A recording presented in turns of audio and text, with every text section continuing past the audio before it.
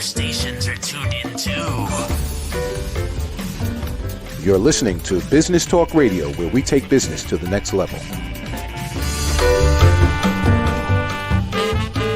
Today's show is sponsored by Dr. Jacalyn. Take charge of your life personally, financially, and professionally. Visit drjacalyn.com to book an appointment today.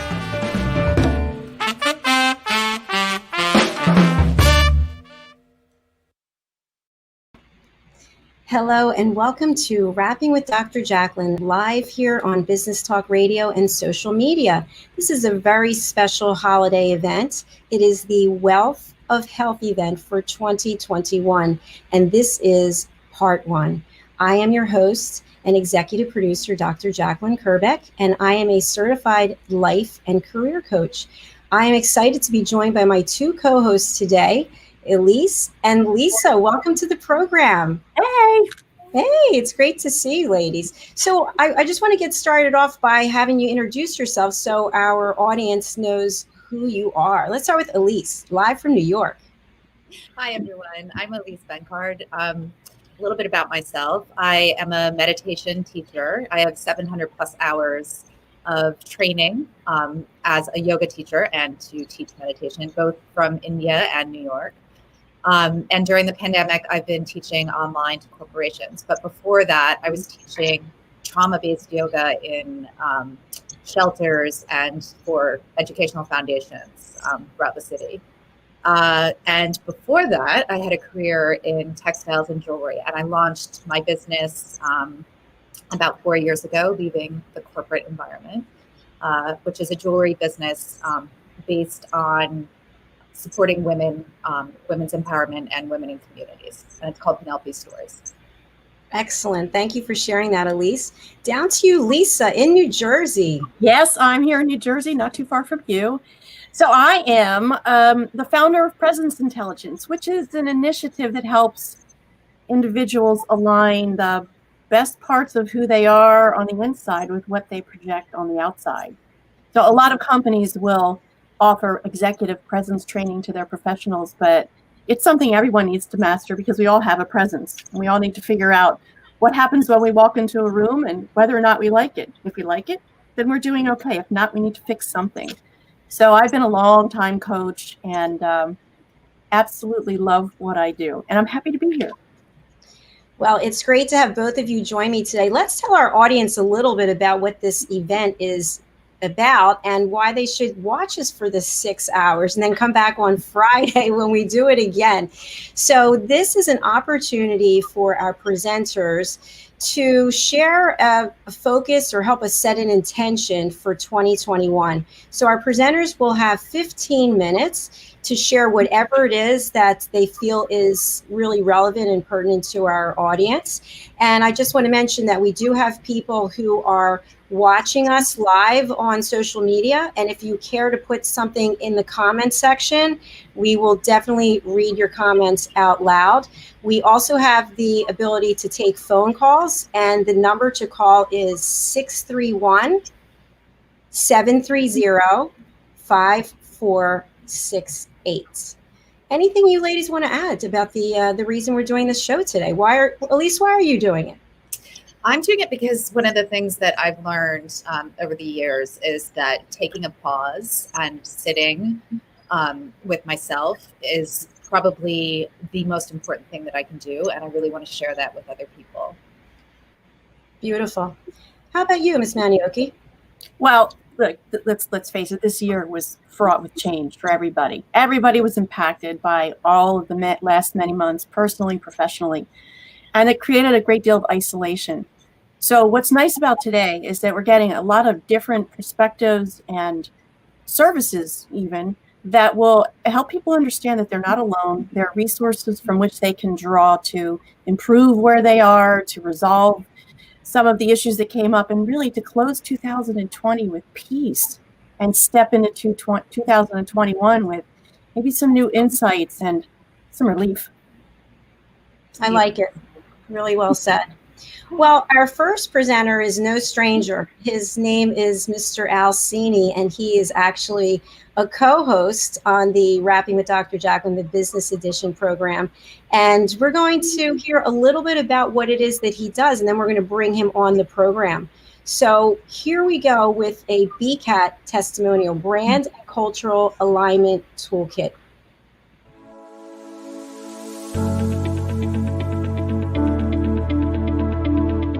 The session that we had with BCAT was really entertaining and enlightening. We were able to put together some very specific steps that we as individuals can take, and it was really fun to all come together and see sort of where we're going as a team and how we can all get there together. We had a tremendous experience with the BCAT partners. One of the challenges that we have as an organization is to make sure that we have the right people in the right chairs doing the right thing. To do that well, you have to have synergy. You can try to dream up ways to make sure that your group does that, or you can rely on experts. We would recommend BCAT partners to anybody who's looking to take their organization to the next level.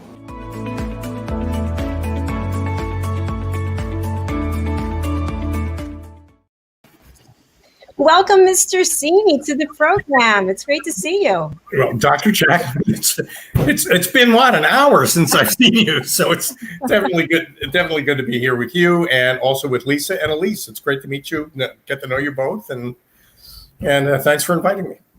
Absolutely. We just did an interview with Mildred Muhammad at 10 o'clock, which was really beautiful. So, Al, I'm going to give you the floor so you can share with us about BCAT and why people should reach out to you. You said I had 12 hours. Is that right? You have 12 hours starting right now. Okay, beginning right now. Before I did BCAT, my work experience is project management. So my job working at NBC Universal for 14 or 15 years was to motivate 150, 250, 300 people to do something that needed to be done, that none of them were paid to do, that none of them could be fired for not doing. They all had jobs, they all had paychecks. My job was to try to steal some of their time as part of the network's initiative to make the transition from analog broadcasting to digital broadcasting. You'll probably remember in the 90s, that transition was a big transition for television. There are a lot of moving parts and projects like that. And what I found very early on is that you can't make anybody do anything. You really can't. In order to get anybody to do anything, you've got to make them want to do it. And inspiring people so that they feel like they need to that they want to take an action, that they're motivated to take an action, and then aligning them with the outcome you're trying to create is what I do with the Brand and Culture Alignment Toolkit. The goal of BCAT is to align the way we behave with our motivation for behaving the way we do. So in a sense, it's teaching organizations how to walk their talk. And it's simple. It's so simple that for the benefit of the people watching the program and listening in, I'm happy to explain an exercise you can do yourself for any group of people that you're a member of. And I've recently had some conversations with people who've tried it with their families. If your kids are old enough to be able to engage in this kind of conversation, you can build a really strong family by getting to the root of who we are rather than continually dwelling on who I am and who each of us is as an individual. Now, I know that you've got a wonderful array of guests lined up today, Dr. Jacalyn, to talk about the importance of working on ourselves as individuals, and I think that's very important. But every now and then when you're the member of a team and you want to try to work on the team, and you got to shift the conversation from me to we found a way to do that. You ready? Okay, here we go. So think about your family or the group that you run, that you're a leader of, or a group that you're a member of, or it could be a charity, it could be a business. You might make things, you might deliver a service. It doesn't matter. Think about your whole organization, your whole team, as though it were a single person doing its best work on its best day to keep all of its promises and achieve all of its goals. I'm going to say that again because it took us 3 years to figure out how to word that question. We did it in front of a whole bunch of focus groups, and the earlier versions of that question were unwieldy long and hard to understand. We finally got it nailed down after about 2.5, 3 years of working with focus groups. Here's the question. We call it the incorporating question. Think about your whole family, all the parents, the kids, where you live, everything you do, the way you present yourself to everybody. Think about your whole family, your whole team, your whole group, as though it were a single person doing its best work on its best day to keep all of its promises and achieve all of its goals. Oh, you get everybody together and you ask that question, and they're going to draw a blank. I mean, they're not, it's not the kind of question people are comfortable answering. What you ultimately want is to encourage everybody in the room, all the members of your team, to answer that question by listing the attributes of this ideal person that we represent when we're doing our very best as a group. What you'll get from that are personality descriptions from each of the people that you're talking to that describe that individual. Could be as simple as always show up on time. Could be as complicated as always shuts the computers down before they leave at the end of the day. There are every one of those behaviors is an important behavior because it describes who we are at our core.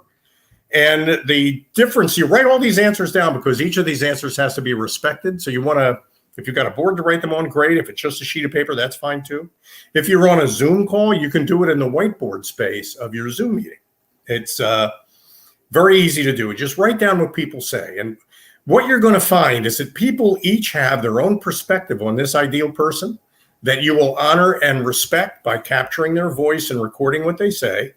Every voice in this process is equally valuable. Every opinion is equally valid.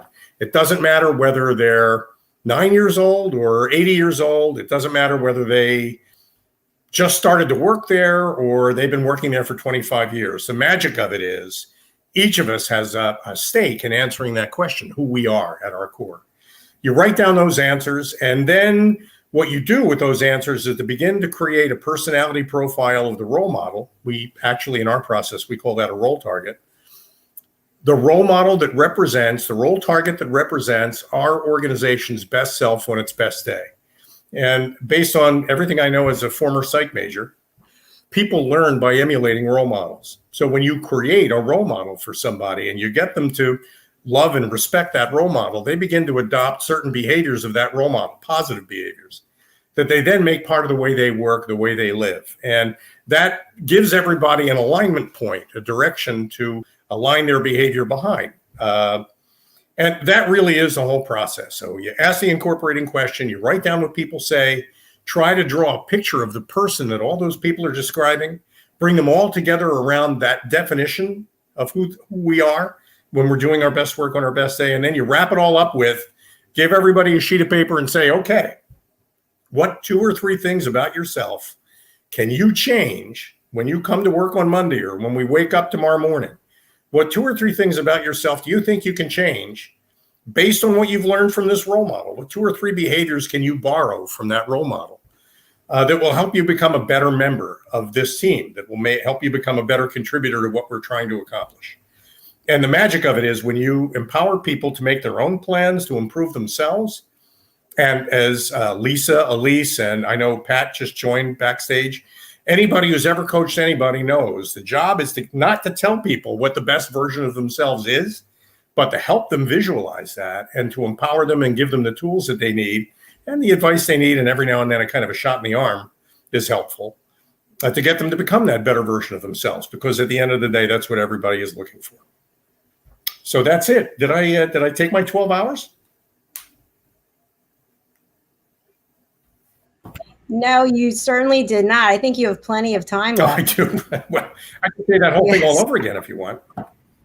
But I don't think anybody really wants that. But that whole idea of shifting the conversation from me and what do I want for myself to who are we and what is it we all want together, that brings a group or a team or an organization to life in a way that really inspires everybody to become a better version of themselves, not just in the abstract sense, but as a member of this team. What are the 2 or 3 things I can do that demonstrate my love for what we do collectively and that show that I'm committed to being a better member of the team and to help us accomplish that mission?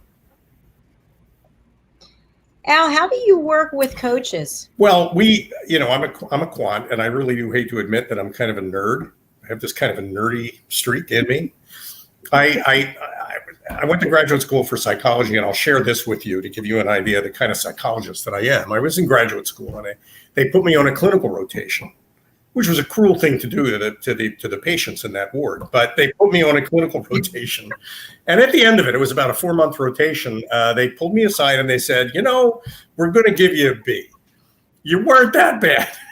It was actually a very delicate way of them telling me, this is not for you. This is not what you want to do. So, and that's, my daughter can vouch for that. She just popped up, I guess, on LinkedIn. Thanks, Jenny. She knows better than most people do. What I learned really is that while I'm not necessarily a people person, although I do like the company of people, what I do like is understanding what changes the trajectory of a person's life in a positive way. I like that. And everything about the nerdy aspect of BCAT is that we developed a system for asking the incorporating question, scientifically gathering the answer through a survey instrument we created. It takes about 15 minutes to complete. And then we can plot where is everybody's description of this personality. And more importantly, how far apart are they all from each other? That gives us a metric that we can use to answer the question, are we all rowing in the same direction, which is usually the first issue. And people always say, well, I've got a mission statement. And my answer to that is, if mission statements work, they'd all be on our birth certificates. They don't work. People don't memorize them. People feel their way through life. It's an emotional experience. Living is an emotional experience, not just a cognitive experience. And memorizing some high-minded mission statement does not inspire people to behave in any particularly positive way.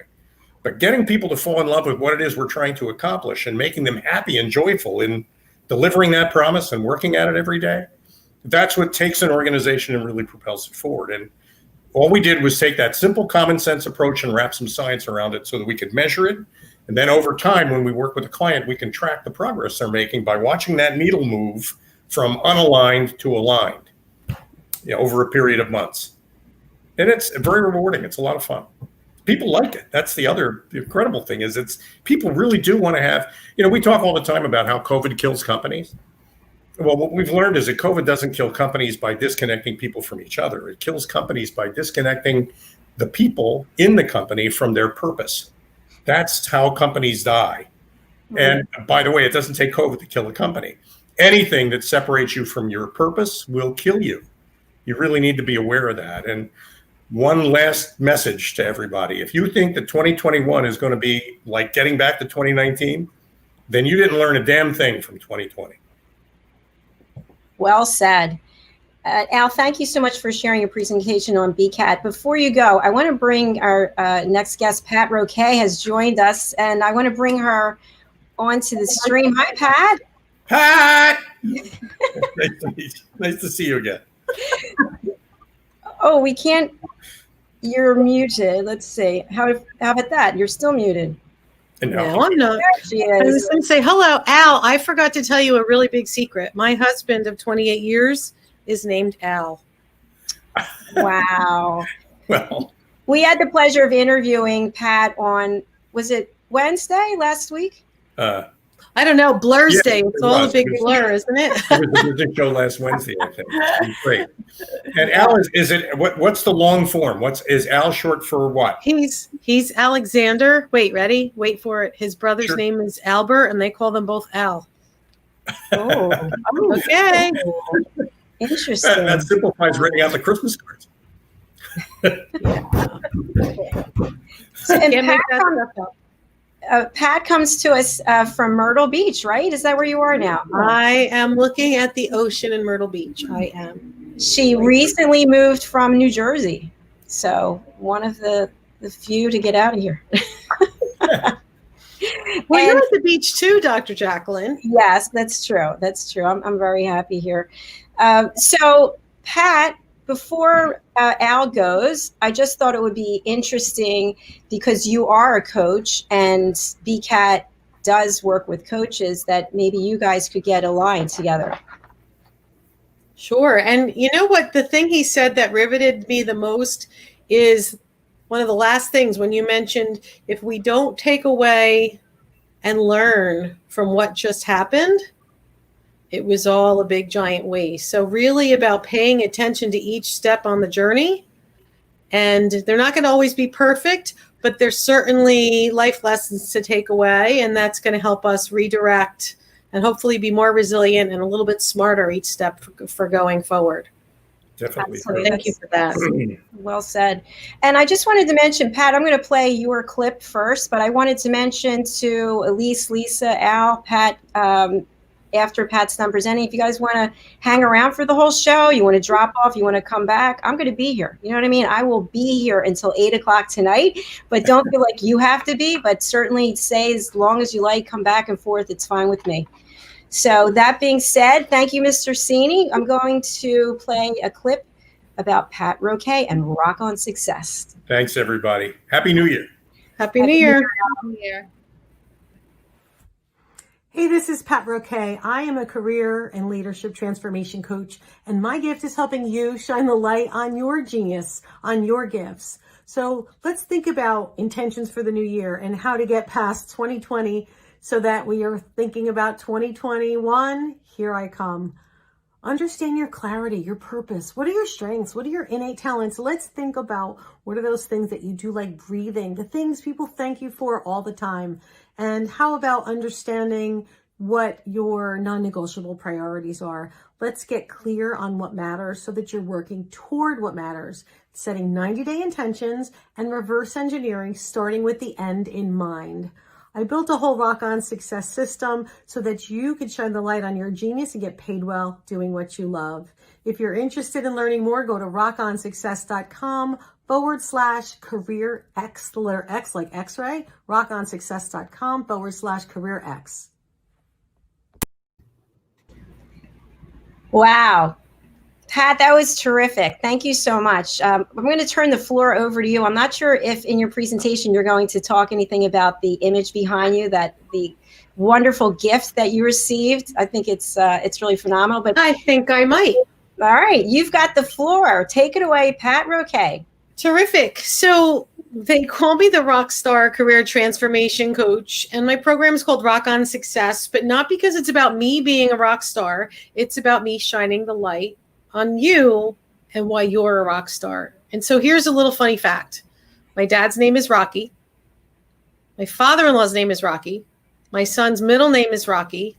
My favorite movie of all time is Best Picture 1976, Rocky.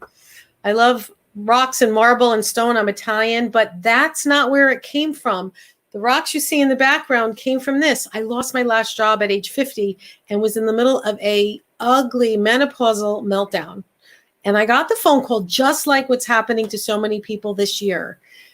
We lost our funding, kid. We love you. You're awesome. You're doing a great job. We'll be a great reference. We're out of money. We have no funding, no vacation, no severance. We love you. Thank you. Goodbye. And it was gone in a flash. And I went from hero to zero in one phone call. Primary breadwinner, 2 kids in college, to nothing with no warning. And so in the middle of the meltdown, I started taking medicine to feel better, and I had a really bad side effect and said out loud one day I should just throw myself off a bridge and no one would care.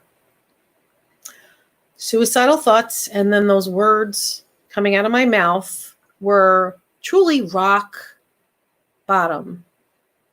Rock bottom. So I went from being this person with this life that everybody wanted to be me to crying in ShopRite, crying in church, a total mess. And my best friend watched me spin, and literally on my 50th birthday gave me this box of rocks, and it says, she handed it to me and I go, what, this is heavy. It feels like rocks. And it was. And it says 50 rocks and so do you.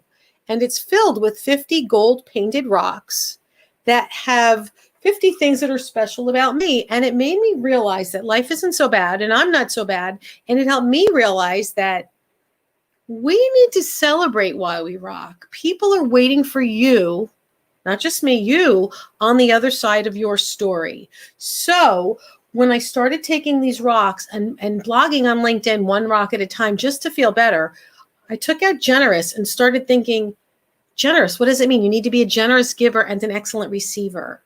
If everybody just gave and no one wanted help, who'd have the fun of giving? So when I was at rock bottom, I realized speaking up Speaking your truth and asking for help was humbling, maybe even a little humiliating, but necessary. Here's one about confidence. It's about understanding how to articulate your value so that other people understand how you can help them and not feel uncomfortable shining the light, because guess what? You deserve to shine the light on your zone of genius. I talked about Plays Golf. This is my favorite way to network. This is where I'm out. This is my COVID sanity. It's the one thing my doctor said I'm allowed to do safely. We wear a mask when we're near people, and then we're out in the fresh air for 4 hours. Blue air, blue skies, fresh air, and sunshine and green grass. It's good for the soul. And so I took all these rocks and people started calling me from all over the world saying, can you coach me? Can you help me? And the Rock On Success System was born. Why does it matter to you? Because I'm going to create an opportunity for you to think about what really matters. Dr. Jacalyn asked me to help you set intentions for the new year. And I believe that you deserve, ready, to rock your career and your life without selling your soul or losing your mind. And that means finding joy in the things you do, to really celebrate why you rock, your gifts, your talents, your zone of genius. It's about those moments when you wake up in the morning, you bounce out of bed because you can't wait to tackle the day. When time flies, you're never looking at the clock because you are just in your lane doing what you do. I had a note from someone. He's not a paying client. He's someone that's been following me around for a couple of years now. And he sent the most beautiful note saying that you might not always know I'm there, but I'm always watching. I'm always listening. And you put a smile on my face and you inspire me every day. Thank you so much. You're making such an impact in the world. Please keep sharing. Bam. It took the gentleman about 3 minutes to write that post on LinkedIn, and it put a smile on my face. And I turned it into a blog post and I tagged all my favorite thought leaders, because I have to tell you, sometimes it's exhausting to be the one out in front, giving and giving and giving and sharing, because you don't always know if people are listening, but I promise you they are. And so it's your responsibility.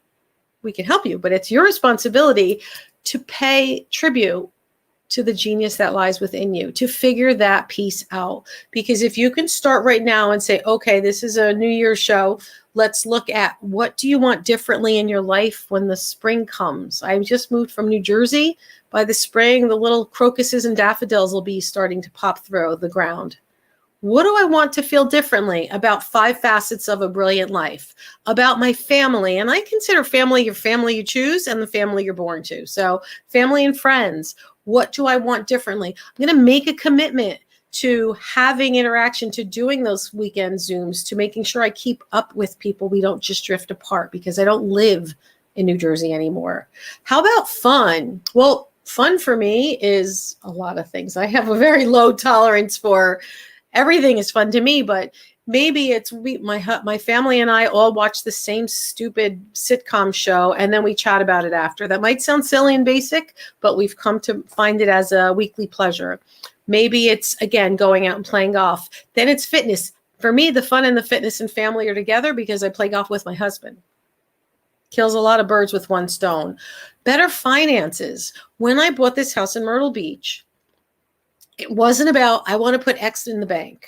I want you to think about what you want differently. What do you think you deserve? So I knew that I am much more sane. I get more exercise. I just feel better. I'm a Pisces. I deserve to be near the water. I'm a different person when I'm here. It's true.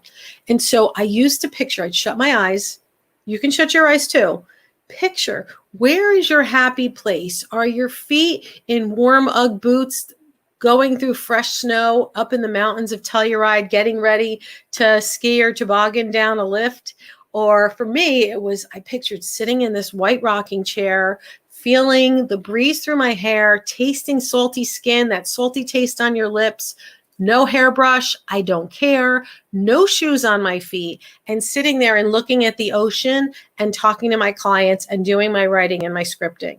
And you know what? Literally 10 feet from where we sit right now, I have that exact balcony overlooking the ocean It took me a couple of years. So every month, instead of saying, oh, this is hard, I got to save money, I just kept picturing the wind in my hair and feeling the feeling of when I was sitting on that chair. Really make your dreams feel real.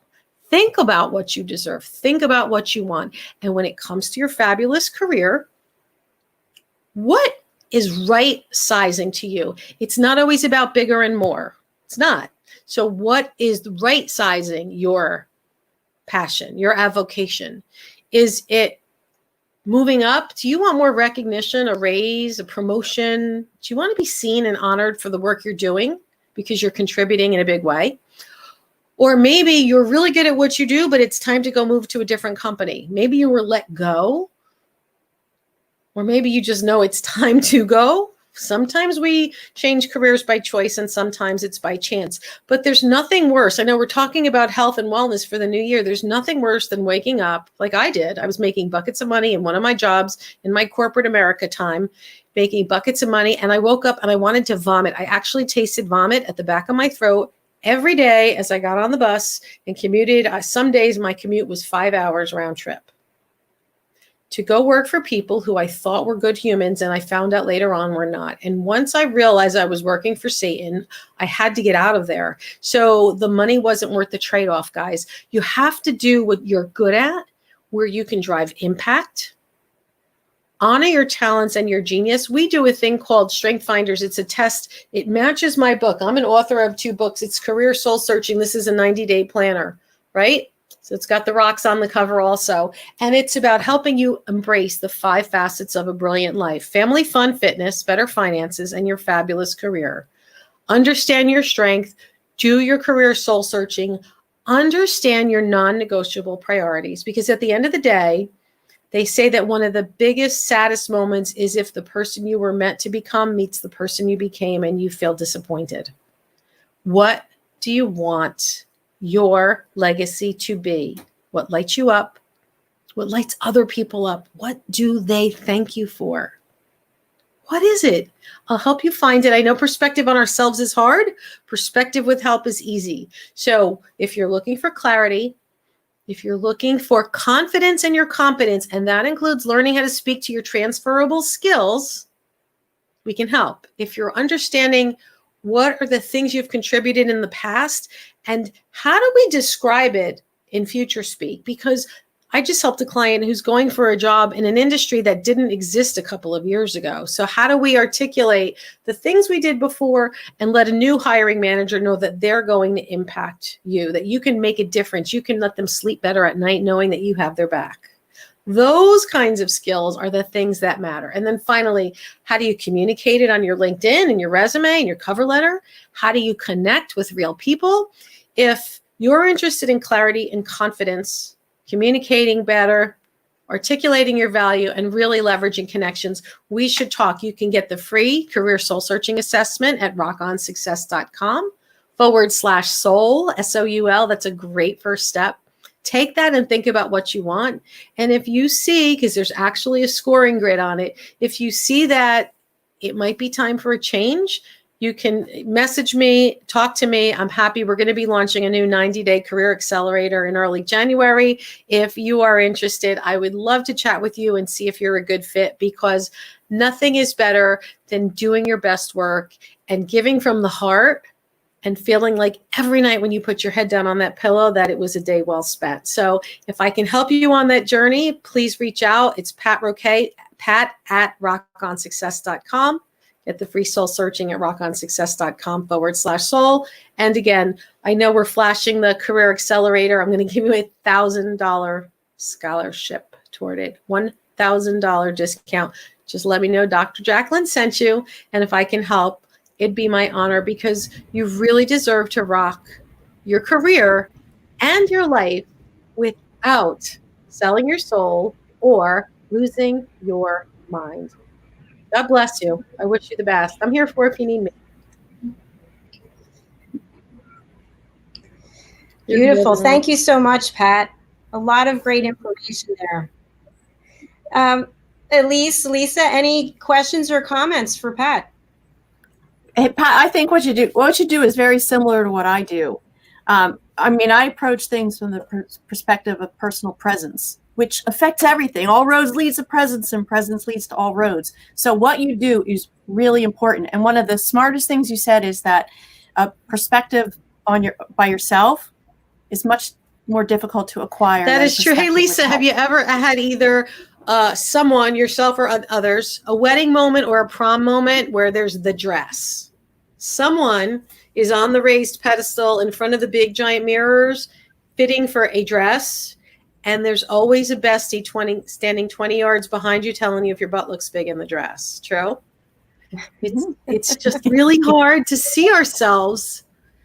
And I think people often undervalue themselves. I was going to say the good and the bad. The good and the bad. Mm-hmm. Sometimes some of the most talented people are not aware of just how talented they are. Good point. Absolutely. Absolutely. Live from New York, Elise, I think you're on mute. There you are. I just want to thank you so much for sharing your story and your vulnerability. I mean, it's amazing, and you're an inspiration. So thank you. It's my pleasure. And when my husband first heard me do this talk, he's like, "Are you insane? What are you telling people?" And I said, "You know what? Because honestly, we've had a very blessed life. And at times it's that, life's not always great up here, and it's not always at the bottom of the well either. It's really an ebb and flow like the ocean, right? For all of us, except when people are struggling and things get hard, we sometimes stop and we look around, and all of a sudden the comparisonitis sets in, or, well, how would she know? Look, she's living in this beach house, and how would she know things were ever hard? Look how good her life is, so good. I've got a beautiful puppy, and my kids both graduated and have jobs. Like, things are good. Yeah, but I almost died last year. I had an injury on the golf course. I had blood clots in my lungs. I had last rites from a priest. Like, I'm really grateful to physically wake up every single morning. So anything beyond waking up is gravy for me. Like, that is a win every day. So it's so much easier to talk about gratitude and really mean it when you take life and break it down into just little tiny morsels and say, you know what, this worked, that's good. It's not all going to work. It's really not.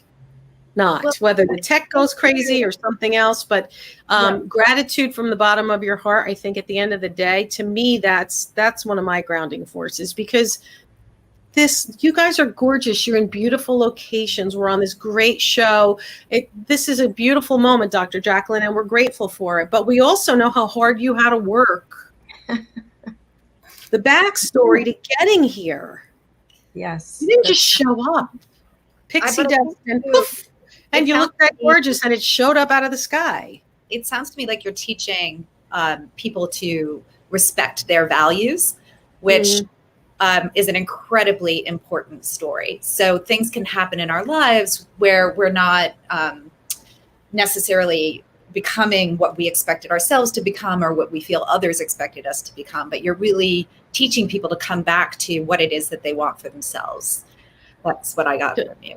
Yeah, I feel sad when people believe that they have to compartmentalize.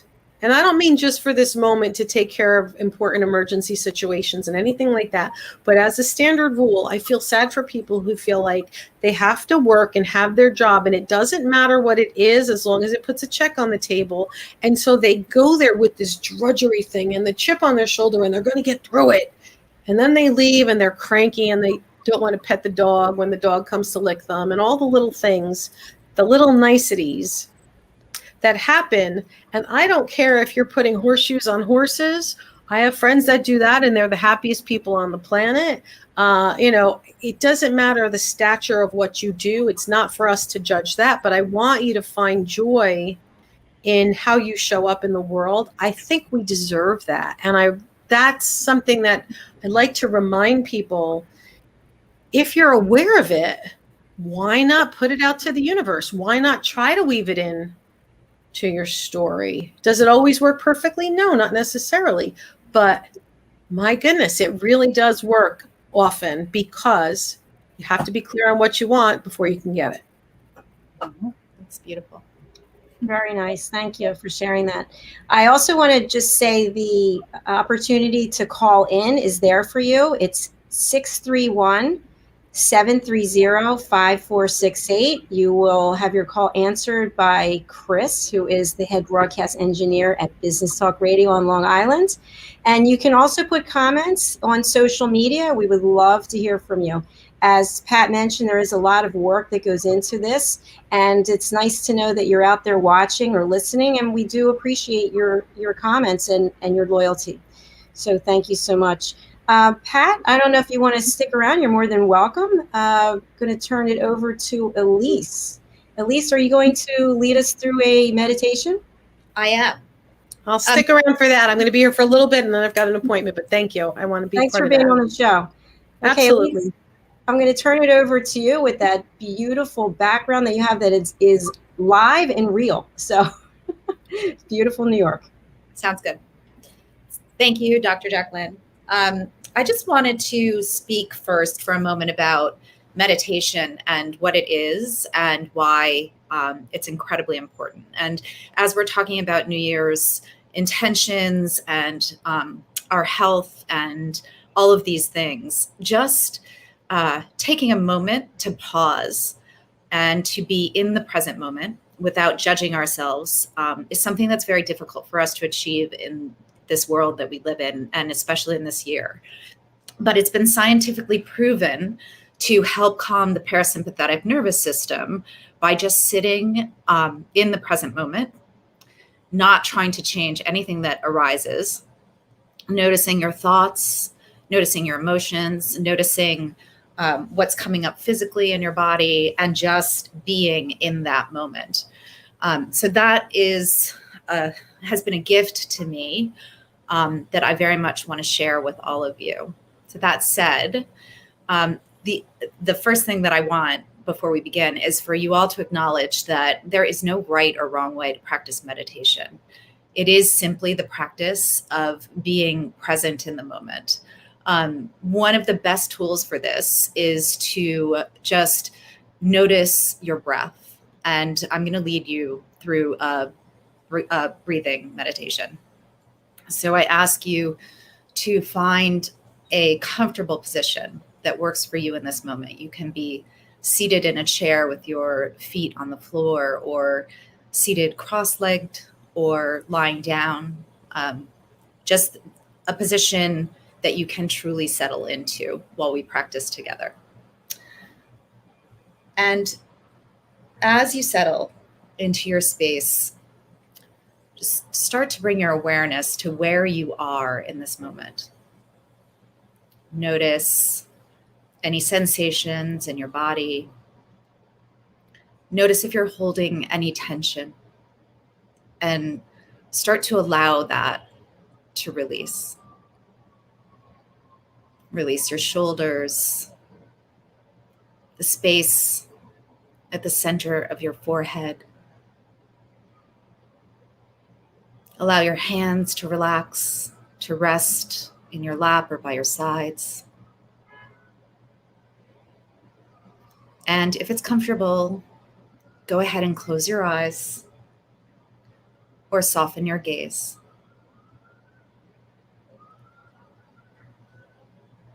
Start to notice your breath, your inhale and your exhale. Notice where your breath enters at the tip of your nose, or the back of your throat, and how and where it exits as you exhale.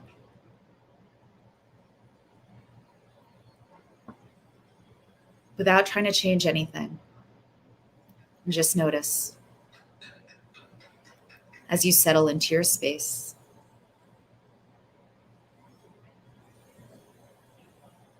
And start to bring your awareness to any sounds that you hear inside of your space. Maybe the sound of my voice.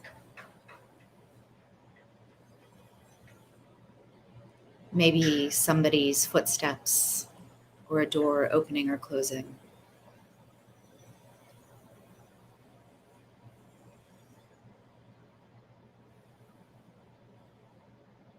Now notice any sounds that you hear outside of your immediate space. Maybe a car and tires on the road. The sounds of people talking. If you're in a city, the sounds of construction, sirens. Notice how these sounds can wash over you. They come and they go, and they are just as they are in this present moment. Not judging them and not labeling them, just allowing them to be.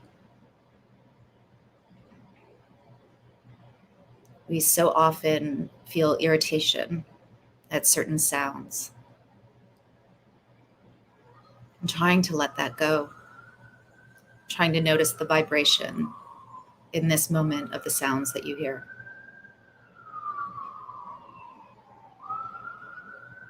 As you inhale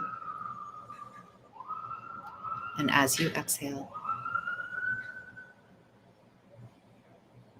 bring your awareness again to your breath.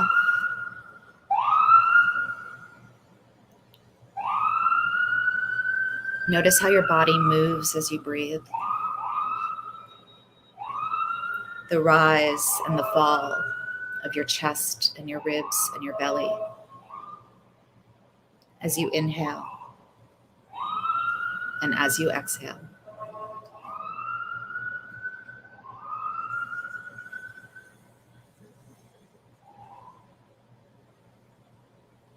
Noticing, if you can, what comes up without judgment. Any emotions that arise or thoughts. Inhaling and exhaling.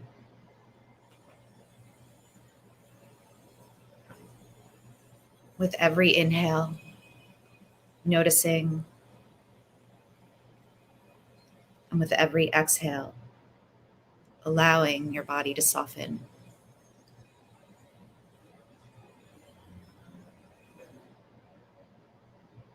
Notice if you're holding any tension in your shoulders, your tummy. And see if you can allow your body to soften further with each breath.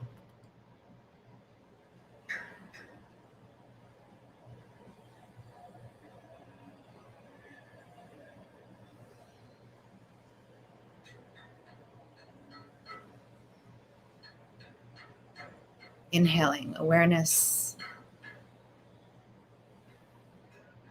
and exhaling to soften, to be present in this moment.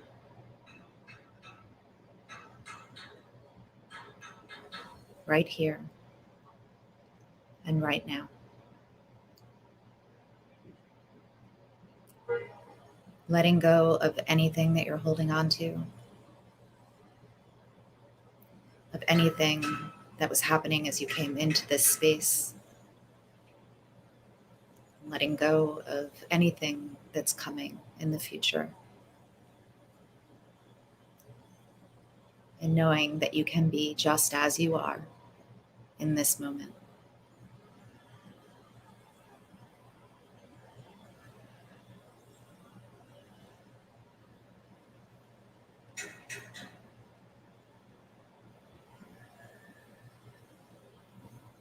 Inhaling to notice and exhaling to soften.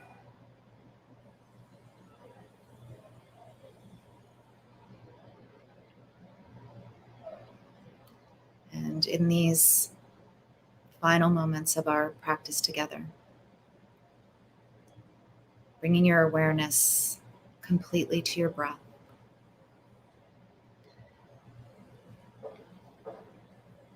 Finding that balance between softness and peace, and without judgment. Noticing the movement of your body with every inhale and the softening with every exhale.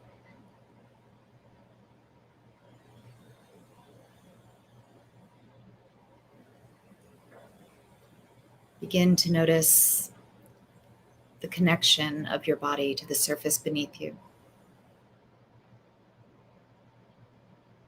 Notice any sensations in your body, the temperature of the air against your skin,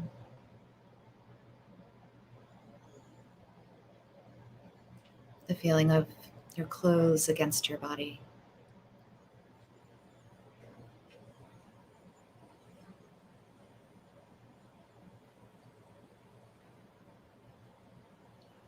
Begin to gently come back into your space. And before opening your eyes, allow yourself a moment to reflect.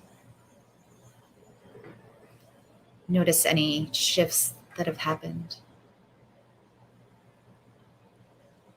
And then gently allow your eyes to open. Take any small movements that you need. Re-enter your space. And come back into your day.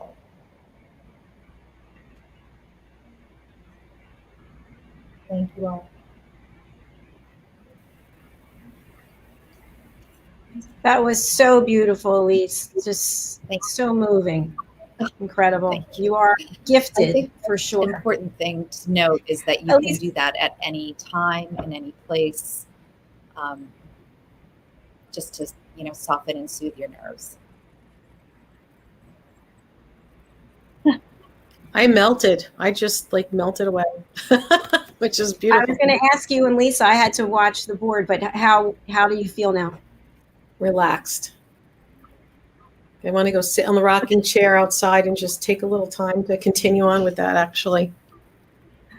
That's beautiful. Yeah. Thank you. Lisa, how about you? How do you feel? Oh, it's wonderful. I practiced martial arts for a long time, and we used to meditate routinely.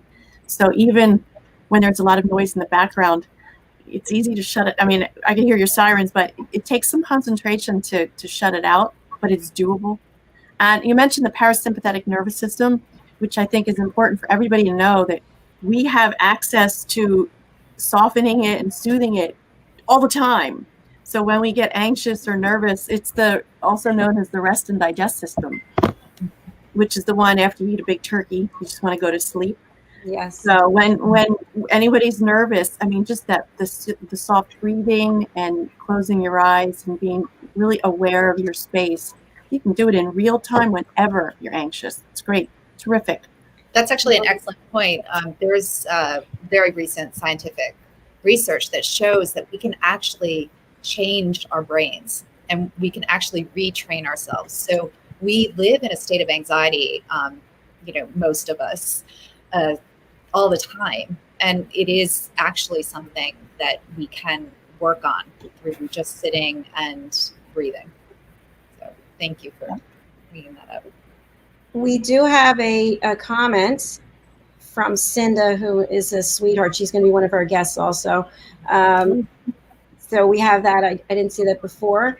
Also, Elise, I wanted to ask you, for our friends who are listening today, what is the special promotion that you have for any of the audience that's out there today? Yeah, so for everyone who is there today, I'm offering 25% off of any pieces of jewelry, any jewelry, on PenelopeStories.com with the code Pause and Breathe. And let's just show your overlay. Very nice. Penelope Stories, 25% off, which is really generous. Thank you for doing that, Elise. Thank you.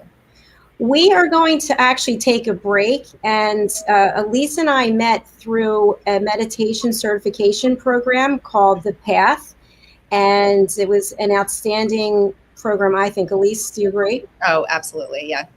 I have over 700 hours of training, and The Path is one of my all-time favorite trainings that I've taken. It's pretty amazing. I actually have my my thing right here. There it is. Oh, yay! So Yeah. We're going to take a break for about 5 minutes. We're going to have a commercial break, and we're going to lead off with something that I did, a little testimonial about the path. So stay with us. We will be back for the Wealth of Health Holiday Event Part 1 on Rapping with Dr. Jacalyn, here with Elise, Lisa, and maybe Pat will stay around. I'm not sure, but stay with us. We will be right back. Hi, this is Dr. Jacalyn. Over the summer, I was looking for a way that I could manage stress and anxiety and also find something that would enable me to sleep better. And I thought, why not look into meditation? And why not become a certified meditation teacher? I really didn't know very much about meditation compared to what I know now. So I did a lot of research. And of course, if I'm going to get certified in something, I only want to work with the best. So I did my research and I found out the path in New York is absolutely the best place to go to become a certified meditation teacher. Dina Kaplan and her team run the path, and they do an outstanding job. We were able to meet via Zoom, and there were students from all over the world, and their stories were truly incredible. The reason that they decided to become certified in meditation and why they ended up coming to the path. What I hoped to get out of it was to really transform my life to be one of balance, to be able to say, I'm in my lane. I know who I am, and I have the ability to help others learn who they are. So I signed up for the course, and as I mentioned, we did it on Zoom, and it was the greatest experience I've had in a long time. I can't even tell you how well they were able to deliver the information, the incredible speakers that they had, and the community of people that I now call friends, people I didn't even know before. And in addition to that, by practicing meditation, which is called a sit, I have been able to find an incredible sense of peace. I have a better understanding of the Buddhist philosophy. If someone were to ask me why they should sign up for this program, I would say to them, if you want to grow as a person, if you want to have inner peace, if you want to be able to take a step back and stop reacting, to actually take a breath and think about things before you make a decision, you need to look no further. Go to thepath.com and sign up for meditation teacher training. It is such an incredible experience.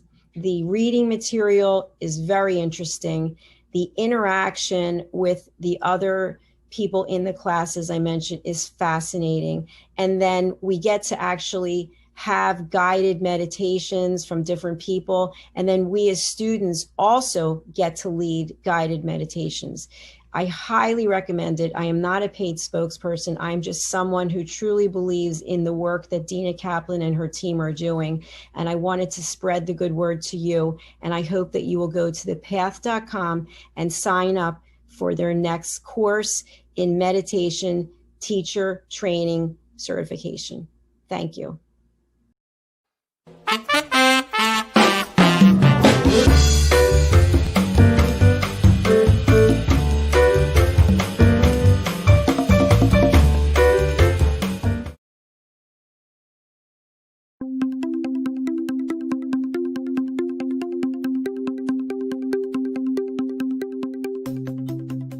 Have you ever tried to build people into a team? Maybe you've tried bowling, or ziplining, or paintball, or pizza making. These events can be fun, and they can make everybody happy for a while. But in the long run, do they really turn people into a team? Now, imagine the members of your team scattered all over the world, working from trains and airplanes, from remote offices, client locations, or working from home. How do you build a winning team when your playing field might be the entire world? With BCAT, we've created the answer. Working completely online, no matter where your people are, we turn them into an engaged and motivated team in 3 simple steps. First, we use the BCAT survey, which they can take online, anywhere, anytime, to reveal the North Star, that represents their shared pride in the work they do. Next, we work with your team's leaders and stakeholders to convert that North Star into a role target, an ideal virtual person who represents your team's best self, living its best day at work. With our internet tools, we hang your North Star high in the sky, where everyone on your team can see it, no matter where in the world they might be. Then we guide and help everyone on your team in creating personal plans to align themselves with your team's North Star. We help each of them develop the positive habits that, day by day, every day, steer them closer to your North Star, aligning themselves with your team's signature dreams and ideals. And over the long haul, we offer programs and coaching techniques that help them stick to their plans. Remote team building isn't hard. It doesn't take long. And it's just as much fun as pizzas and paintball. You build winning teams around a purpose, not a place. BCAT is the answer.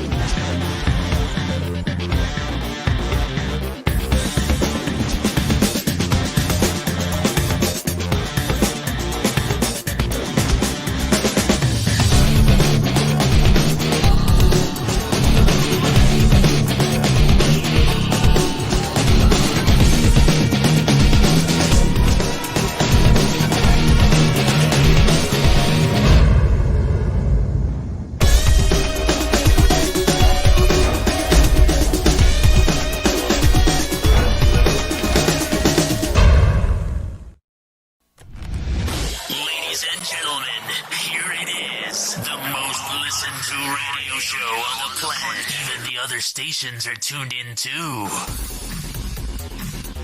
You're listening to Business Talk Radio, where we take business to the next level.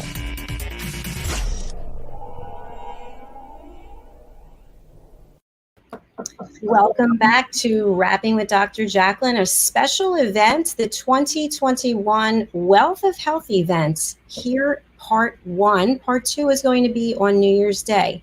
And I'm with my co-hosts, Elise and Lisa. And I just realized Caitlyn isn't with us, and I'm missing her. I reached out to her, and hopefully she's okay and she'll join us.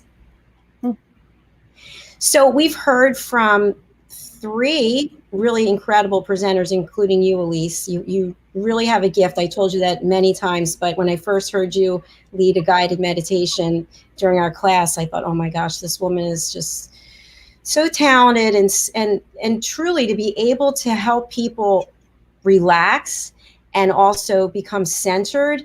And when you were doing your meditation, obviously this is real life, right? You can't put on mute when there's noise and there's sirens. I mean, it's real life. So to be able to help people focus in the reality of what we have to live with now is so important. Thank you, Dr. Jacalyn. And I know sometimes it is very difficult, or we think it's difficult to meditate when we hear sounds. And you and I both know Dina Kaplan, who was our most recent teacher, which is how we met. And she used to talk all the time about her favorite meditation that she has ever taught was actually in New York City on the High Line. And they did a sound meditation because there's just no way around it when we're, in the center of New York City, but we can teach ourselves to actually use any tool to bring our attention to and our awareness to this very moment, this present moment. And the tool of meditation and mindfulness is really to teach us not to judge the things that are coming up for us, not to judge the things that are happening around us, but just to sit with the reality that is this moment. So yes. Well, and Lisa, I want to hear from you also about meditating, but I really feel like it's changed me. That's why I did that testimonial. And it was a little stiff, by the way, I have to admit. But I really feel like the meditation has helped me find an inner sense of peace and calm. And so even if there is noise, even if there are sirens, regardless of what's going on in the world, if you can find your center through meditation or any other way that you can do it, I really urge you to try that. Well, Lisa, there's no perfect. There's only now. Yes, it's a practice, not a perfect, right? Lisa, I was going to ask you, do you meditate on a regular basis? No, not regularly, but when I need to, I will. I will say this: I'm more of a short bursts kind of personality, so I like the quick fixes. So this one really amazing colleague and actually client of mine, his name is Kip Flock. Kip is in his late 60s, and he was hit head on by a drunk driver, such that the damage to his body was just extraordinary. And he ended up in rehab, but because he is a restorative yoga practitioner, he was able to breathe into his injuries. And it sounds like, I used to tell my martial arts teacher this hokey pokey voodoo magic, but it's not. He actually was able to work with the staff who said that frequently just the overwhelm of being around so many sick people with the bells and the whistles and the alerts was stressful as well for them. But as a patient, the focus that he was able to contribute to his own healing accelerated it in such a way that the doctors anticipated that he would have to walk indefinitely with support, and he doesn't.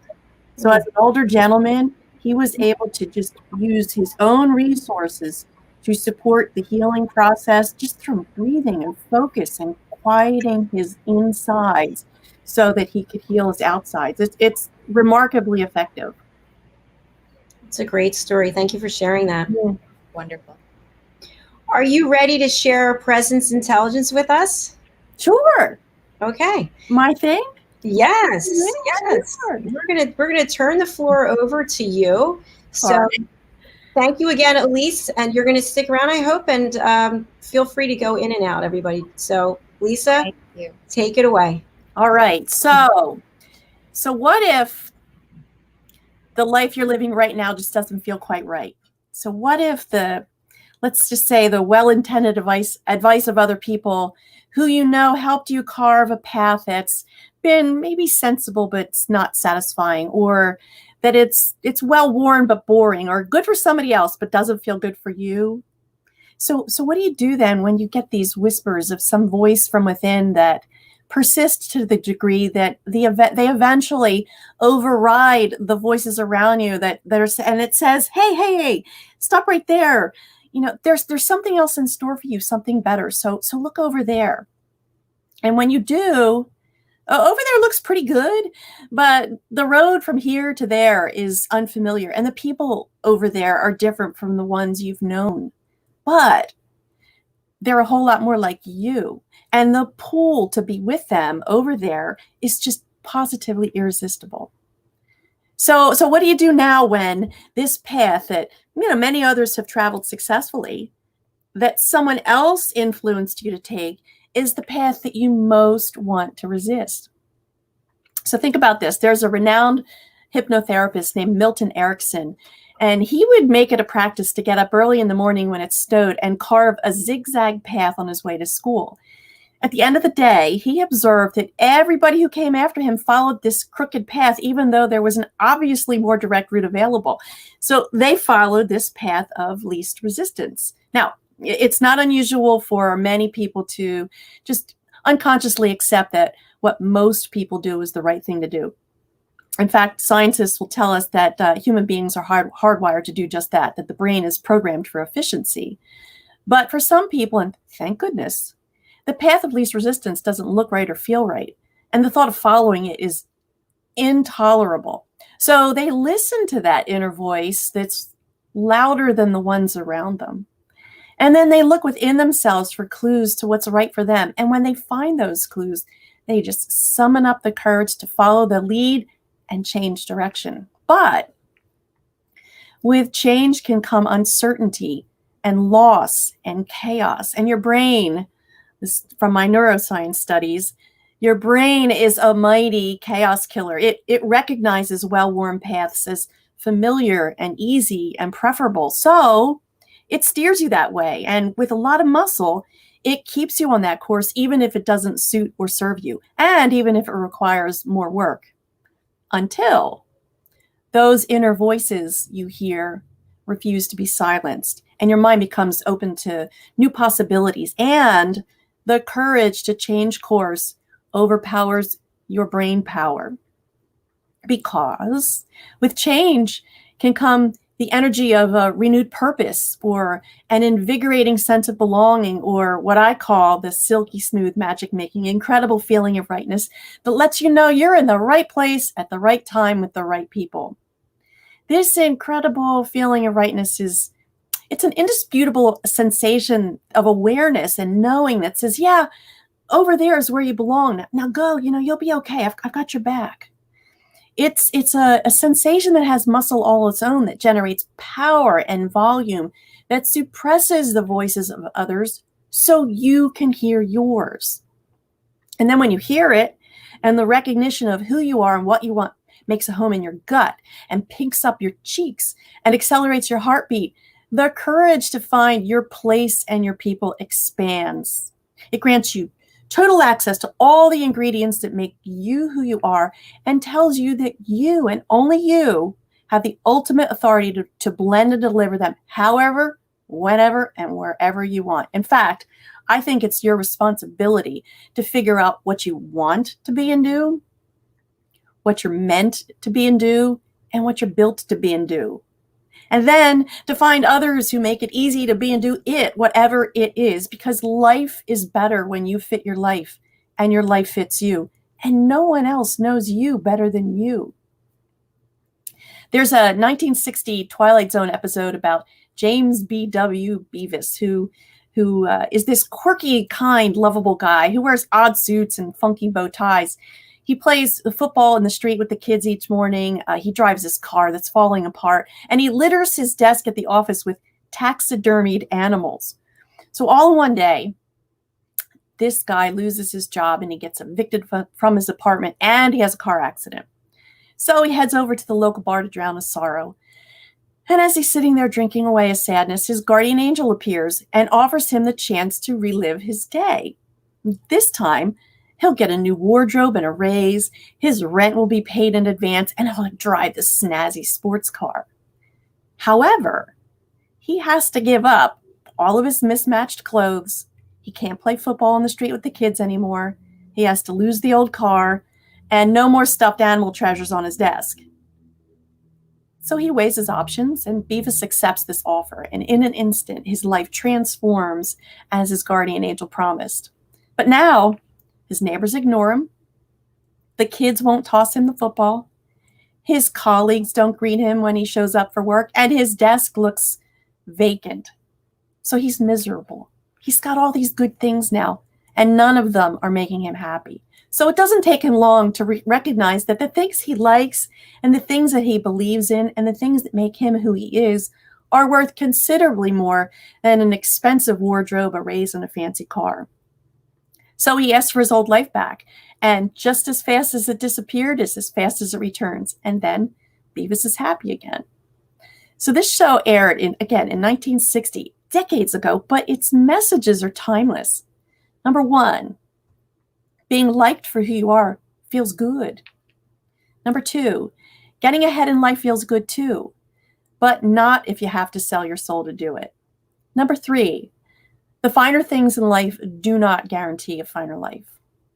Number four, sharing kindness begets more of the same. And five, happiness is fuel. Just like Beavis, when whatever you feel on your inside doesn't match what you project and experience on the outside, that grind of misalignment can take you down a path that doesn't feel quite right. It can deny you the feeling of being comfortable in your own skin. It can make you dread going to work or coming home from work, and it can ruin your mood, which will leach into every part of your life, including the ones that are working well, because moods are catchy. Now, here's why this is important to you today, and especially as this new year unfolds. Let's face it, over the last many months, these waves of change have been relentless and frequent and often unforgiving. Life and business as we knew it had came to a screeching halt, which affected most of us in some way, shape, or form. Agreeably, not all the changes were good, but the pause they granted generated opportunities that wouldn't have come about otherwise, such as a chance to reevaluate whether or not the path you're on is the one that's really yours, or if the path you're on is making best use of your abilities. Or if the path you're on is surrounding you with people who love, respect, and enjoy you because of who you are and not in spite of who you are. And there's a secret to knowing whether or not you're on this right path. You will have presence, which is a way about you that makes it clear that you're happy with who you are, that you're comfortable in your skin, that you're confident, that you're at ease. Because when your mind and your heart and what's in them merges with what you put out there to the world, and when there's alignment in a positive way, then this magic of you makes magic happen all around you. People who are in alignment seem to make this magic effortlessly. They know exactly what to say, when to say it. Every time they open their mouth, they're self-assured and in command. They make sound decisions really quickly and with really great results. They have presence, which most regard as an essential skill for business professionals who want to own the room when they pitch a sale or speak to a crowd. And it is. But in reality, presence is important for everyone to master because everybody has a presence. In other words, everybody gives information to their world and the world by way of visibles, such as looks and actions, and invisibles, such as vibe and energy, including you. Now, your presence can open doors to great opportunities, or it can slam them shut. It can strengthen your relationships or strangle them. It can make it easy to feel happy and excel in your endeavors, or it can weigh you down and infect your mood and then the mood of everybody else around you, because remember, moods are catchy. Now, developing your presence is a process, but you have all the tools you need. The first step is understanding yourself. So you need to take a really long, hard look at what's here in your head and what's here in your heart, and then an honest look at all that you communicate to the world. Then find the gaps and close them. Look, it takes honor, it takes courage, it takes wisdom to regard the message of your heart, to recognize that incredible feeling of rightness. And it takes diligence to defy the power and efficiency of your brain, which again is a mighty chaos killer.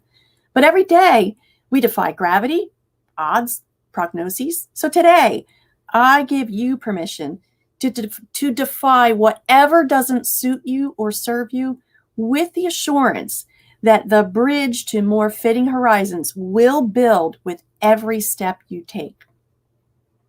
So here's a message to a number of you, to all you dreamers out there.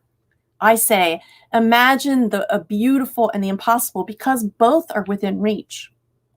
To all you mountain movers, I say, to thine own self be true, because the price of compliance is really high.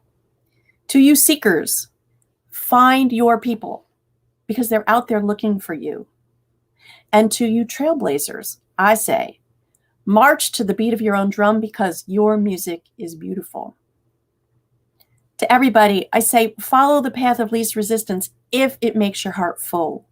But if it doesn't, then with every ounce of your might and courage, resist it, because only then can you do and be who you are with complete integrity, which will always feel incredibly right. Now, there's no medal of honor for going it alone. So if you're lost or stuck or frozen with fear, then you can catch up with me directly. My website is talkwithcoachlisa.com. I'm the founder of Presence Intelligence, which is an initiative that enables us to collaborate together to help identify who you are and how you are, so that you can accelerate the achievement of your personal and professional goals, but from the inside out, which is where it all begins. So I wish a happy new year to all of you, and encourage anybody who's in that stuck place of where's that fork in the road going to take me and which half do I go? Please get in touch. I am impromptu friendly, and Dr. Jacalyn knows where to find me. Great job, Lisa. Really, so much good information there. And I also wanted to mention that you are your own TV show host. Yes, at Morning Coffee with Mark Iorio. It's like a variety show. We interview a number of different personalities and professionals about the services they provide. Pretty interesting. That is tomorrow. And that's from going to be 8 on a.m. to tomorrow 9 at a.m. 8 Yes, a.m. it is. Correct? That is How RVN can folks find that TV. show? I think it's, what is it, .tv? RVN TV. Yeah, it's like live stream, so Yes, you can always yes. see it live, but if you happen to miss the show, then you can always see the recording of it, which are posted within a few days of the airtime. We have a lot of fun. And you and Mark do such a great job. A lot of good laughs. So, Lisa, how did you come up with the name Presence Intelligence? I mean, I understand when you think about presence and intelligence, but how did you decide? Well, to put as them a together coach, I opposed mean, to I going with the different- think I carried certifications in six different disciplines, and I found that emotional intelligence is only one part of the equation. Conversational intelligence is another. Collectively, though, social intelligence too. Collectively, though, they all lead to presence. Because presence intelligence is a hybrid of aesthetics, such as how you look, how you stand, your posture. It's sounds. It's very sensory. How you speak, how you write, how you relate to others. So over the last year, I actually developed a tool which is truly like giving birth, a very long birth. It's the Presence Intelligence Alignment Inventory. That is a non-judgmental. You do not get graded or end up becoming an owl or a pigeon at the end of it. It's really an in-depth self-discovery tool that shows you areas of life where you're really strong and where you're not, so that you can optimize what's working well to help neutralize what's not, and then make peace with the parts of you and your life that you either won't change or that for whatever reason you can't. And I wrote down something that you said, the price of compliance is really high. Yeah. I mean, like if you do what everybody else tells you to do and it's not your thing, just like Pat said earlier on, I mean, you'll feel it. You'll go to work, it'll feel like drudgery, or you'll be amidst people who don't light you up, who don't make you happy or make it easy to be who you are. And the ideal is you're around people who think you are the best, because when you're around them, you will be your best. I mean, it's easy. Elise, what are your thoughts about being compliant and just going through your life, following the motions, not really doing what it is you want to do, following your passion? Oh, it totally resonates with me. Jacalyn, I think I've told you this story before, but when I started in retail merchandising, I started in a very creative role, which I loved. And I kept getting promoted to oversee other businesses. And as a result, my role became much less creative and very much about numbers, which I did not thrive in any way. So exactly what you're saying. I mean, I was living totally against my values and against what I was passionate about. And I actually suffered physically, which I think is a pretty common thing. I think it is. What do you think is the difference between people who follow their passion, who take risks? And I would say, all three of us have done that.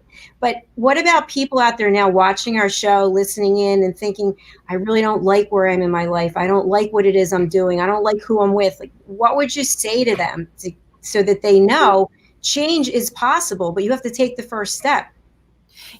For that, like I say, there's no Medal of Honor in going it alone. In fact, it's a much more onerous journey alone. So I have worked with coaches myself for years. There's nothing like that is as wonderful as having a companion, a true ally, a champion of your cause, not anybody else's, yours, that's looking out for your best interests and that is not going to judge you for whatever choices you make. It sometimes when you're moving toward your thing or your world, whatever it is, it means leaving another one behind. So until you're so miserable that you absolutely have to make change, or so sick that you have to make change, it takes courage. Sometimes you just need somebody to help you do it. So I'd say seek help or seek companionship. And whether it's professional in terms of medical care, do whatever it takes. And then make certain that you have at least one or two people, where I call it dumping the toxins, who will listen to you just ooze the gunk, this old stuff, until you get it out of your system. Because the allure of when I call it the incredible feeling of rightness. I mean, everybody, when I say that, gets it. They know that moment when, it's like you try on a really great dress or suit. It just fits like a glove. or new shoes. It's the same sort of sensation, but in real time and in big life. And I urge everybody, it's intoxicating. So long as you're willing to at least try it, the rest of it tends to work itself out because you'll draw on the people you need to keep you on your course. You'll be more of who you are. And when you're that, I mean, it's easier to continue. Elise, what do you like to add to that? Oh, I mean, I think that is so incredibly well said and beautiful. And, I think for so many people, I know many, mostly women who feel very stuck. And there's a fear associated with that. And just knowing that actually it is possible to get that paycheck, but by, following your values and figuring out who you are and where you want to be. I think it's just huge to hear that. So thank you.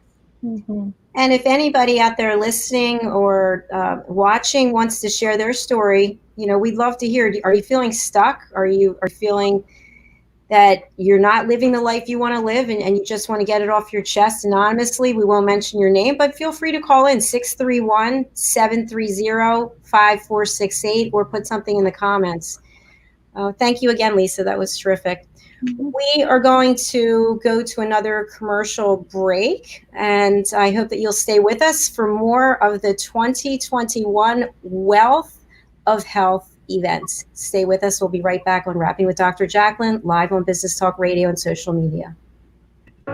Every day it was the same old story. I worked hard to make sure no one noticed what I was dealing with, but my stomach never cared where I was. And the pain just kept coming. After too many close calls and even weight loss, I had to do something. The Crohn's and Colitis Foundation helped me realize what was going on and even helped me find a specialist. Don't hide your symptoms. Get help at spillyourguts.org. Have you just lost your job or have been laid off and you are looking to transition to a new job or career? Maybe you have even tried submitting tons of applications and yet you keep getting turned down for jobs you qualify for. Don't wait until you become overwhelmed with rejections when you can easily transition or get your dream job. Let MJW Careers guide you to the right career path and a better, brighter future. At MJW Careers, we know what hiring managers are looking for, and our goal is to land you the job you deserve. What makes MJW Careers a wonderful provider over other services is our pragmatic and scientific approach to resume writing. There are rules, there are visual cues, there are content best practices. We understand those and work within the boundaries to ensure our clients' messaging appeals to the decision makers. Our career consultants will help you transition into new roles quickly and effectively. With our experience in virtually every industry, we will provide direction in the frustrating job market by helping you write a customized, professional resume and prepare you for your interview as well. Join the great number of people we have helped scale up to greater things in their careers. Let us help you on your career journey. Come visit us, www.jobstickers.com, to learn more and grab a free resume review or ebook.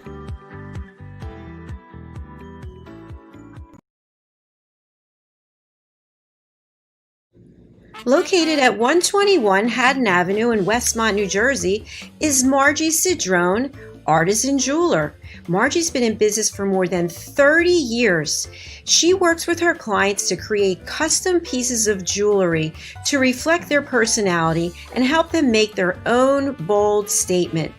Starting in the renowned Jewelers Row in Center City, Philadelphia in 1988, Margie works directly with her clients to develop one-of-a-kind pieces such as necklaces, engagement rings, wedding bands, unique watches and tennis bracelets, as well as a myriad of rings and earrings for everyone in your family. She also has worked directly with Dr. Jacalyn over the years, creating unique pieces of jewelry to reflect her personality. She does pearl stringing and repairs on site at 121 Haddon Avenue. Call or text Margie at 215-384-7155. Margie Cedrone Jewelry is open by appointment only. Make your own bold statement. Looking for children's books to embrace the imagination, to inspire your kids to be the best they can be and to love themselves? Look no further. children's author DiannFloydBoehm.com. You'll find the books right there and on Amazon and local stores.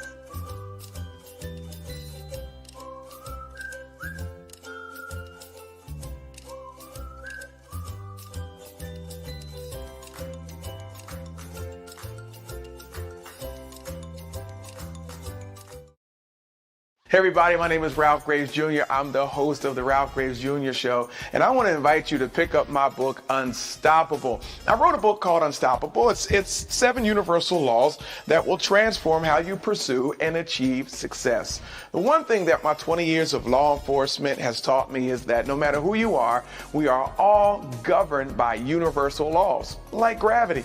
But in this book, we're going to talk about laws like the law of forgiveness, laws like the law of control, the law of intelligent practice, the law of expectancy. I was able to see how those, no matter what their background was, those who identified and treated these laws with respect, they were able to go on and lead successful lives. So pick up this book, and you can go ahead and pick it up at Amazon.com, BarnesandNoble.com, RalphGravesJr.com, where anywhere where fine books are sold. Thank you. Ladies and gentlemen, here it is, the most listened to radio show on the planet. Even the other stations are tuned in too. You're listening to Business Talk Radio, where we take business to the next level. Today's show is sponsored by Dr. Jacalyn. Take charge of your life personally, financially, and professionally. Visit drjacalyn.com to book an appointment today.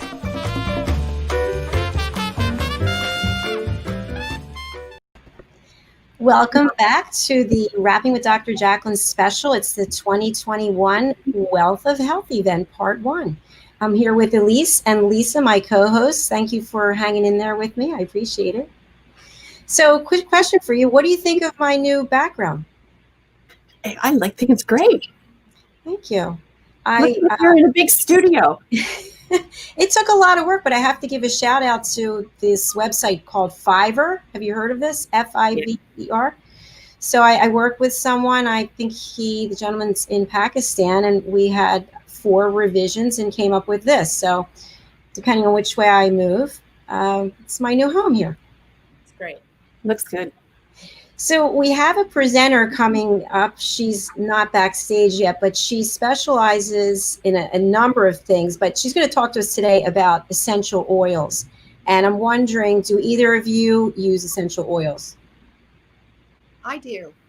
How do you use them, Elise? I use them in a couple of ways. I use them in yoga classes, more on myself than on other people, because I know, some people react to them, respond to them differently. And I use them when I'm teaching, depending on whether I'm feeling very tired. I'll use certain ones to make me feel more uplifted, like I'll put peppermint on my feet, or I'll use lavender to calm. And then I also use them by mixing them into salts for my bath. Oh, nice. Yeah. So you mentioned peppermint. Which other oils do you like? Rosemary, orange. There's so many.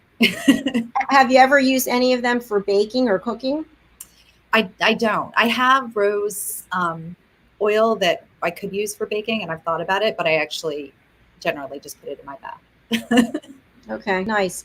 My sister is a distributor for Young Living essential oils, and I think I'm actually signed up, but I never did anything with it. So over the summer, she came here and I'm literally hundreds of oils. It's amazing. And we also diffuse them. Have you ever tried that?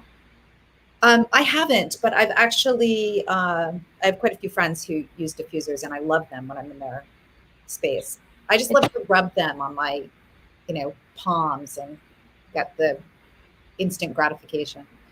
Yes, there's so many of them that are just really smell really good, and then there are others that I think don't smell as good, but they have a different function. So one of my favorites, and I try to be as transparent as possible, but I have ulcerative colitis, and so what I learned very quickly was that peppermint oil is a must-have staple with me all the time. So just a shout out there, guys, if you're in public or you're going to someone's house, when we're able to do that again, and use the restroom, just bring your peppermint oil, a couple drops in that bowl, and nobody's going to be the wiser. I'm so envious. You know, I have a terrible sensitivity to most fragrances. So when I've had those oils, even it's a contact allergy. But if it's not vanilla or cinnamon, the peppermint one, oh my goodness, it smelled good for about a second, but I can't use them. And I'm so envious because I know some people who swear by them. And this one woman, before she goes out on stage to run big events, she'll put some oil behind her neck and it soothes her. But I can't do any of that. So I have to rely on at least the breathing stuff, which has no fragrance to it, you know. But they're remarkable.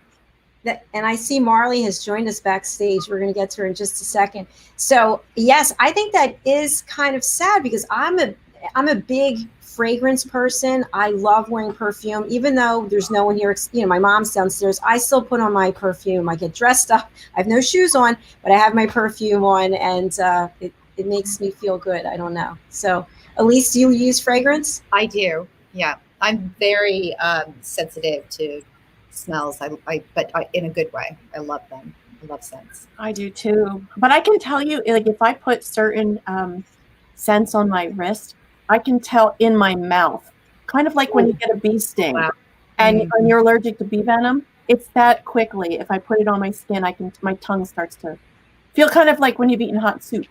Right. So, but there are some fragrances, it's just trial and error and just a little dab. And then it takes about 20 minutes if it's not agreeable. Some of them I just love, but it's a very small window. I'm envious of you ladies.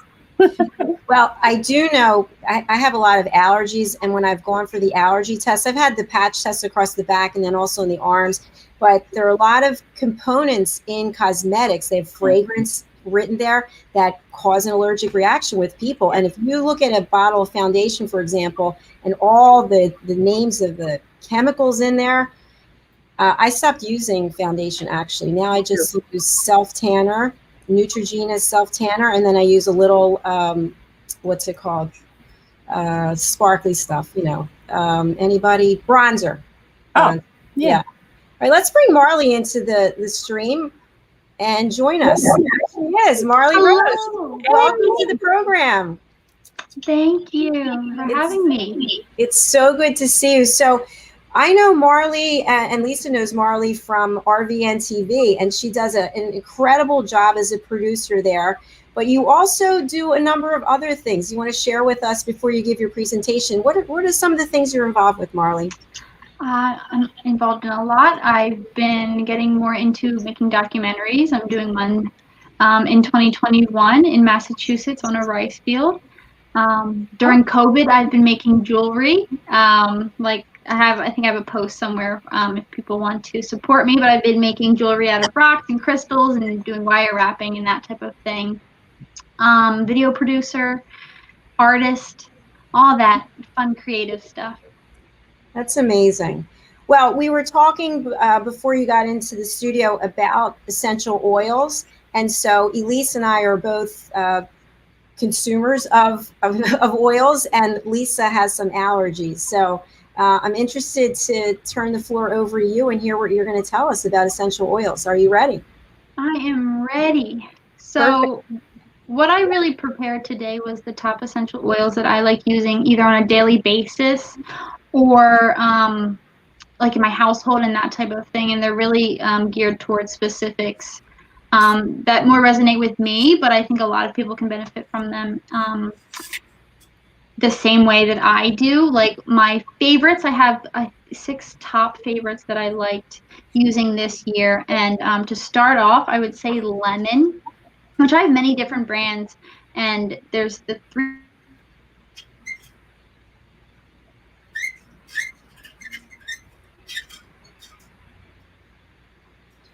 I think we're having some difficulty with Marlee's feed. She looks frozen there.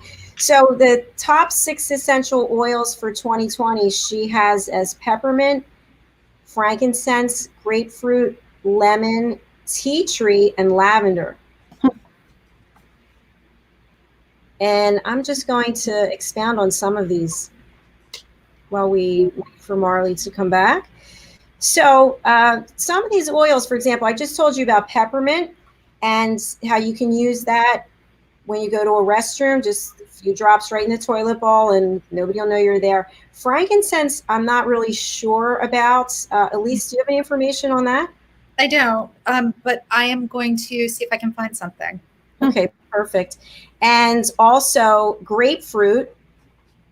You know, something that I learned about grapefruit, and I'd like to hear your thoughts on this, is if you have high blood pressure and you take blood pressure medicine, then you're not supposed to eat grapefruit. Has anyone heard this? Some other medications, and it neutralizes their impact. Yeah. Yeah. The acidity? I guess that's one of them. I don't know. Yeah. I'll check that out. Yeah. The other is lemon, tea tree, and lavender. We've got Marlee backstage. Let's bring her back out. You know, it's pretty common to have technical problems, right? It's good to see you back, Marlee. Yep, I'm going to try my phone now because everyone's working at home, so everyone's using the internet at one time. Yeah, before I solo you, I just want to share that I had put this slide up, and we were just talking. We got down to grapefruit, but I'd love to hear what your thoughts are about frankincense. I don't really know anything about that one. And then you also sent in this slide. We were talking about Young Living before. So I'm going to turn the floor back over to you, Marlee. All right. So I can go over those top three that I like and the differences kind of between them. I started off using Young Living essential oils, which I really liked because their philosophy was seed to seal. So they're monitoring the whole process of growing the plants and turning them into essential oils. Where doTERRA doesn't necessarily monitor, they don't plant the seeds in the ground, but they take the they're getting the plants from their source and their native environment in which they grow. So that could be farms all over the world. They try to support small farms and family-owned farms all over, and that's where they get their products from. And Eden's Garden I liked, which is on that slide as well, because they aren't a direct sales company, so the prices are a little less because they're not paying a whole bunch of people to produce the products as well. And it's affordable, fast. All three of them are great, and I like all of them for the quality they are. For the top, can you still hear me? Because I can't hear. Everyone can see it. They can all hear me. Okay, good. I was going over the top 6 that I had posted as well, which I have on there: lemon, lavender, frankincense, peppermint, tea tree, and grapefruit. These are some of my favorite because I am one that has a lot of anxiety and stress in my life. So lavender is great to kind of relieve anxieties and stress, especially at night when you're trying to go to bed. I like rubbing it on the bottom of my feet or putting it in different temple spots where you can appreciate the aroma, as well as putting it in my diffuser at night so I can smell it throughout the night. Frankincense, we were talking about a little bit. So I like frankincense. First of all, it's dates back to in biblical times, one of the gifts that Jesus received on his birth, but also it's an inflammatory and it helps a lot with like digestion, rubbing it on your stomach, on just kind of an overall flow of your GI tract. It's also great healing on the skin. So I'll mix it with a carrier oil. So the carrier oil that I like, I actually got this in Israel. It's jojoba oil. It's spelled Jojoba. It's a great carrier oil for your oils because it kind of dilutes them because they can be strong just putting them on your skin. But I like that one because it's the oil that's most similar to the oils on your body. Is anyone else there? We're here. Okay, good, because I can't hear. Yes, we're here. So frankincense, it's a good healing oil. So if you have blemishes, along with you can mix it or use it on its own. Mixing it also with tea tree oil, I find, is good for acne, cuts and scrapes. If you're shaving your legs and you get razor burn, both frankincense and tea tree are on my list for the top ones for that kind of thing, or stretch marks even, because all those COVID babies, you're going to have some stretch marks. You want to rub it on there as well. But frankincense and tea tree are great for healing skin, digestion, and that kind of thing. Peppermint is probably one of my favorites overall. I use that the most often. Headaches is my favorite for it. So I'll put it on my temples here. Sometimes I'll put it on the back of my neck. And then there's also a trick, which many of you might have heard if you use essential oils, putting it on your thumb and then put it on the roof of your mouth. And that kind of helps alleviate headaches as well. The first time I used peppermint essential oil, I had cramps and I was in dance. And so I rubbed it on my abdomen and it just has this cooling sensation, which that type of ingredient they use in a lot of medicines as well, like Bengay, even that menthol, that cooling sensation is nice for if you have abdomen pain or any pain, neck, joint pain. I like the peppermint for that. And grapefruit. I did have grapefruit on the list, didn't I? I like grapefruit because it's citrusy. It smells nice. I put it in my candles. I put it in my chapstick that I make. Sometimes I'll mix a citrus like grapefruit or orange with a peppermint, and you get a feel of a cooling citrus smell and taste. And grapefruit is also good for, I forget what I was looking up with grapefruit. But just any citrus really kind of awakens you. If you're trying to stay focused, I'll mix grapefruit and lemon together. And just focusing in the new year. That's what I use a lot for my essential oils.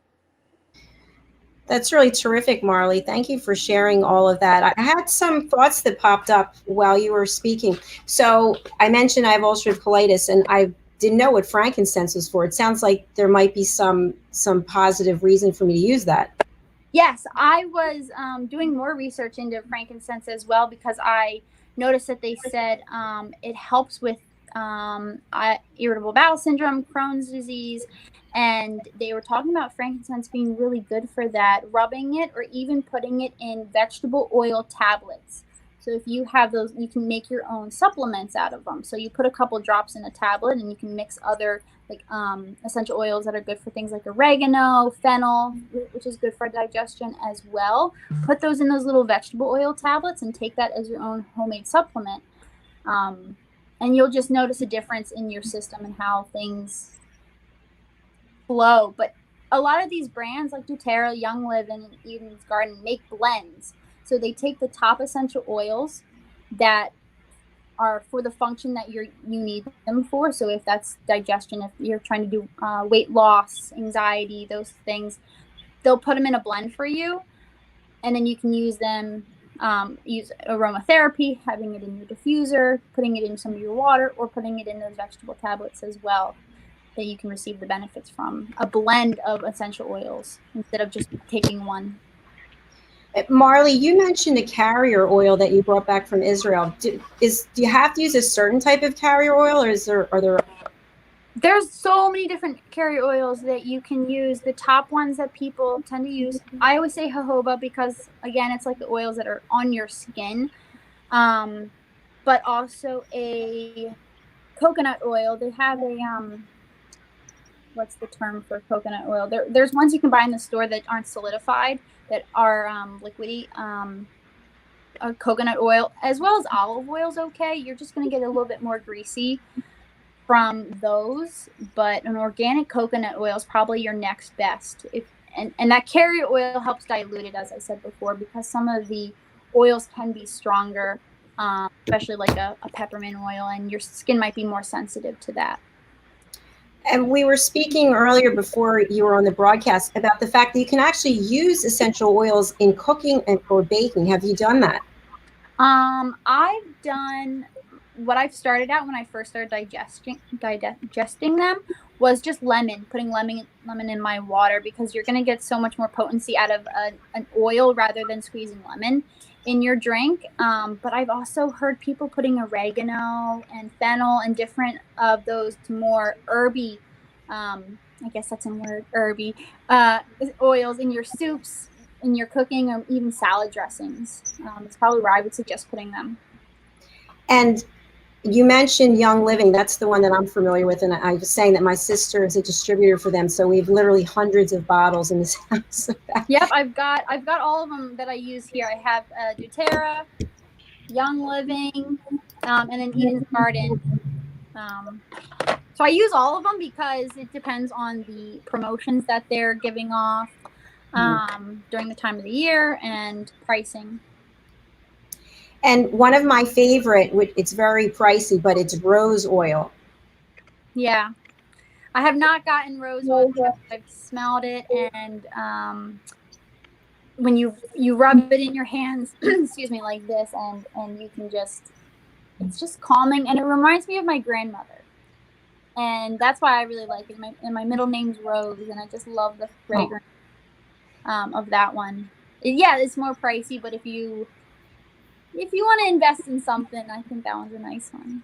It's definitely nice. And as I mentioned, I love fragrance. My two favorites are Coco Chanel, Coco Mademoiselle by Chanel, and I think it's Rouge 540 by Baccarat, which I put them together. I just love them.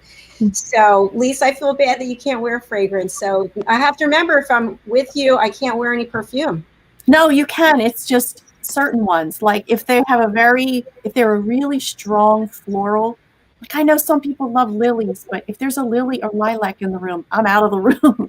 But the vanillas and the Hanamori butterfly, I just love it, but it's lighter. My mom's the same way. She can't do. I think it's also because it's their fake fragrance that they're artificial smells at this point. My mom would get headaches, but she was always good with cucumber melon. She would get it from Bath and Body Works because it was very light. And then when she discovered essential oils, that you can make your own perfumes out of them, or even just a spray. Like people with that rose oil, they put a few drops just in water to fragrance a room. It ends up being very light, and your head can handle it a lot better. Honestly, probably because it's not artificial at that point. But just adding it to some water and fragrancing a room, spraying it on your pillow before you go to bed, so much better than perfume. Perfume or those the plug-ins. I can tell you who has one of those spritzers in their house. Oh yes, where is it? It lingers on the clothing. Yeah. So Marlee, thank you for sharing that about essential oils. While you're here, would you just give us a little background about the documentary that you're making, that you're going to be? I think you're going to be distributing to film festivals. Isn't that right? Yeah. So we just started an awesome film project. It's called right now The Spirit of Rice. You can look it up probably on GoFundMe if you'd like to support the project. But what we're doing is we're going to Massachusetts, and there's a farmer there who has a rice paddy field. And they always said it couldn't be done. You can't grow rice in New England. And he did. He made rice paddy fields, and he's been growing them for many, many years. And the way he does it is very traditional, very holistic. This past weekend during the winter solstice, we went up there to do a ceremony of blessing of the seeds, where you bury the seeds in the ground and they stay there for 12 holy nights and 13 holy days after Christmas up until the Epiphany. So that kind of launched the filming of this project. And what it is, it's a year in a life of brown rice and the benefits from brown rice. And the healing properties just from rice alone, where people think, oh, stay away from rice, it's carbs, but it's not. It's actually really beautiful going up there, seeing how people relate to Earth and what Earth gives them. And so that's what this project is showing, the relationships between us and Earth and what Earth provides for us. That's really exciting. I wish you the best of luck with that. And I think you had shared that you're not allowed to preview it. Is that right? As part of the film festival? Yeah. So when you're doing projects, documentaries and stuff, and you want to submit them into film festivals, you don't push it out to the public until after you've submitted it into those festivals, because it's kind of this exclusive screening that these film festivals provide, so they don't want to spoil it by having everyone else see it. We will post out periodically short clips, trailers, and promotional videos throughout the year to show people kind of our process and progress through the year of rice. That's very exciting. And I also want you to have the opportunity, to talk about the jewelry. I see here on your banner that you have wrapped roses jewelry on Etsy. Can you share more about that? So I started that during COVID, especially because I love pairing my essential oils and I like wearing them. So I'll make bracelets with lava beads or pendants that are lava bead, even earrings because it's lined up with your nose. So I started making jewelry during COVID and got into rocks, and people think I'm silly for liking rocks. But like I have one on here that I made, and I have been posting some on Etsy. I did some sales on there during COVID and kind of leaned down because I started working at an art studio as well. But what it is, it's wrapped roses. I have that name because my middle name is Rose and I do wire wrapping. But you can check out my site. What I have up there right now are just mystery bundles. So mystery bundles of beaded bracelets. I also made these. These are kind of COVID inspired as well. So I had this wire and excess fabric from when my mom was making masks. And I'd wrap it around the wire and add some beads and different gemstones and make bundles of these kind of recycled boho style bracelets, which I have bundles on there that people can pick a color scheme that they want and have a bundle of 3 with different thicknesses. And I just kind of started creating things while I wasn't working. I do wire wrap crystals, so based off of your birthday, you can pick a stone like that, bracelets, necklaces, earrings, all that jazz. Well done. You certainly are busy, Marlee. So thank you for finding the time to be here today. I really appreciate it. And it's been a pleasure seeing you and working with you. So I wish you the best. You as well. Happy New Year, everyone. Happy New Year. Happy New Year to you as well. Our next guest is here. So Marlee, you're welcome to stick around if you want. If not, it's up to you. We have Janis Spindel, who is backstage. We're going to be bringing her out. And Lisa and I have interviewed Janis and her daughter, Carly, and they're doing incredible work bringing people together. They are true matchmakers, and Janis is an expert in her field. I'm going to bring her into the stream. Welcome, Janis. Hi, girl. Hi, it's good to see you. Hope everybody had a merry, merry, merry Christmas. Yes, and I was following you on social media, so it looks like you've had a nice time yourself, and it looks like you're back. Follow, unfortunately. Quarantining, and this is the first time in more than 35 years that I've actually been in New York over the holidays. Never been in New York. We're always traveling. Wow. And Elise is in New York right now too. So City? I am. Oh, okay. It's also unusual for us as well. So Janis meet Elise and Janis meet Marlee. Hi, Marlee. Hi. I have to say, I love Young Living, and I love doTERRA, and I almost sold it for a while in my spare time. Yeah, I know, I did too. My mom wouldn't let me. That's great. Well, Janis, I want to give you the floor so that you can give your presentation, and we will be just waiting back here for you. So have at it. Janis Spindel, Serious Matchmaker.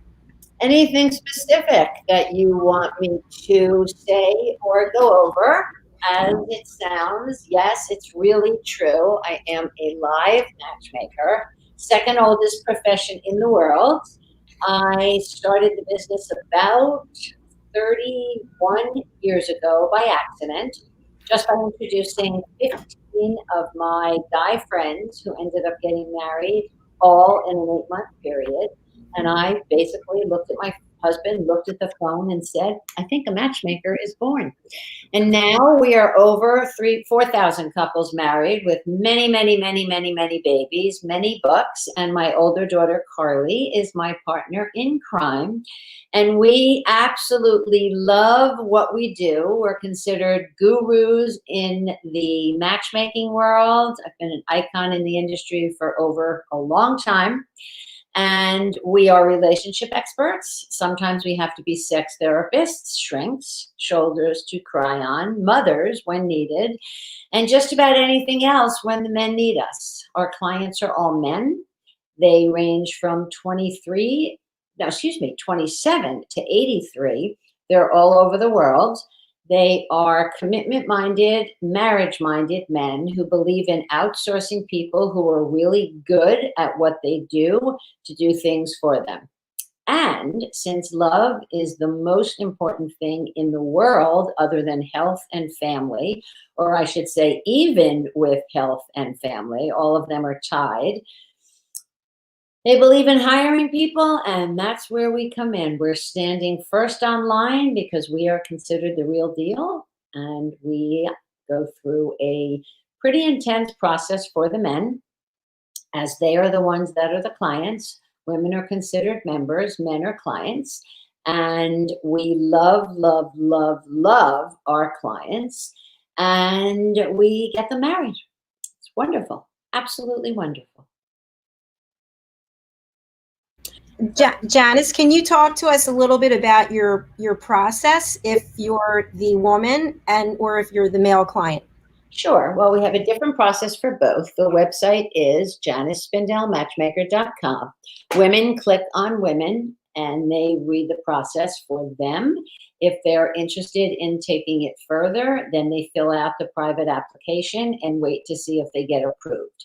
Everything is pretty self-explanatory, but the bottom line is that if in fact you do get approved, and I'm the only one that approves people, we are looking for well-educated, well-groomed, upscale, professional, preferably non-smoking, athletically inclined women who are commitment-minded, that have the whole package and are looking for a relationship that preferably leads towards marriage.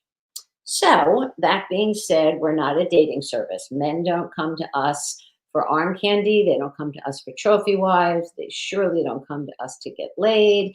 They don't come to us because they just moved to a city and they want dates. They want a woman that has the entire package. I've coined that package many, many years ago as the 4 Bs: beauty, brains, body, and balance. And then the rest is up to chemistry and the universe. On the other hand, since the men are the clients, they call the office first. They go through a pretty intense telephone screening process with me. If in fact I like what I hear, and if I think that they're realistic with their expectations of what they're looking for, and if they sound like a gentleman and a nice person, then they set up what's called a simulated date with us. Now, clearly now we're having some challenges with COVID, but we're figuring it out, doing virtual, making it work. So part of the test is the restaurant we pick, the restaurant they pick, how they treat a waiter, how they treat us, their manners. Are they smoking? Are they on their phone? Do they have eye contact? The whole 9 yards. We're on a date with them. So however they act with us is how they're going to behave with the women. So if they do something wrong, whether they're rude to the waiter or they're drinking too much or whatever the case might be, we might walk away and not take them on as a client. I would love to say that it's a fact. We're extremely selective in who we work with as men clients. They have to be a nice person and we have to like them. We work with them literally. I've been told I work 25/8, not even 24/7. So we're always available to them. And so we have to like who we are matching. I like to consider it a very boutique-y business. We're not a factory. We're extremely selective with the men we take on as clients, and we're 25 times more selective with the women that we take on as members. So what women don't usually understand is they're not the client. They're not retaining us for our services. They are the member, and if and only if, after they become a lifetime member, which entails doing an in-person or a Zoom at this point meeting, then they have to fit the profile of what the men clients are looking for in order for there to be a match. A girl could be absolutely fabulous, have the whole package, but she could be the wrong religion, she could be the wrong height, she could be in the wrong city, which is not a problem because we'll move her. There's a lot of things that could be wrong. It could be that her children are too old, too young, or the man doesn't want somebody with children. It just really depends on men's lists and what they're looking for. And then it depends on us on who we feel is the perfect match. I have been gifted many, many, many, many years ago with an uncanny sixth sense. My grandmother at 105 knew my older sister was pregnant with a boy, with my nephew, literally right after my sister conceived. It was very strange. And it definitely was handed down to my mom. And then I guess I got it. And then I guess Carly got it. I can't explain it. It's just a gift of literally being able to be with a man and then getting what I call a clairvoyant premonition. Sounds kooky, but it comes true, and people have watched me have them. I just know who belongs with whom. It's almost like a little bird flies into my head with a little Post-it with a woman's name on it. And 4 months later, 10 months later, a year later, they're married. It's really weird, but it works. So I'm not going to fix it if it's not broken. Pretty spectacular to do what you love and what you have a passion for, and be fortunate enough to be an entrepreneur and turn a passion into a business, which turns into an empire, and then you're able to bring on your family, and it's amazing. Very grateful, love, love, love what we do. We get to travel all over the world, and men pay for our travel because they're the clients, and we get to go to every possible party and red carpet event, and really, really, really fun things, of course, pre-COVID. Hopefully soon we'll get back to normal. Janis, thank you for that. I'm going to open it up. I'm going to unmute everyone. So if they have any questions, I wanted to ask you if you mentioned about how things were before COVID. I'm wondering now, when you're just seeing someone across the computer screen, does that intuition, that clairvoyancy still happen for you as though you were in person? Yes. Recently, we Zoomed with a man in Denver. We Zoomed with a man in Rhode Island. And, I really like Zoom. I don't like Facebook, FaceTime. I just think it's too small and it's like a little chip.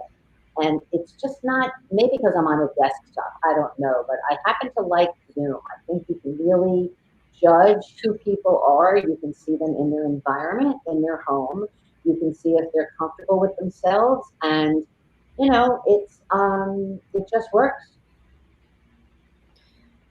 Thank you for sharing that. Ladies, do you have any questions for Janis? Elise, I think you're muted. Oh, sorry. Thank you. Yeah, I do. Janis, when you say that you get this insight that something pops into your head, is it typically women who are in your database already, or is it someone you need to seek out? Well, then I would be a magician, and I'm definitely matchmaker, part magician, but not fully.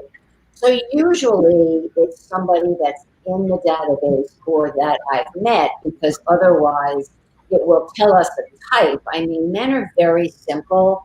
They're very superficial and very shallow, but they have a type. Like it mind boggles us that if a man is into brunettes, no matter how stunning and fabulous a beautiful, smart, fabulous blonde is, it's not going to do anything for them. And I've had a lot of men at my home out on Long Island, and I'll literally be sitting around the table and interviewing women at a meet and greet, and the men are inside, probably poking through the glass doors, obviously, with their eyes. And then when we come back, after the girls leave, I'd say, "Oh my God, did you see the blonde that was the French one who moved from Paris. She was the prettiest thing I've ever seen. Her eyes were so green, and on and on and on and on and on. And 2 or 3 men will go, didn't do it for me. And it's like, what? Yeah, it's very strange. Men are 1,000% visual. They do fall in love through their eyes. They're very superficial and they're very shallow. Chemistry for them is physical appearance. With women, chemistry can be intellectual. Women fall in love through their ears, men fall in love through their eyes. And we're just the messengers. If a guy wants a petite woman, it doesn't matter how statuesque and beautiful a taller woman might be, it just doesn't work. I was on the phone with a guy yesterday, and he's 5'7". And he said, wow, you're tall, you're 5'8". He said, do you go out with, tall men? And I said, well, my husband's 5'11 and a half. I said, but, I dated short men in my life, and, I didn't like it because I felt like he was the same size or I was bigger than him, and I'll never forget in a million years, I went to San Francisco with this guy that I was dating in my 20s, and do you believe I actually went on a trip and I forgot to pack jeans? And I said to myself, oh my God, I'm in San Francisco for 5 days, I don't have jeans, what am I supposed to do? And he said, you can wear mine.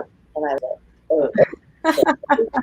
I literally took his jeans, went into the bathroom to try them on, and not a chance in China were they going up. And I was, 118 pounds at that point, or 118 pounds. And, he was a tiny built guy, but men's bodies are different. And I said to myself, never. Like, you want the man to be bigger than you. And some men are attracted, some tinier men are attracted to bigger women. But that's a fetish. But most men have a very definitive type of what they want. And I can sit down across the table from any man, any age, and literally within 15 minutes, I get a read of what his type is.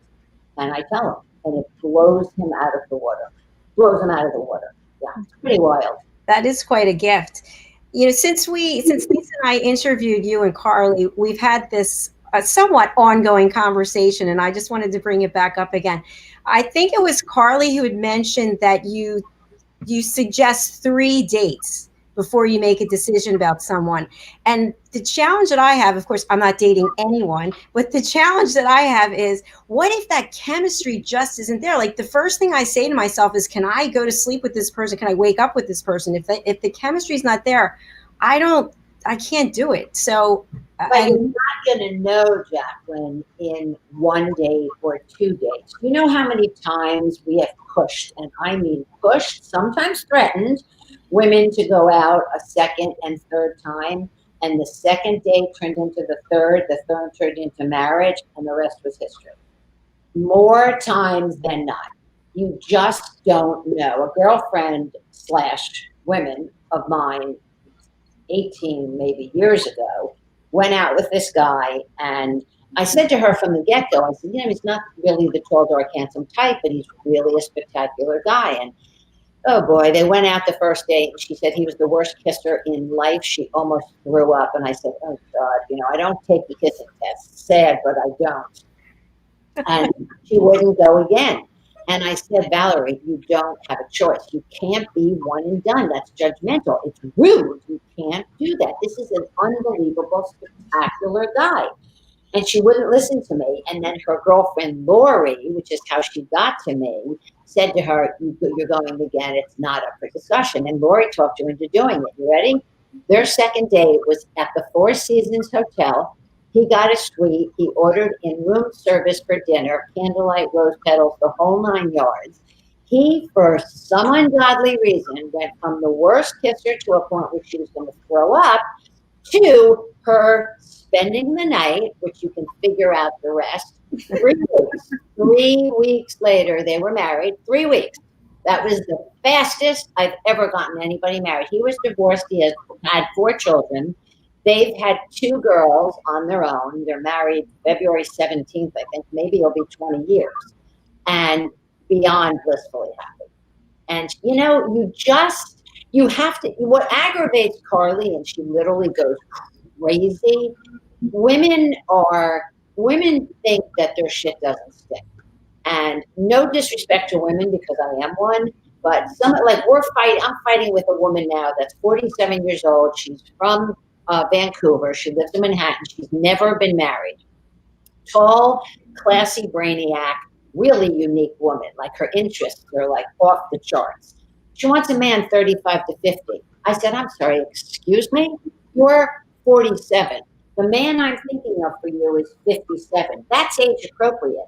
I said, not a chance in China will you ever be fixed up with a man 35 years old. 35-year-old men that are hot are not looking for women older than them.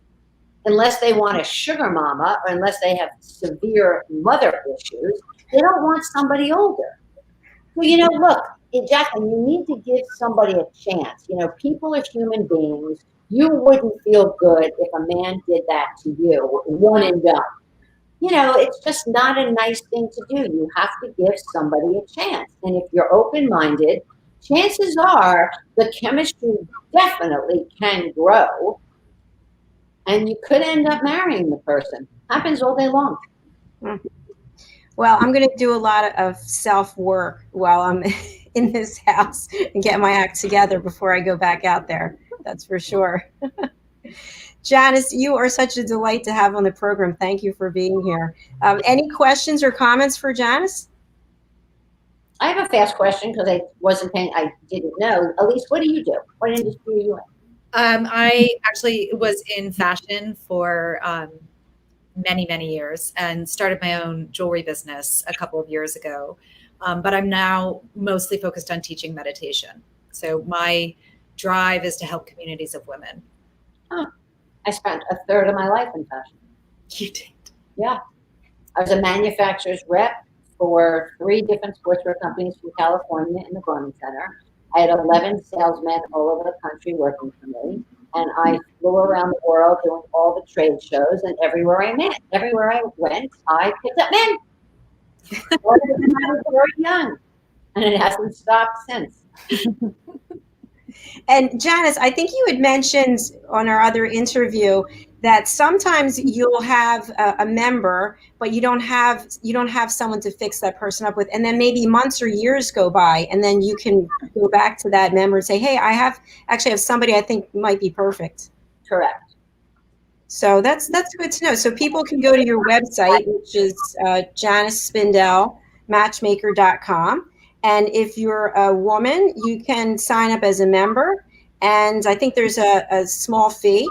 And Janis will interview you. And if you're a man, Janis also puts you through the process, right? And I love the fact that you and Carly go out on a mock date with them. I think that's terrific because we have some of the best times ever in life and laugh, I mean, for 5.5 hours. Then we really miss it. Really miss it. I love what you're doing. I'd love to do that job. It sounds like so much fun. I mean, I personally love men. I mean, I just being with men and doing what you're doing, I think is just tremendous. So as we look towards 2021, Janis, what advice would you give to singles out there who are looking to meet someone? I think that singles, both men and women, need to be proactive. They have to put as many avenues out there as possible to get to the goal of what they want to do. Whether it's going online, on the apps, whether it's getting involved in new interests. This classy brainiac that I was talking about, every quarter he tries something new. It could be anything in the entire world. And she's really unique. And when you do things you love, you're in a different mentality and a different mental state of mind. Elise would know that. You have to love yourself and you have to be a happy person. And I don't think anybody that any of us know, has easily gone through this horrific year that we've had. I just called one of the inspecting companies. I just bought a new home out in the Hamptons. And she proceeds to tell me that the guy that came to my house got COVID. I said, I'm sorry, what? When? And she said, no, you weren't exposed. But, it's so scary right now, the world that we're living in. Everybody has their own comfort level. there are some men that are perfectly fine going out to dinner outside and or inside as long as you're wearing masks. And, there are men sleeping with women at the drop of a hat, and others just are on lockdown. So for 2021, look, I think everybody also has a different opinion about the vaccine. I am surely not going to be the first one online to get it if I get it.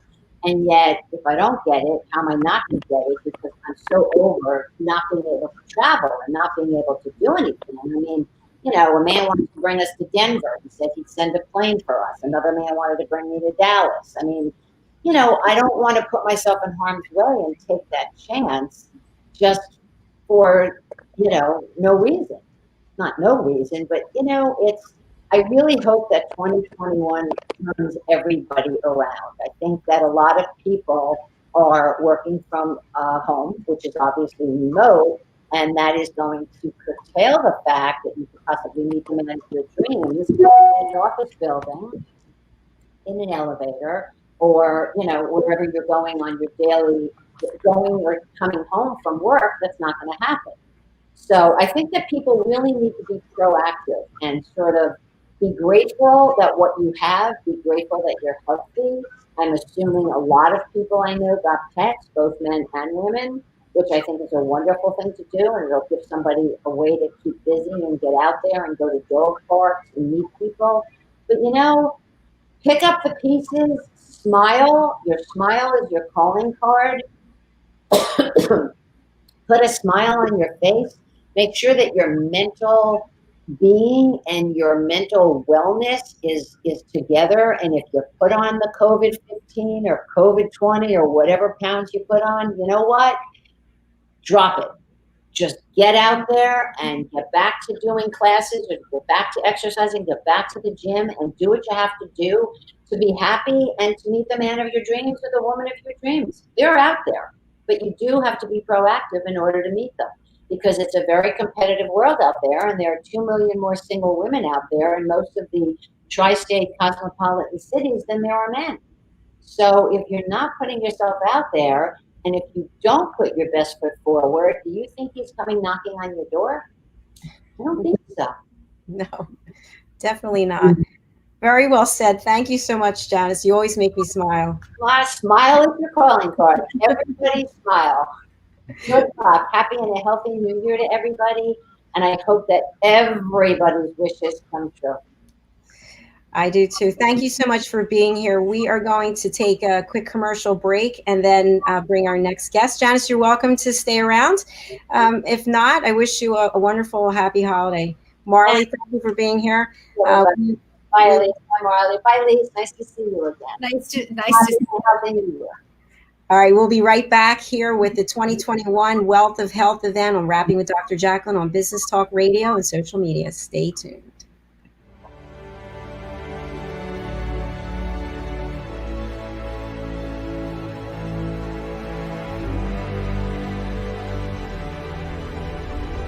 Networking sucks and people suck at it, but nothing gives me more life than walking around and talking to people in an audience and really being able to identify, okay, I see where you're having trouble, let's work on fixing it. How do you help them? How do you provide value? My goal is to give them those tools to be able to go out and tackle that fear. Anywhere there's coffee is where I'll be. So I bring candy a lot to my speaking engagements.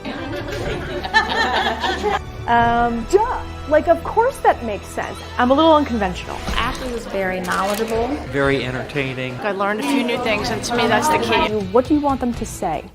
How do you want to be perceived? You're going to get the most direct, tactical tips and practical takeaways when it comes to networking. These two here are super important. You'll remember once the conversation starts. I love the tips that she gave out. I hate networking with a passion, so I feel like I can get through a meeting or event and not feel so uncomfortable. When you're going to a presentation, you want to be educated. You also want to be entertained.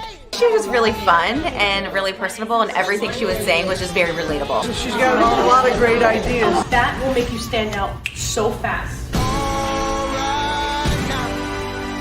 She comes across as someone that likes what they do and just doesn't try to sell you something. Activity breeds results.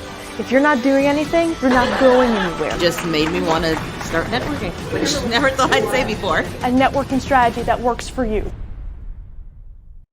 Hi everyone, I'm Mindy Thomas, founder of Thomas Career Consulting. If you are dealing with the stress of having been terminated or being laid off, considering a career change, or you simply cannot land a job with your current resume, you came to the right place.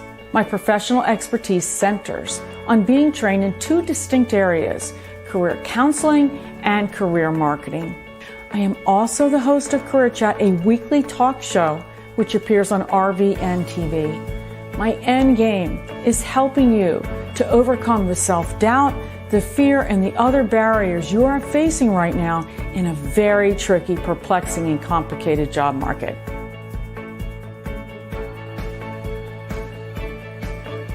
.5 seconds. That's how much time it takes a recruiter to scan your resume. On top of that, electronic applicant tracking systems may reject you even if you have the skills, education, and experience. I teach you how to win when you absolutely have to. My resume writing practice is built on a personalized, collaborative, and strategic approach that showcases your accomplishments in a way to get you noticed. At the center of my strategy is identifying your strengths and targeted keywords to make you stand out from the competition. As a professional resume writer, I know what it takes to impress even the most discriminating hiring manager.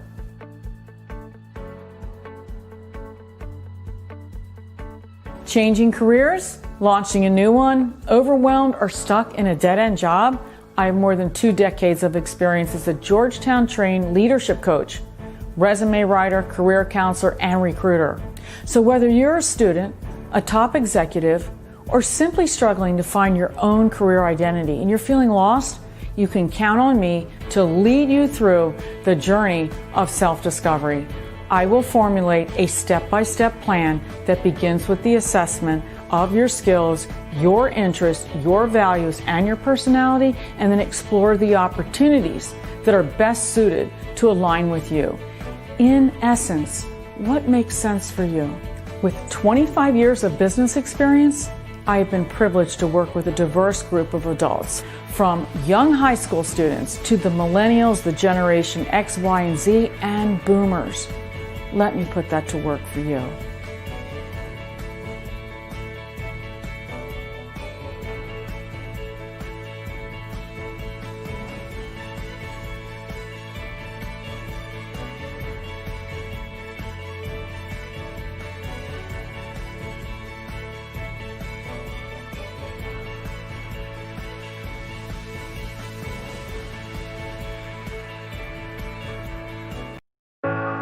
My stomach issues make me want to stay home, but that's not an option.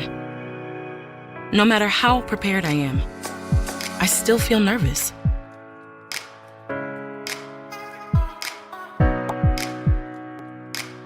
Enough is enough.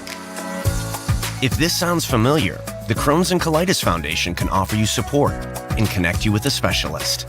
Don't keep your symptoms to yourself. Get help at spillyourguts.org today. Ladies and gentlemen, here it is, the most listened to radio show on the planet. Even the other stations are tuned in too. You're listening to Business Talk Radio, where we take business to the next level.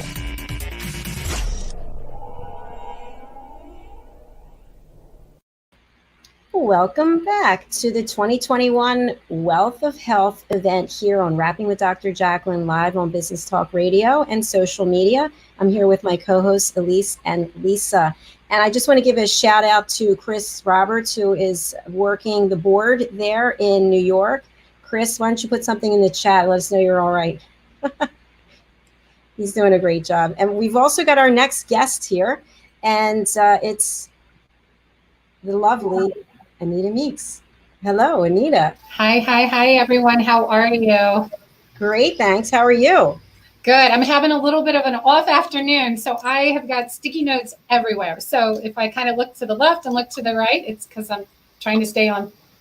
No worries. No worries. All right, Chris says that he's still there, so that's great to know. So to anybody who's out there who wants to call in about anything we've discussed so far or anything that you might be going through, The number is 631-730-5468, and Chris will be happy to answer the phone and then patch you through to our program. Also, we'd love to hear from you on social media. Give us your comments on Facebook, LinkedIn, YouTube, and Twitch TV. So back to you, Anita. Thank you for being on the program, and we're looking forward to hearing your presentation. Anything you want to share with us before you begin? No, not at all. No, I'm good. Okay. Well, you've got the floor for your presentation. Take it away, Anita. Yeah, so, this is kind of exciting because this is my very first presentation without being interviewed and asked questions. So I'm using this as a window of opportunity to talk about my subject matter today, about personal growth and stepping out of our comfort zone. And I want everyone to imagine losing $150,000, being handcuffed in front of an 11-year-old who also rides in the back seat of the cop car with you, going to jail for 8 hours on false allegations, all within a month. Imagine all of this happening to you all within a month. So you're plugging along life and boom, all this happens. And then you end up spending 6 weeks in a hotel with your 11-year-old, right? So, and then you accomplish, you start moving on, you finally have room to breathe, everything gets expunged, you go through what you got to go through. And then 2 years exactly to the date, 2 years exactly to the date, you have your very first grand mal seizure. And then you are diagnosed with epilepsy. Not only are you diagnosed with epilepsy, you're diagnosed with epilepsy supposedly for your entire life. So talk about challenges and adversity and having to overcome so many obstacles, one after another, after another, after another, right? So again, it's like the perfect storm. So that's a lot, and that's pretty heavy. And why do I openly and candidly share this with everybody? Because mindset is the most important gift that you can give yourself.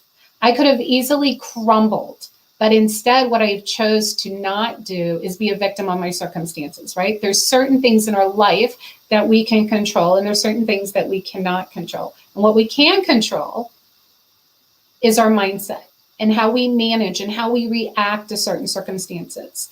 And what that does is just, what if you were to believe for a second that everything that happens to you for a reason, that it's put in your path for purpose, right?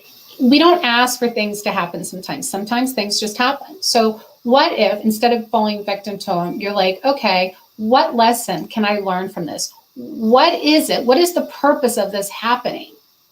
Versus falling into depression or falling victim or being sad or disappointed. Well, you're always going to be disappointed when things don't happen the way you want them. But everything in life entails the good, the bad, the ugly, the disappointments, and all the situations in between. That's just life. Life happens. But what we choose to do with that makes all the difference in the world. And that is what I really want to focus on today. And I really try to help others, especially even more so now, because after everything got expunged and I'm rocking and rolling, and then I get hit with epilepsy, I'm like, okay, dear Lord, what is the purpose behind all this? What is it? What are the lessons that I am to have learned from this? And what I have discovered that the lessons are the gifts that we have within ourselves, right? So I knew, and I apologize, I'm having an off moment with my epilepsy, so I may lose my train of thought and I may have to come right back. But the life lessons that I've learned the most is that others' opinions and others' thoughts of who I am and who I should be is not what's important. What's most important is who I believe I am and who I know I am to be and where I want to go and live the life that I desire. I used to get caught up, and I still do from time to time, with other people's thoughts and opinions, and I no longer do that. I know that my life journey and my life experiences are mine. It's my reality, and it's nobody else's reality. So how I should live it really shouldn't be anybody else's. And what happens when life circumstances happen, I see too often, I hear too often that we fall into this mode where we're stuck and we don't know where to go, or we feel like we have no hope, or what's the next chapter lead to? And sometimes it's the unknown that brings us that growth, right? So I apologize. I did. I'm just losing my train of thoughts here for a moment. That's okay. We're here for you. Don't worry about it. So I think really what's really important is I realize more, if anything, the self-reflection of not having to worry about everyone else's opinions, because there's been so many times that I've been disappointed because I cared so much what other people thought. And if I found myself being very much stuck in life circumstances or in my own life where I wasn't growing to my full potential. And what this has brought to me, circumstance after circumstances, is that we all have value. We all have self-worth. And we all need to pursue our dreams and our goals and our desires of who we want to be, and not let others decide who we are. There's so much hate, there's so much anger going on right now, especially with the politics and the COVID, et cetera.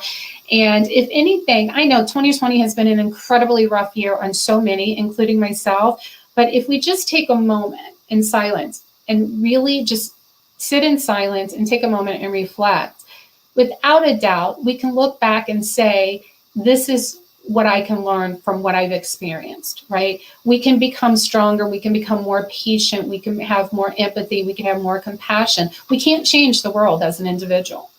So all this anger and all this frustration and all this disappointment, and I know people are going to disagree with me and you know, judge me, because I just feel like it's so wasted energy, right? It's not going to accomplish what it is you're wanting to accomplish. Instead, you have to look and reflect on what you can do and how you can contribute to society and how you can make a difference. And I personally, I've also grown to the point now where I look at every single circumstance of every single challenge, every certain problem that comes my way. Instead of looking at it as a negative, I'm like, okay, I've grown from this last chapter, so bring on the next chapter. Because without a doubt, everything that is thrown into our path has purpose. There's a reason for it. There's a reason for that to come down into your life. And you become a better person for it if you have the right perspective and the right mindset. That is so incredibly. I could have easily fallen into depression, felt sorry for myself, given up hope, blamed everybody.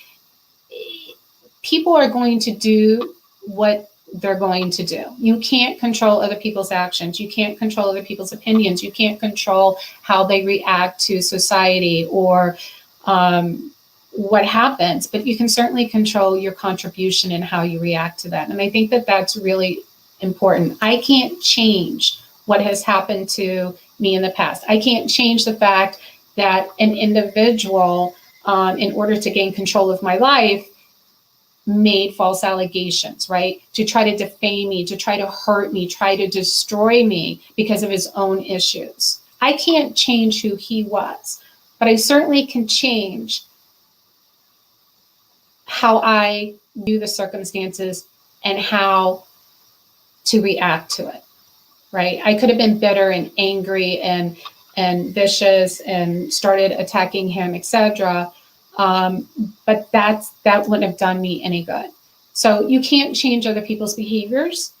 You can only change your own reactions. And, you know, the same with my son. My son's, you know, God bless him, who experienced all this. His mother, you know, is witnessing all of this. And he is such an amazing little boy. I mean, I shouldn't say little boy, he's a teenager now, right? But he, because of how I react and how I respond and how I view it, he is more than likely a better person for it. He knows how not to be. He knows who he doesn't want to be through his own experiences. And that is so incredibly important. I think it's really important for those individuals who feel stuck, where they are stuck in the moment, right? What career path? I'm in that same boat, right? I don't know what my future holds, but I do know what I'm very passionate about. And that's finding your self-dignity, your self-worth, and believing in yourself versus trying to be what everybody else thinks you should be or what everybody else thinks you should do. And it's incredibly important to find that within yourself, because so that is really my basis of what I would love for everybody to look at and consider within their own life. Look at where you are today. What are you not happy with? And what can you do to change that? It's no one else's responsibility to create the happiness within your life. It's not anyone else's responsibility to make you happy. You have to be happy with who you are before you can be happy with anybody else. And I have found through a lot of personal experiences that, just by self-reflecting what it is that's not working in my life and what do I want to accomplish and what do I need to do to accomplish it. And like I said, it's so easy given the path that I've had in the last 2 years. It was, like I said, the perfect storm. I could have fallen victim to all of that. Instead, I'm like, okay, there is purpose and reason behind all of these things that have happened. And what can I learn from it? And how can I become a better version? And how can I help others look at life differently than placing blame and falling into that victim mode, right? Because we can't control other people's behaviors. We just can't. And sometimes really crappy things happen. And we have to be able to say, this isn't going to work for me. And this is what I need to do to create the life that I want to live and the life that you desire. And that's what it always comes down to, because stuff is going to happen to all of us. And as soon as you get comfortable and you think you've learned one thing, something's going to smack us in the face again. And depending on how you view that, it's entirely up to you. We can choose to, we can choose to be mad. We can choose to be angry. We can choose to be a victim. We can choose to feel sorry for ourselves, which from time to time I do. I have my moments. And then I have to remind myself, look, it's just a moment. It's not the rest of my life. And I'm going to choose to look at this from a different perspective. What can I gain from this? And what can I learn? And with every chapter comes growth. That's just like I'm stepping out of my comfort zone, right? I'm talking to everyone today. First time talking without being interviewed. It's a growth opportunity for me. And that's what I'm looking at. I'm not expecting myself to come across as an expert in anything. I can only share my life experiences. I can only share my perspective. I can only share what's worked for me. And that can be uncomfortable, but I will become better for it. I will become better for sharing my experiences and my stories and helping others through that, so others can relate that stuff happens and it really stinks when it does. But you get to choose how you handle the situation. You get to choose your own happiness and the direction that you decide to go in. I look at 2020 as a year of growth. There was a lot of stuff that happened in 2020. And whether you set your goals for 20 or 21, you can set your goals within the next hour, within the next day, within the next month. It doesn't have to start in 2021. It can start right now. It's all up to us in the perspective and the life that we choose to lead. That's really terrific, Anita. Thank you so much for your transparency and sharing what you went through. I can only imagine what that must have been like, and then to relive it and share it with the public. So you're definitely strong and courageous and inspiring. Thank you. Thank you. So I'm going to open it up, and looks like here we go. Okay, sorry, I was having a little technical difficulty there. So Anita, just tell us how you're feeling right now after you shared what you went through on the program. Wow, I don't really know how I'm feeling, right? You always ask me how I'm feeling. I don't really know how I'm feeling, right? So this is nerve-wracking for somebody who is not an expert at speaking, who is not someone out there in front of hundreds of people talking about their life story and their experiences. So it's nerve-wracking. I'm anxious to watch the recording because again, I look at this as an opportunity not to be an expert, but to share my experiences and my thoughts and how I have overcome so much adversity just in the last 2 years alone. So I look forward to re-listening to the recording so that next time I can become better and I can learn from things that I would like to have done differently than maybe what I've done in the last 10 minutes or so, right? So every window is an opportunity to learn and grow. Every opportunity, everything throwing down your path is a window of opportunity to learn and grow. And public speaking is difficult for many people. So, give yourself a break. There's no judgment. You did a great job. I'm going to ask the other ladies, what are your thoughts about public speaking? Was there a point in time when you were really afraid or nervous about speaking in public? I'm still afraid. And Anita, I think you did a beautiful, beautiful job, and your message is extremely clear and inspirational. Oh, So thank you. Because I have 1, 2, 3, 4, I have 15, 16 stick-ons, and I didn't look at any of them. Good job. Yay. Well, that's real progress there, Anita. Listen, public speaking is like a muscle. When you practice and when you work it, it becomes easier.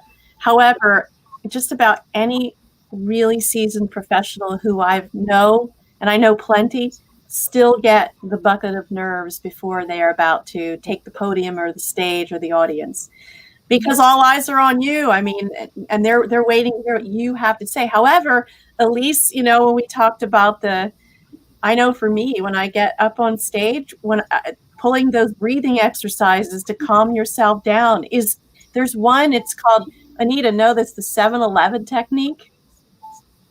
If you inhale 7 seconds and then exhale 11, a longer exhale trips the parasympathetic nervous system, which soothes, it's like it floods your body with soothing chemicals.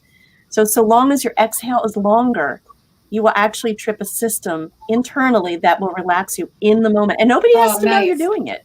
You can use that before court, when you're getting a parking ticket, before you're getting on a stage, having to have any sensitive conversation with a partner, whatever it is, it's an option. I have one to share too that actually is good for public speaking, because especially on camera, you have your hands in your lap. It's called finger breathing.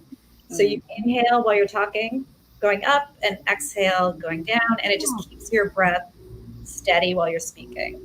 I like that. I like that a lot. We have a comment from Ashley Owens. Hello, everyone. We're excited to see you later, Ashley.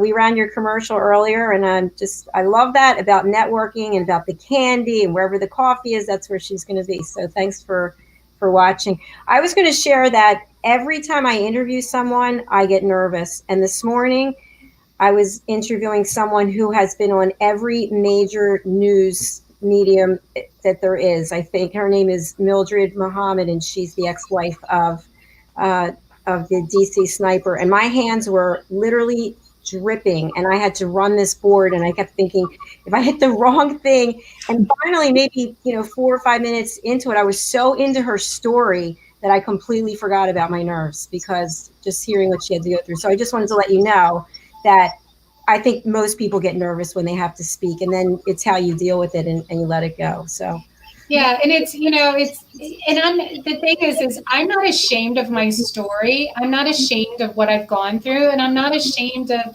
the experiences that I've had. I think for me, I can tell my story all day long, and I'm very open and honest and real about it. But more importantly, at the end of the day, I want to deliver the right message. And that's the scary part, right? The scary part is you want to help others by living through example and by sharing what has worked with you, because there's so many people that go through really bad situations and they feel alone and they don't know how to get up, grow, learn, and become better for it. And that, to me, is a lot of responsibility, because you really, I'm so passionate about trying to help others. It becomes like, you want to help. And for me, I just always want to give the right message. and being able to help others not give up on what their desires are and what their dreams are, and not feel so stuck in the moment or the situation. Because there's always a way out. You just have to look for it, and you always have to just find it. So for me, it's more about delivering the message more than it is sharing my story. I look back and I'm like, oh my gosh, I can't believe I went through some of the stuff that I went through, right? But for me, it's more about just giving others hope that no matter how bad you think your situation is, it doesn't have to be as bad as you view it. There's always something good to come out of it. You just have to be willing to look for it. But that's really hard to do. You know, I have a good friend of mine who actually intercepted a suicide. And the woman said that at the time, even though logic said, oh my goodness, you know, there's a way out, she was in such agony that in that moment, the only solution that seemed viable for her was suicide. And as a result, she said it was intoxicating. It felt almost like a vortex that was just sucking her in.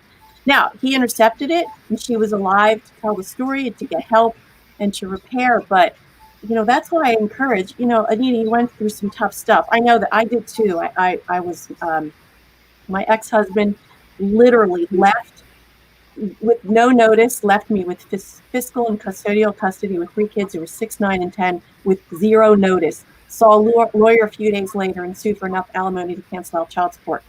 So it brought me to my knees. I mean, but at the time I was surrounded by people who lent support and cheer and let me just purge all the awful stuff that just was weighing in so heavily.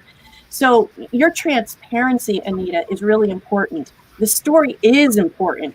Maybe not every detail will be the same as somebody else's experience, but when we talk about, even Pat, prior to the very first presenter, she revealed some pretty sensitive things. It makes us all relate much more effectively when we realize that even some of the most talented, impressive people have been brought to their knees by some unfair or unwarranted circumstances. But we can all keep each other company, digging ourselves out. And that's the importance, especially as 2021 rolls in, the importance of camaraderie and support. Men, women, kids, it's essential. Absolutely. Absolutely. And it is so incredibly important. And it's even more important is for people not to be ashamed for their life journey. We all have stuff. Now, do we all have to reveal it? Absolutely not, because not everyone has that strength or that courage. But like you said, we can relate to each other. For those that are capable or okay with sharing their journey, which God blessed me with that. I didn't set out with the intention of puking all over everybody with my most intimate challenges of life, but I feel very drawn that that's the path that I'm led to do. I feel as though people can relate to that with their own journey, not the exact same circumstances, but we all have stuff. There's not a single person that can honestly, realistically say that everything in the world has been perfect from day one. No challenges, no disappointments, no failures, nothing, right? And that it's so incredibly important just to stop the judgment, because you don't know what lies behind that individual. You don't know that, and don't assume that you do know. And you can't tell people how to behave. You can't say, well, you should do this and you should do that. Like on your interview this morning, I was watching it, Jackie, with Ms. Muhammad. She, it's so easy to tell people what they should and shouldn't be doing, right? Because unfortunately, and that's what has to stop.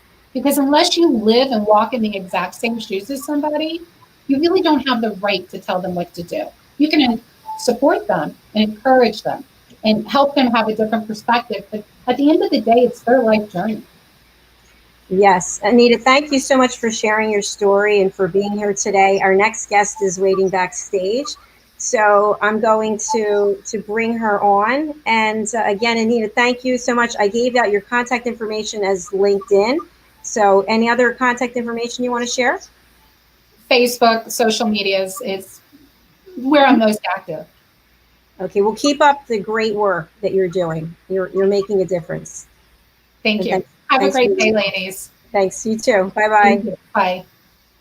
And welcome to the show, Chris. How are you? I'm great. How are you guys doing today? We're doing really well. It's nice to see you. Thanks for being on the 2021 Wealth of Health event. Well, it's really nice to be here, and it's great to see you, Dr. Jacalyn. And I'd like to introduce you to Elise and to Lisa. Hello, ladies. How are you? Good. So, Chris, before we turn the floor over to you, I'm going to play your clip, and then we'll hear what you have to say. Chris McClellan, the Joy Connector. Here we go.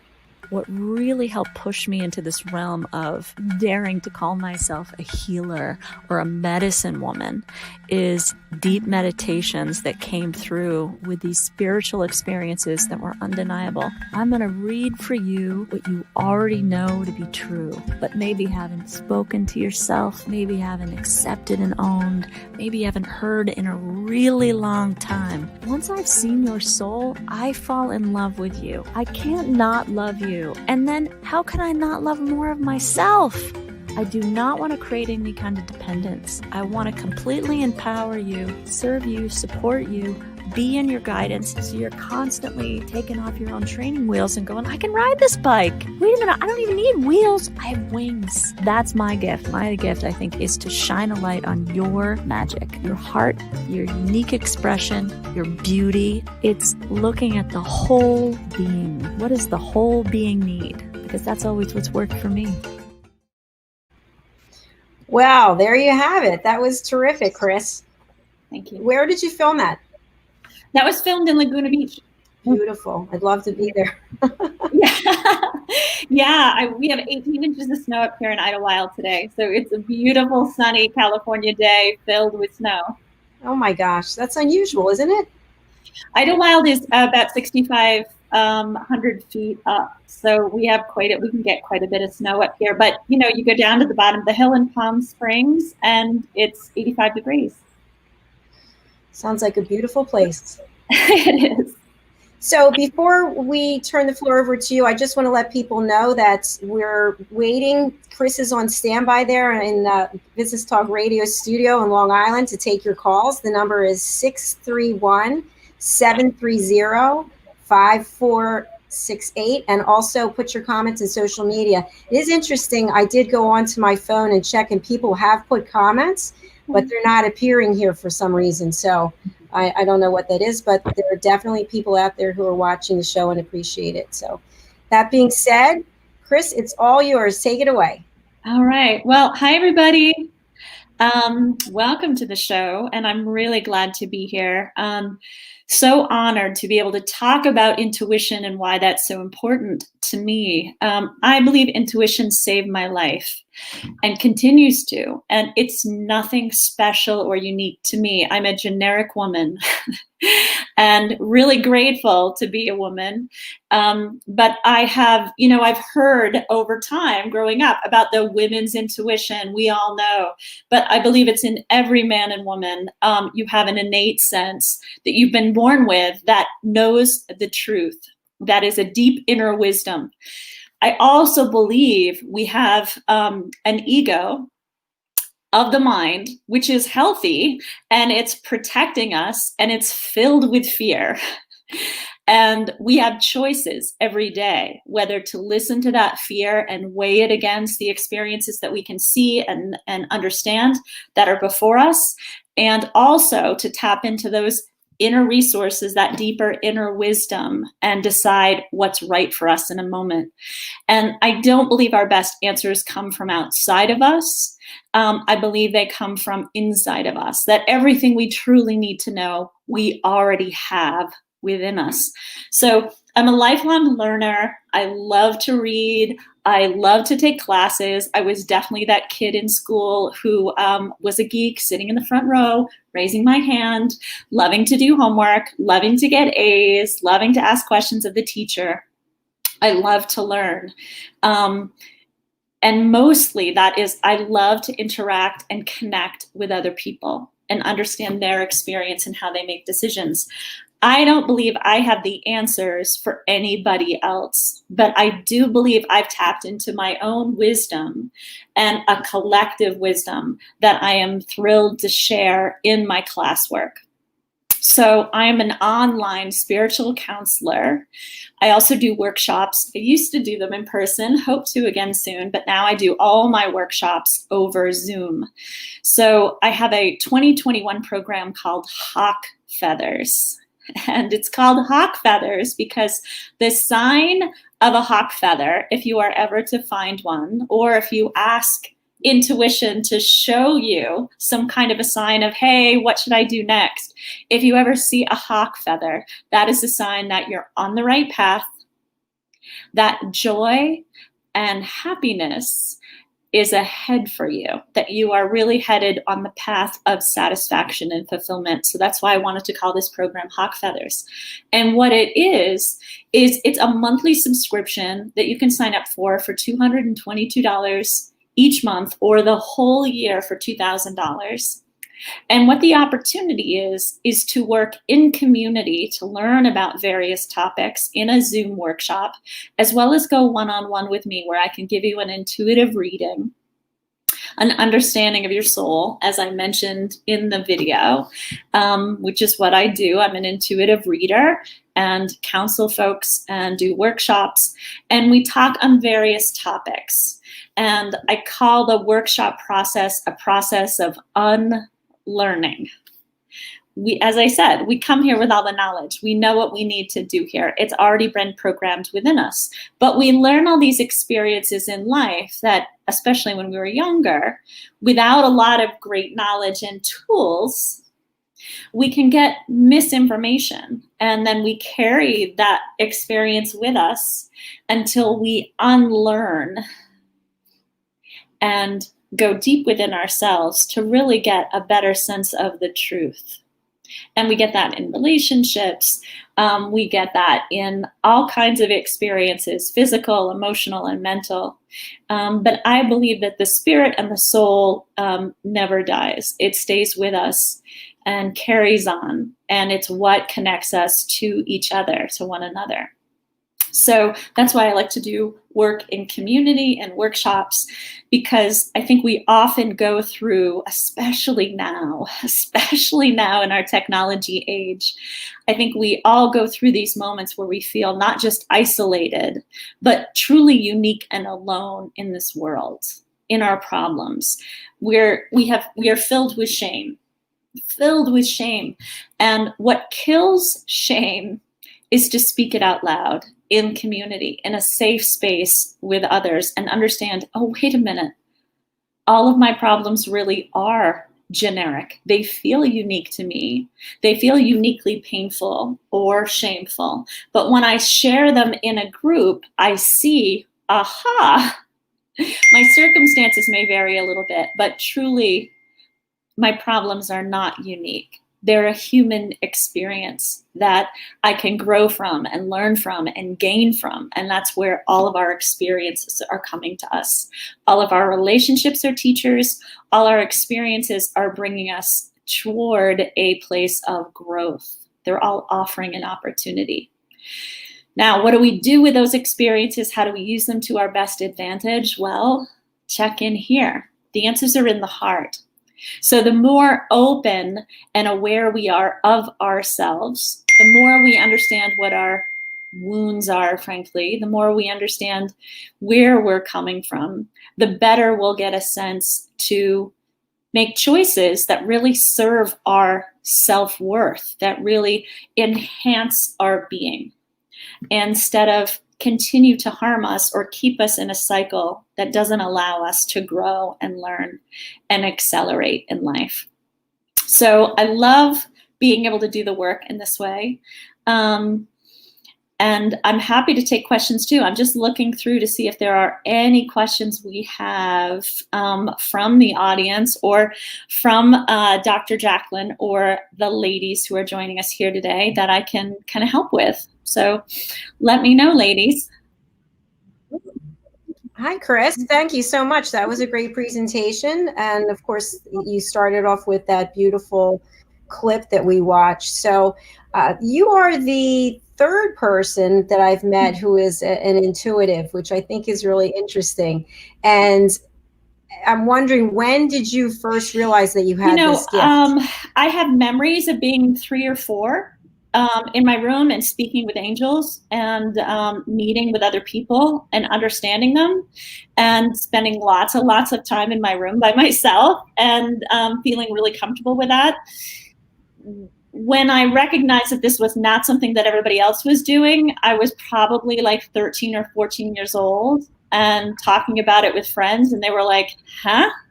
You do what? What are you talking about? And feeling convinced that there are these spirits that are around me that I'm having conversation with that other people were not, and not recognizing that I had the power to tell these beings, these entities, these experiences around me, whether to stay or to go, just like you would with any other human, that you can have boundaries with them. So I was a young child. And then, of course, when I shut things down more emotionally, everything got quiet again. And when I opened up again to be a healthy adult and learn how to be a healthy adult and experience all my emotions in life on life's terms, it got really loud again. And I had to learn very good boundaries. And that's when I started teaching about that, because more and more people would talk to me about it.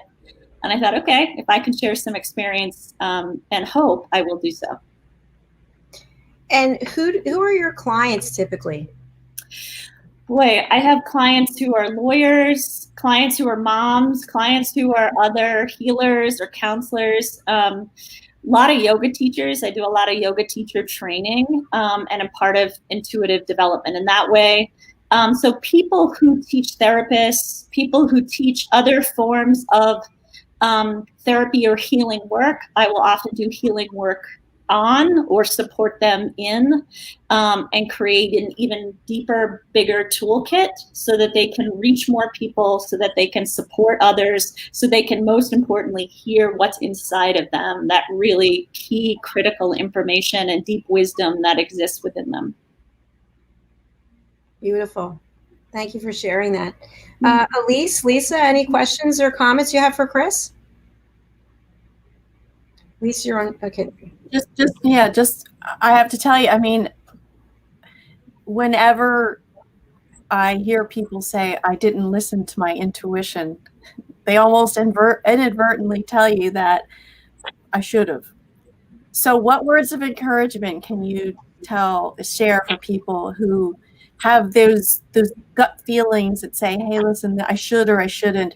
What can you say to them moving forward that will help them to better listen to those? Thanks, Lisa. Number one is, meaning it's okay if everybody else says that's not okay for them. It's okay if you're a little person and the big people around you and say, yeah, we're going to do this. And something inside you says, no, I'm not getting in the car. It's not safe for me. It's okay for you to listen to you. And that voice of intuition, what I've noticed is it's quiet. It doesn't scream. It doesn't say right now, right now, right now. It says, not for you. That's often what that voice says. Not for you, Chris. Not for you. Or it says, it's okay to trust yourself. I ended an engagement earlier this year that was extraordinarily difficult to leave. Very painful. And there was this still voice inside of me that says, you get to trust yourself. Even if everything on paper looks good, Chris, even if you really love this person, even if you think that this may cause a lot of pain, you get to trust yourself. Best decision, not an easy one. And I think that's often why people don't listen to their intuition. They don't want to deal with the consequences. They think, I don't want to have to, that's going to be hard. I don't want to do that. I don't want to leave the corporate job. I don't want to have to break up my family. I don't want to do this thing. I don't want to walk away. I don't want to be the black sheep. I don't want to do the hard thing. I'm afraid. That's okay. Every experience that we will have, we already have the strength to face and the answers to complete. We already have it within us. So that's what I would say. You have it. You can do it. Just as you had said before, you never have to do it alone. But it's okay if everybody else thinks bad idea, or you can't take that risk, or you don't know, or I wouldn't do that. It's okay. You get to trust yourself. You're the expert on you. Isn't it an incredible feeling when you do go with your intuition and you can look back in perspective and say, I'm so glad that I followed my gut on that. And then when you don't follow your intuition, how horrible it feels. Like it's like the bag of bricks. It's the guilt. It's the shame. It's just, why didn't I listen to myself? I knew what was right and wrong, or I knew I should have done this or not done this. And I think there are definitely people walking around feeling like that. I know I felt like that in the past. And I decided that 2021 is the year of listening to my intuition. That's amazing. I love that. Let that be true for all of us. I mean, I feel the same way. The greatest heartbreak I've had in my life, the greatest heartbreaks has been when I've betrayed myself. That self-betrayal is worse than anything, any lying, any cheating, anything I've encountered by anybody I've loved or cared about. That's self-betrayal. When I know what's right for me, and I say, no, we'll just quiet that down. We can do this other thing. It's okay. I'm strong. I'll get through it. I can power through. I can quiet that down. I'll just have another glass of wine, whatever, right? I can ignore that. I can surpass this. No. And that's my commitment to myself. The same thing. It's like, ooh, as hard as it's going to get, girl, I'm going to stay with you. Bet on you. That's what I always say. Bet on you. You get to bet on yourself. Mm-hmm. Feeling comfortable in your own skin. Elise, you're going to say something? Well, yeah, I think the hardest thing is that our society really teaches us from a very young age not to listen to ourselves. So it's incredibly empowering to listen to you talking about, finding that ability. But I know it's a really, really difficult thing to do. 100%. That's it. I see it with parents and kids, right? Like I watch my friends now who are having kids, or I watch these sometimes parents who bring their kids to my classes and they're teaching their kids, it's okay to listen to yourself. It's okay not to hug that adult if that doesn't feel right for you. It's okay to listen to your body. When your body says you're tired, when your body says, I don't want to eat that thing. I had a dairy allergy, a lactose intolerance for so much of my life. And I always sat at the table, the last one with a huge glass of milk, like, Chrissy, you can't leave the table until you drink all your milk, right? My little body was like, you know? And my mom laughs now and she's like, oh my gosh, I was killing you slowly, but like we just didn't know. But my little body knew all the time. I'd break out in hives. I had these terrible stomach pains. I learned now, the more that I did intuitive work, I got to this like everybody else who I think finds their calling. They find it by requirement, meaning I never set out to be an intuitive or a coach or any of those things, you guys. I wanted to be a dancer. Like when I was a little girl, my dream was to be a ballet dancer. Like that was it. Ballet was, and dancing was the thing that let me be who I was and felt comfortable. This was not my path. And I also thought, I want to make money. I want security. I want safety. I want all these things. And it was all these times that my body was so sick that was trying to tell me, not for you, Chris, not for you. Like, not for you. Fainting spells, hives, belly aches, migraines. There were always these moments that I have to tell you, at this time as an adult, I have no food allergies. Like, who doesn't have a food allergy? I have no allergies. You guys, I have no broken bones. I have no pre-existing conditions. I'm not on any pharmaceuticals. Like, there's nothing I need but to listen to myself. And when I do that, it's not always easy, but I'm always okay. That's very inspiring, because someone who does have allergies and does have pre-existing conditions, I need to get some help. So I think maybe listening to my intuition all the time would be the best thing. And something else, this is a long day, right, of doing the presentation, and I had interview this morning. And so I said to myself last night, you're going to have to get exercise. Like, what are you planning on doing to exercise? You can't just be sitting all day without any exercise. So I was going to get up around 5 and ride my bike up here. And I said to myself, I don't want to ride my bike at 5 in the morning. I'm actually going to sleep in. So I slept in until 8 today.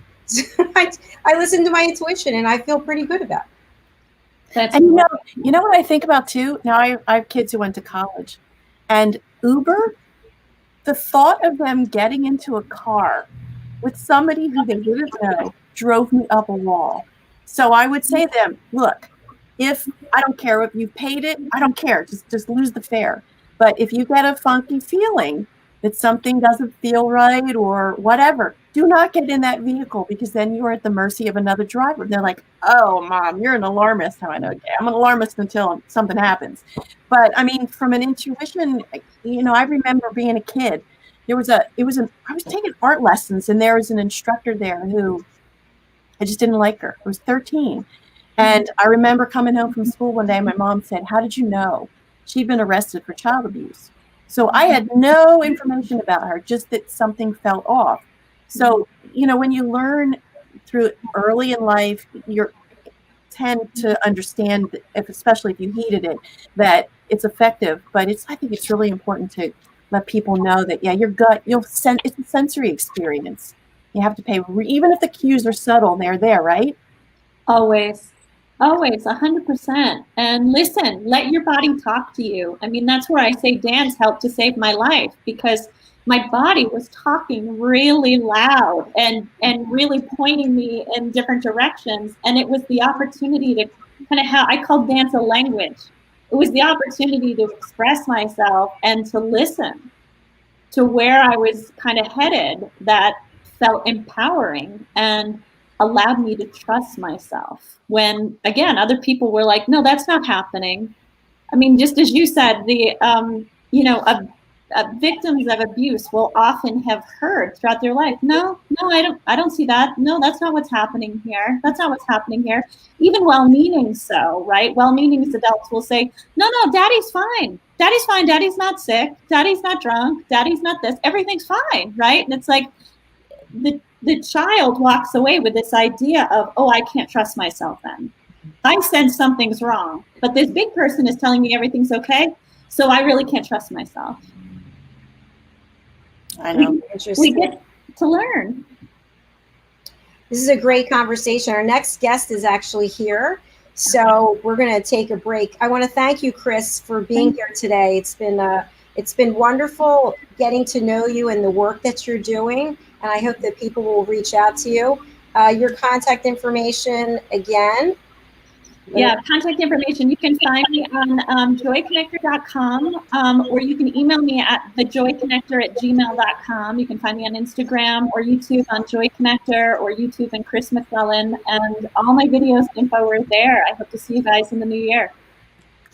Absolutely. We look forward to seeing you again, and we wish you the best in 2021. And thank you for helping our audience set an intention and a focus. So thank you. Stay with us here on the 2021 Wealth of Health events, part 1. Our next guest, Linzi Martinez, is backstage, and we will be bringing her out right after this commercial break.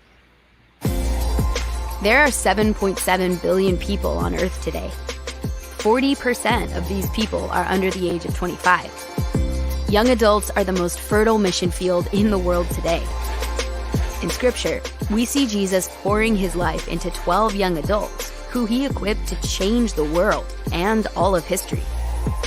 Like Jesus, we believe that the best approach to reach the world with the gospel is to invest in young, emerging leaders and equip them to build disciple-making movements. Concentric is the notion of surrounding and sharing a common center. Our center is the model and strategy of Jesus for both leadership development and ministry formation. As a global alliance, we provide equipping in biblical leadership based on Jesus' example in the New Testament. Jesus modeled for us how to make disciples that reproduce. Focusing on leadership development is key to creating movements that spread the gospel and Jesus' disciple-making strategy to young leaders around the globe. Our Ministry Alliance partners are actively equipping leaders and building movements of multiplication that reproduce the life of Christ. Join us today to equip young leaders with Jesus' strategy that will change cities and nations.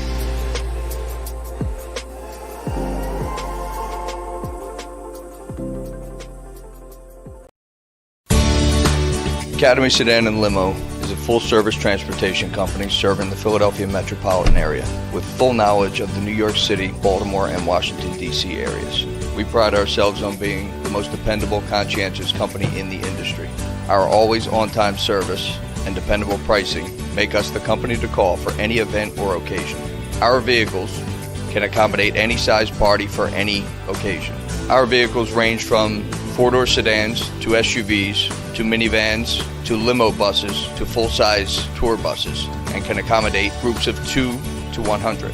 We offer airport shuttle service or over-the-road service without limitation regarding mileage or time, and no drive is too long or too far. So if you find yourself in need of transportation of any type with any vehicle, give us a call at 610-842-4564 and let us show you what a real transportation company can do for you. Use code ACADEMY2020 to receive 20% off your first 3 rides, including parking and tolls.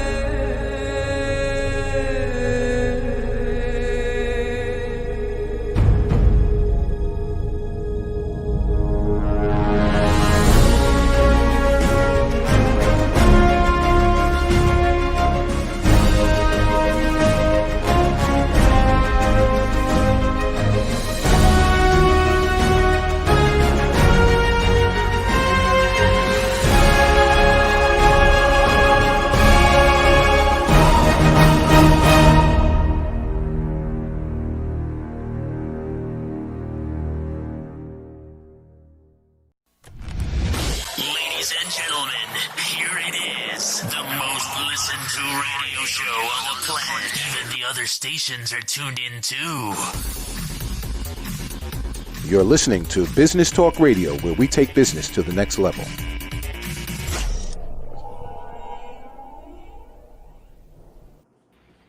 Welcome back to the 2021 Wealth of Health event, live here on Business Talk Radio and social media.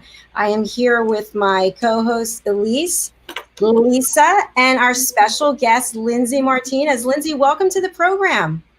Hi, thank you for having me. I'm so excited. Thank you for joining us. Where are you today? I'm in Boca Raton, Florida. Sunny Florida, a little bit warmer than it has been, probably warmer than other places. However, we're experiencing a bit of a cold spell. It's about 65 and I'm freezing. Oh my gosh. So, interestingly enough, my mom has a place in Boca and we normally would be there now, but because of COVID, we're hanging out in Avalon at the shore. So is it safe to come back there, just as an FYI? I'm sorry, Jacalyn, I can't hear you. For some reason, it sounds like you're underwater. Oh, can anyone else hear me? Yes? Yeah, for me, it's not clear at all. I don't know why. Can someone else speak? Elise, can you say? It's like it can't, it's all, I don't understand. Can you hear Elise or Lisa? Yeah, that happened with one other time too, with another guest. You're clear now. Okay, there you go. Yeah, Lisa's clear now. That's great. Okay, good. There you go. So my question was, my mom and I would normally be in Boca right now. She has a house there, but because of COVID, we've been staying away. So you look pretty healthy and pretty good. So is it safe to come back? That's the question I have. You know what? I think the reason it's not safe here in terms of how the world is viewing Florida in particular is because there's a lot of kids here that come down here for the holidays, and like South Beach, Miami, Fort Lauderdale. A lot of these kids aren't really entirely worried because, of course, that generation isn't really affected, but they bring it to everybody else. And I think that's truly my opinion of what's gone on. If you go down to like Delray or if you go to Miami, South Beach, it's getting a little bit better, but not a lot of people are wearing masks, and the clubs were open for a while. So I think that we kind of really got the grunt of it. But I think that everyone's being a little more careful now. So I do think that you're as careful as you can be. And I think if you're doing your job, I think you'll be safe. Okay. Sounds good. Thank you. So we might be coming to South Florida sooner than I thought. That's fabulous.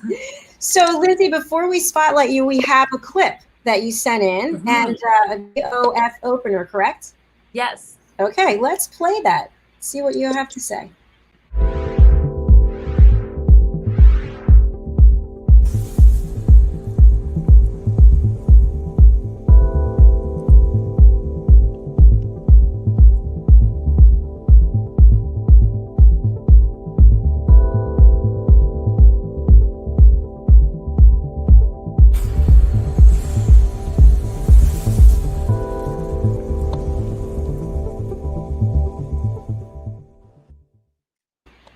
I love that, body on fire. I feel like I want to go outside and run or jump in the bay and swim or something. No, that's a good thing that I'm motivating you. I love it.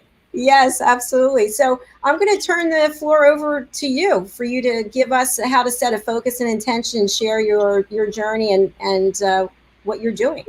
Oh, thank you very much. Okay, so for me, I actually wanted to give some information that's really useful for our audience for the upcoming year, which is the just 10 really good tips to stay healthy and to get on that COVID-19 pounds that you might have gained, to get those off. So what I'm planning on doing in my presentation right now is helping you guys with 10 really key top tips to help you guys really do this with zero willpower. That means it's not going to be hard.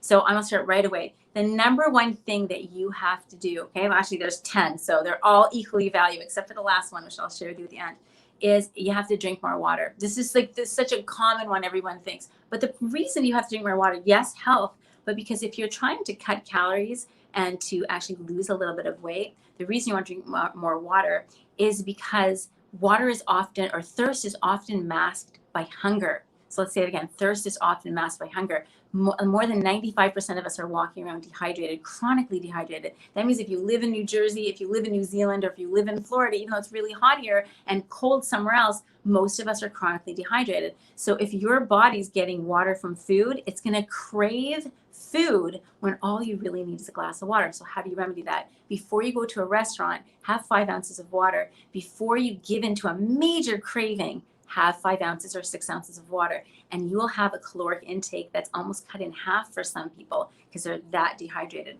Okay, number 2, get enough sleep. Everyone says, Linzi, of course, get enough sleep, but get enough sleep for one very good reason. I'm talking purely about weight loss and health.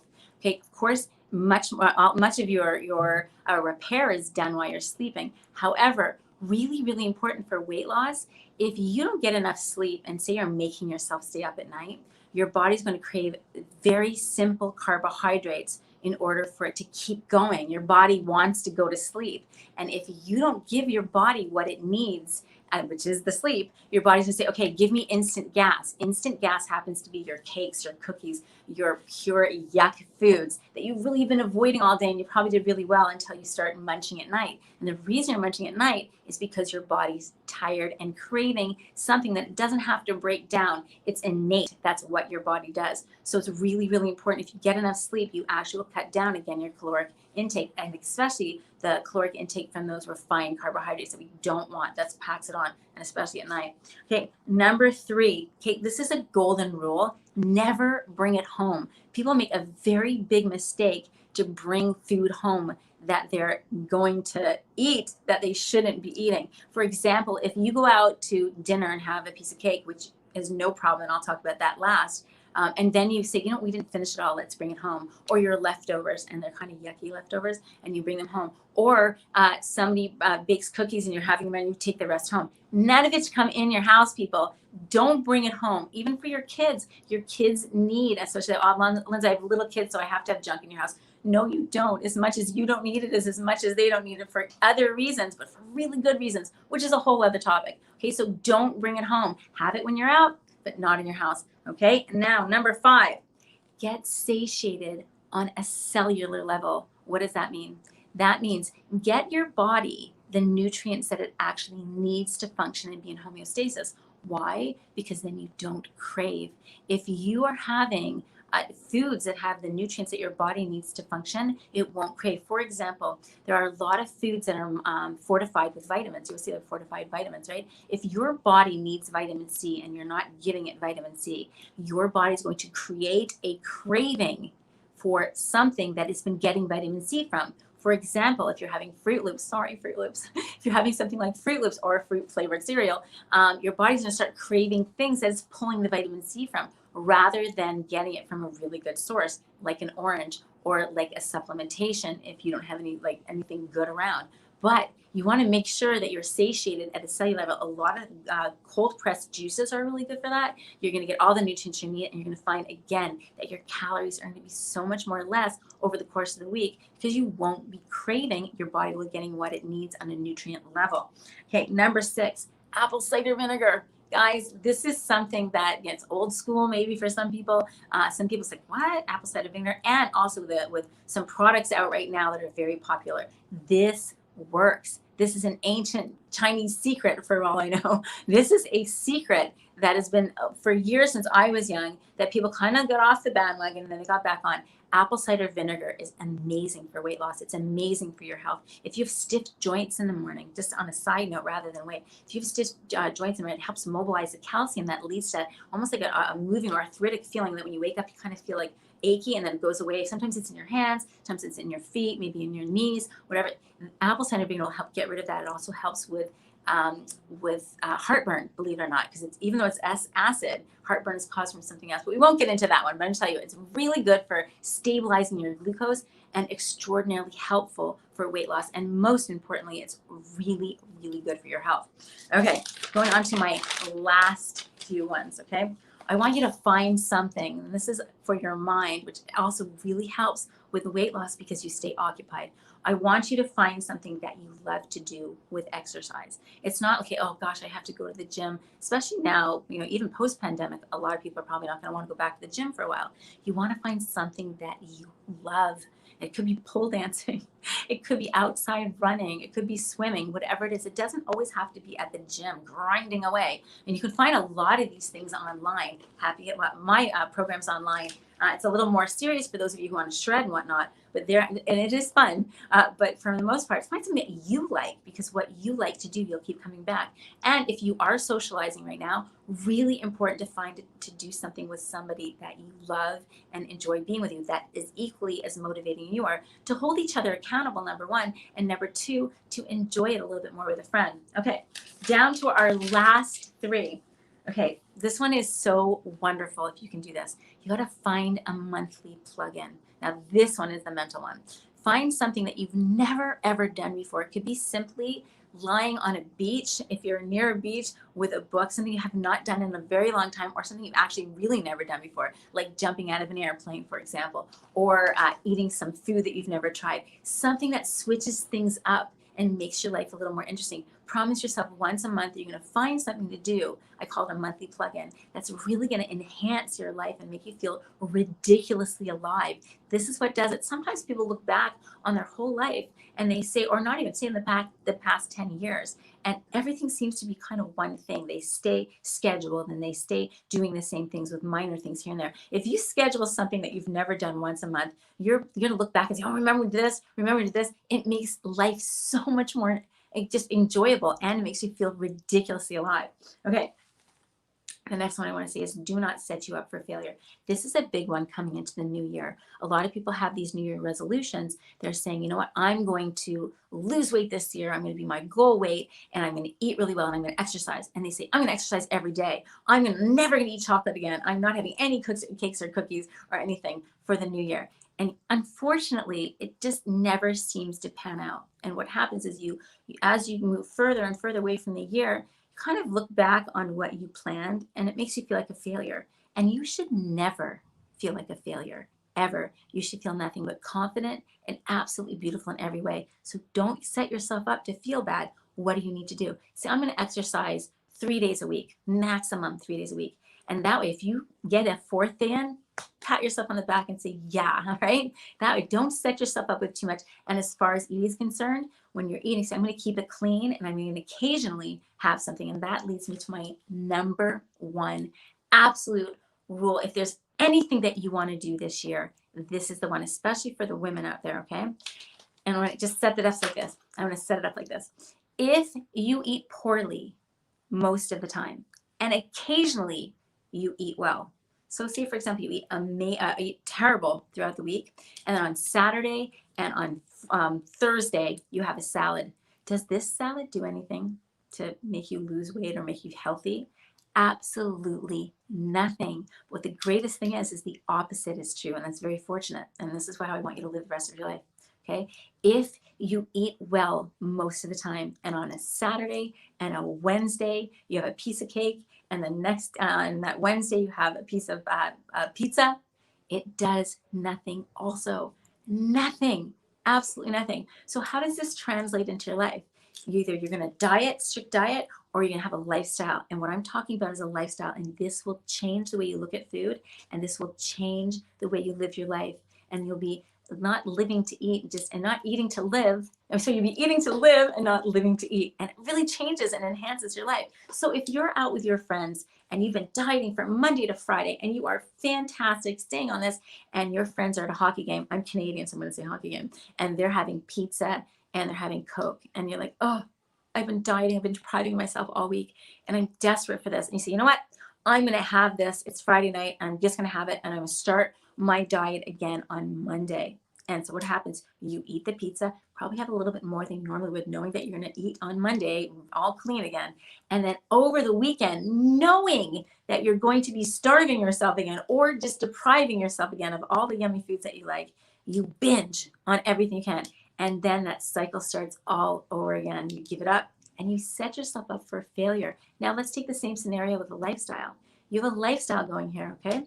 And the same scenario happens. Monday, you started on Monday, Friday comes and you're out for dinner with your friends. What do? You have the pizza. Have pizza, have one piece, maybe even 2 slices. But the very next day, you go back and you eat well again. And you ignore the fact that you did that. Don't get on the scale, throw your scales away, and just enjoy the fact that you had that one night, and then get back to eating well. You want to eat well most of the time. This is a lifestyle, and it changes your life to get your focus off food. And you know what? Enjoy your life. And you know what? That's what we want to do here. You want to feel as beautiful as you really are. You are beautiful. You are amazing, and you deserve everything wonderful. So treat yourself like that.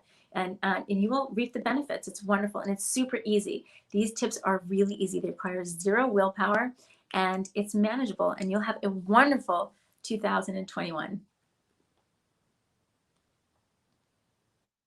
Wow, that was phenomenal. I was actually taking notes of all those tips. And by the way, I know when you're in the grocery store, if you start going down that candy aisle, I do this all the time. I'm like, the Reese's are calling me. And I actually walk over to the bag. I'm like, do not get the Reese's, but then I get them anyway. Now I do customized plans for people, and I have a group on Facebook that it's a free group because of the pandemic. I have to give something of myself, and it's been every day since March 16th, but that's another story. What I do is I find alternatives. The industry is really caught up to us healthy people, and there are alternatives for chocolate that you won't ever, if those Reese's are calling your name, I have something else for you that is going to be equally as satiating without the yuck in it and without those awful calories that are the bad calories. And it's just, and the taste is amazing. It's amazing what alternatives you have. So somebody coming to me that needs a plan, and even just some information I give out on the group for no cost at all, complimentary, I find I have alternatives, healthy alternatives that I would give a baby. That's how healthy they are, okay? For chocolate, for chips, for cakes, for cookies, for everything. The industry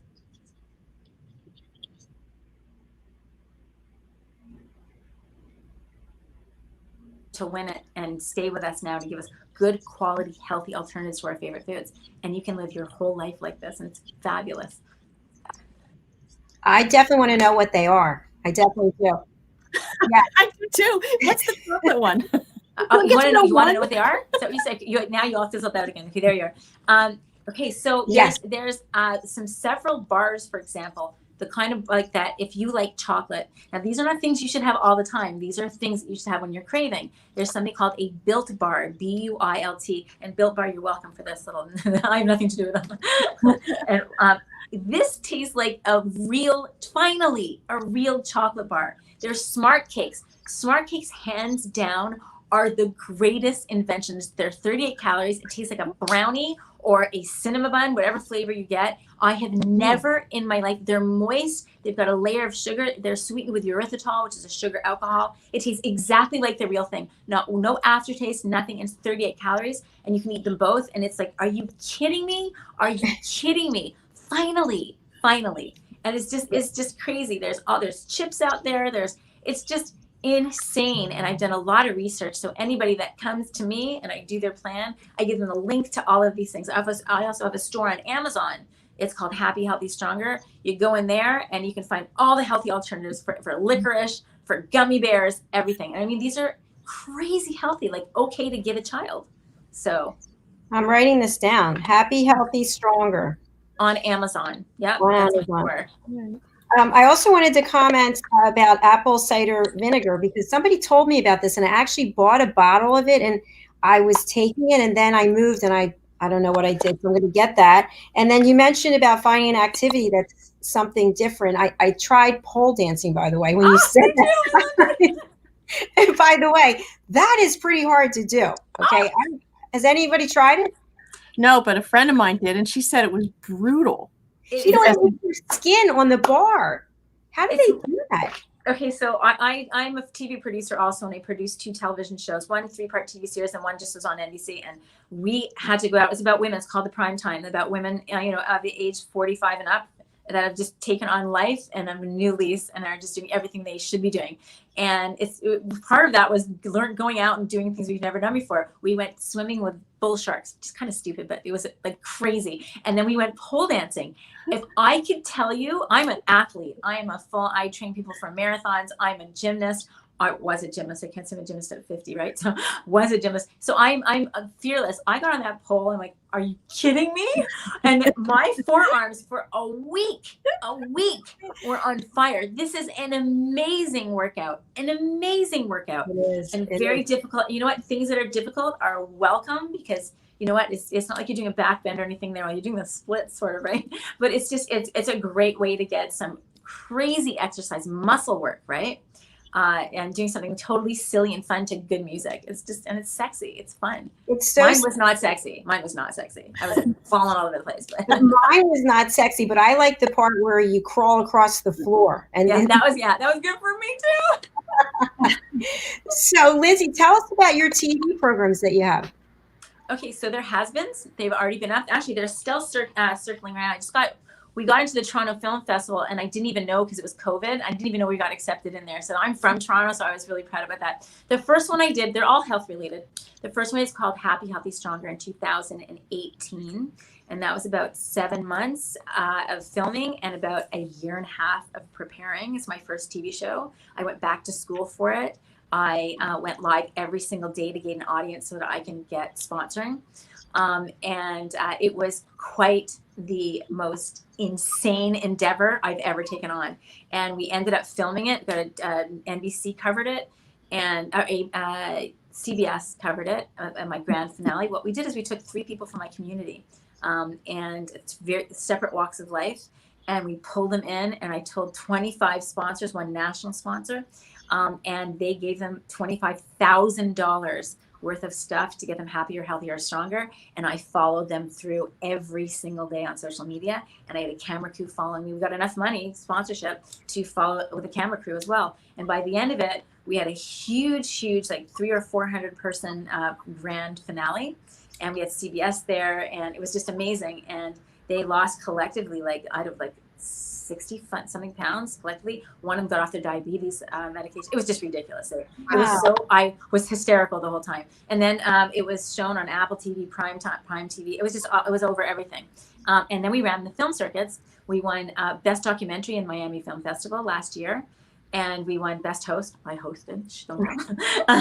And then we went in the International Film Festival in Manhattan. We won something there. And in Toronto, we got officially selected. So now I have the trifecta I'm missing one. I'm missing LA. We've kind of not gotten into LA. They've refused it a couple times. It's been denied. I'm not stopping. When it hits LA, I'll be done with it.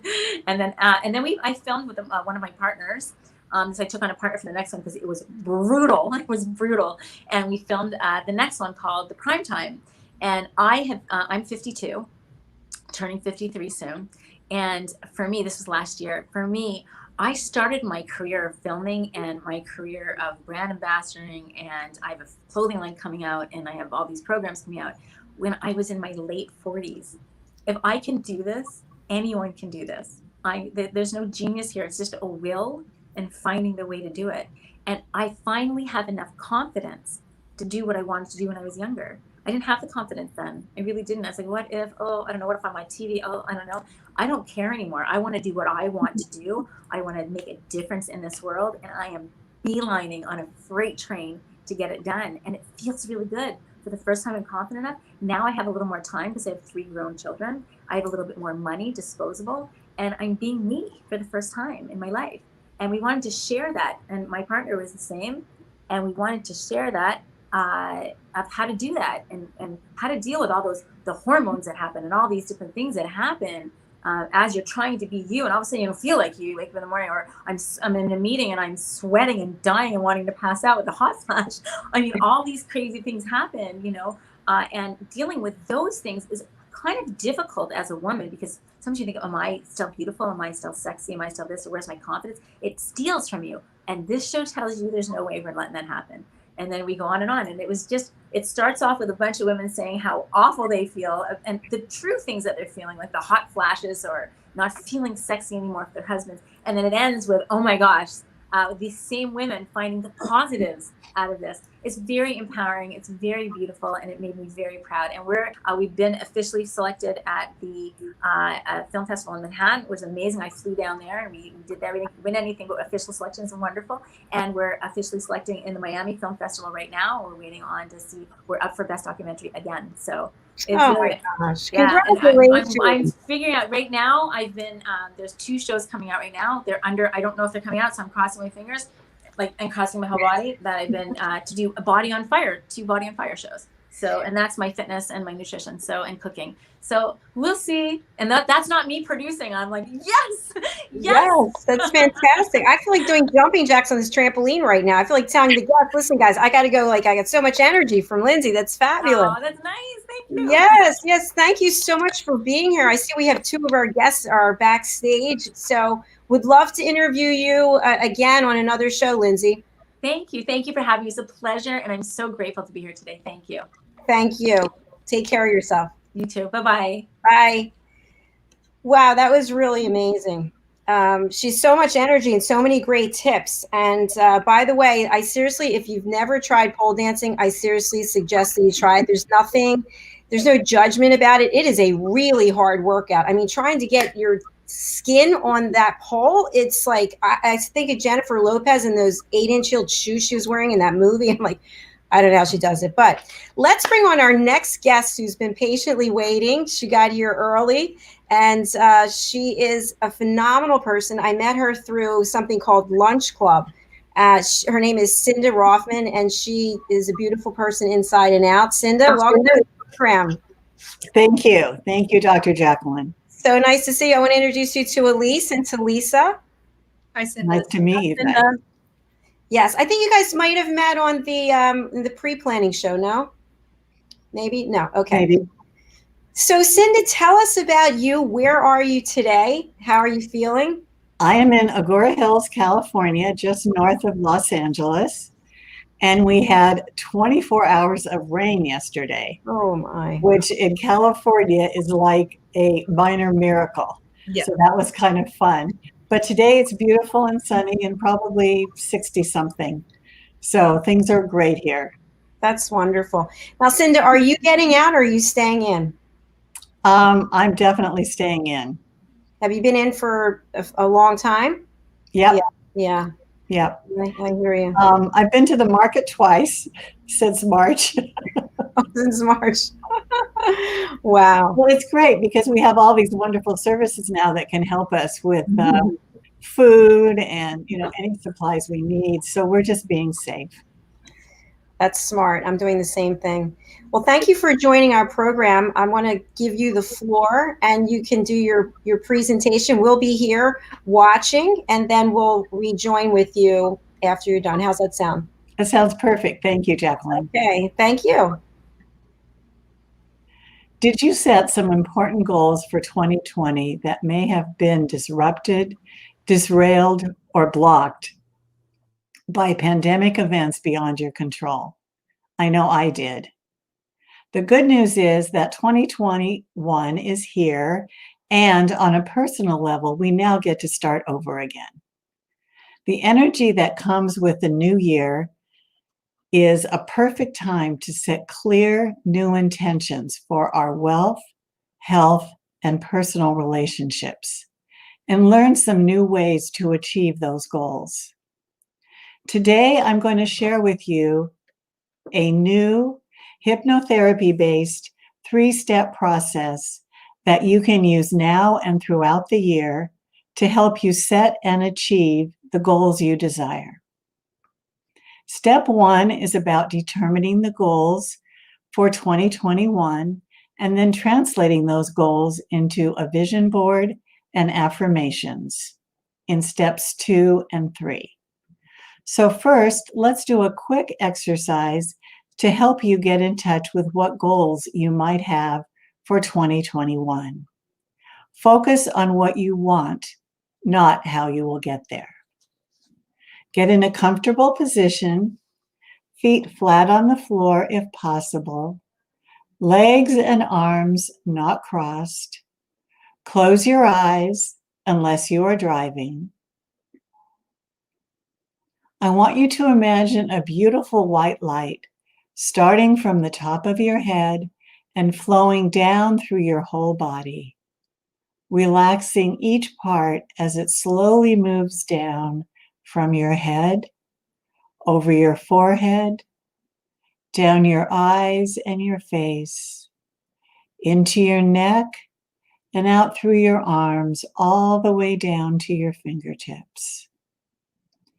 This gentle white light now flows down your chest, into your stomach, thighs, and down your legs, all the way down to your feet. Take a moment and get in touch with how relaxed you feel. Now imagine that it is December 31st, 2021. What would you like to have achieved?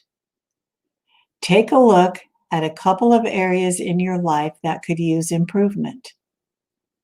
If these 2 areas were to significantly change, what would be the impact on your life?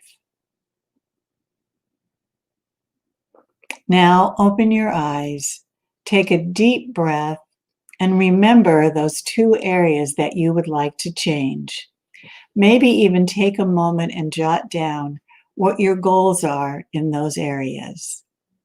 You can do this exercise yourself when you want to see change in your lives and set new goals and intentions. Now that you have your goals in mind for 2021, you are ready for step 2, making your own vision board. A vision board is a visual reminder of what you would like to see in your life and what changes you want to make and what you want to focus on. I like to make a new vision board at the beginning of each year. In 2019, my vision board included a beautiful picture of a Mediterranean island. Little did I know that I'd be spending time that summer on the Greek island of Corfu. It also included a picture of a family eating outside at a long table under market lights, a dream I've had for a long time. This summer, my son put market lights in my backyard, and we've had many socially distanced dinners out there together. One of the phrases I picked for my board was clean out. Little did I know I'd have time to clean and organize my spice cupboard, my coffee cupboard, my pantry, my junk drawer, and everything else. So a word of caution, be careful what you wish for. It just might come true. You can make the board all about one area, or you can make a board that encompasses all areas of your life. If your focus this year is on your business, then pick pictures and words that describe what you would like to see in your business. If your focus this year is on your personal life, pick pictures and words that embody what you want to achieve in your personal life. Making a vision board is very simple and fun. Get a large poster board. I like to use a board that's at least 3 by 3, a stack of magazines, scissors, glue, paper, and pen. Take a moment after you have your supplies to sit and pause, just like we did a few minutes ago. Calmly sit and relax yourself from your head down to your toes, and take a moment to think about what it is you would like to see come true. What goals would you like to achieve? You may not know exactly how your goals will come to be. That's okay. But your job is to find pictures and words that speak to you of those goals. After you have a group of pictures and words, lay them out on the poster board and glue them down. If there are words or phrases that you couldn't find, you can write them down and add them to the mix. You can also print words and pictures from your computer, or take pictures and print them and put them on your board. And importantly, sign and date your vision board so that when you look at it over the years, you will remember exactly when it was that you did it. Now that you have your vision board, put it in a place where you can see it every day and be inspired by it every day. You can even add to it if you find things you may have missed on the initial board. In a year, take a look and see what of those things you've aimed for have come to be. I think you will be very surprised. I always am. Now, let's talk about step 3, affirmations. What are they? What can they do for you? How best to use them? The word affirm means to make firm. So you have a glimmer of an idea in your mind. That is the beginning. To make that idea strong and firm in your life, you can use written affirmations. Repeating the affirmations helps you to make an idea, goal, or belief firm and strong in your subconscious mind and bring it into forceful alignment with your conscious desire. You may not know exactly how your goal will come to be. That is not the point of affirmations. When you imagine and think about succeeding in an area, your subconscious mind will come up with the how in time. Affirmations are simply positive statements that say what you would like to be, do, or have in your life. When you write or say your affirmations, you are able to refocus on those positive feelings. Affirmations use positive, constructive words in connection with I, me, or my, and positive feelings. It's important to make sure that your affirmations are intentional. That means you really want what you are putting in your affirmations. I once heard a story told by Jack Canfield about affirmations with the same warning. He was giving a speech about affirmations and decided to make up an example of having a house in Kaanapali, Hawaii, at the top of a hill overlooking the ocean. A 4,000 square foot house with beautiful walls that opened up to let in the view and the breeze. He didn't really want or need that house, but he used it as an example over and over as he gave that speech each time. What do you think happened? Yes, A few years later, he found himself living on the top of a hill in Kaanapali, Hawaii, overlooking the beach in a beautiful home. He was able to laugh at himself when he realized what he'd done. When it comes to changing your thinking, feeling, and behaviors, affirmations can be very helpful. You can use affirmations to motivate yourself, keep your mind focused on your goals, make positive changes in the way you think, feel, and act, and influence the subconscious mind and harness its powers to help you reach your goals, and shift your mindset and life experience to a more positive, energetic, and active worldview. The best time to use affirmations is the last thing at night and first thing in the morning. Each evening, our subconscious mind takes over as we prepare for sleep. This is the time when your subconscious mind is most available for programming. As we are sleeping, the mind uses dreaming to deal with all the things that have happened during the day. When you read your affirmations out loud before falling asleep, they enter your subconscious and begin to make changes. If you write them as well, another part of your brain is engaged, and they become even more effective. I offer each of my clients a copy of my book and journal, The Power in Affirmations, for them to write their affirmations in. The journal also contains space to write what you are grateful for each day. This is another way to focus on the positives in your life. When you wake up in the morning, you still have some access to your subconscious mind. Read the affirmations again to set the stage for the day. Even better, say them out loud in front of a mirror.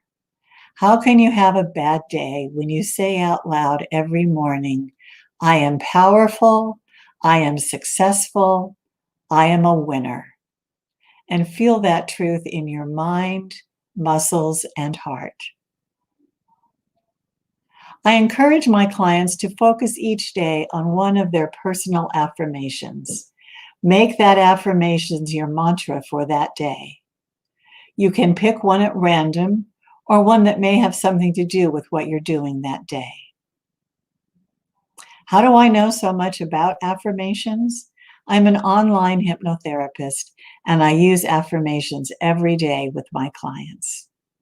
In the talking or cognitive portion of our session, we craft specific affirmations to help them with what they are working on. In hypnosis, I read the affirmations to the clients and have them say them silently to their self so that they become a part of their subconscious. The client can then use my book and journal to write their affirmations every night. Research has shown that people who write down their goals earn 9 times as much over their lifetimes as people who don't. Writing your affirmations and what you're grateful for each night takes less than 5 minutes. You may truly change your life for the better. As a certified hypnotherapist, I work with clients nationwide who want to make positive changes in their lives. With hypnosis, you can make those positive changes much more easily by engaging your subconscious to work with your idea instead of against them. Right now, I am offering 3 special packages, one to help with insomnia, one for clients who want to stop smoking, and one to get healthy by better weight management. Use the promo code WOH2021 and you will save $125 on the package of your choice. Please call 818-929-4944 or visit my website, cindaroffman.com, to take advantage of this special offer. Copies of my book and journal, The Power in Affirmations, are also available on my website. Thank you for your trust, your confidence, and for the privilege of sharing this important information with you today. I wish you all a happy, healthy, and prosperous 2021.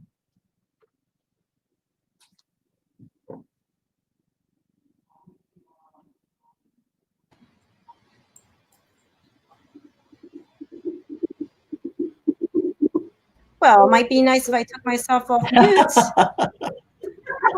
I was clapping and I said, that was a fabulous presentation. I love your Thank you. voice. And I couldn't close my eyes because I'm watching the board, but I felt so calm and peaceful. Great.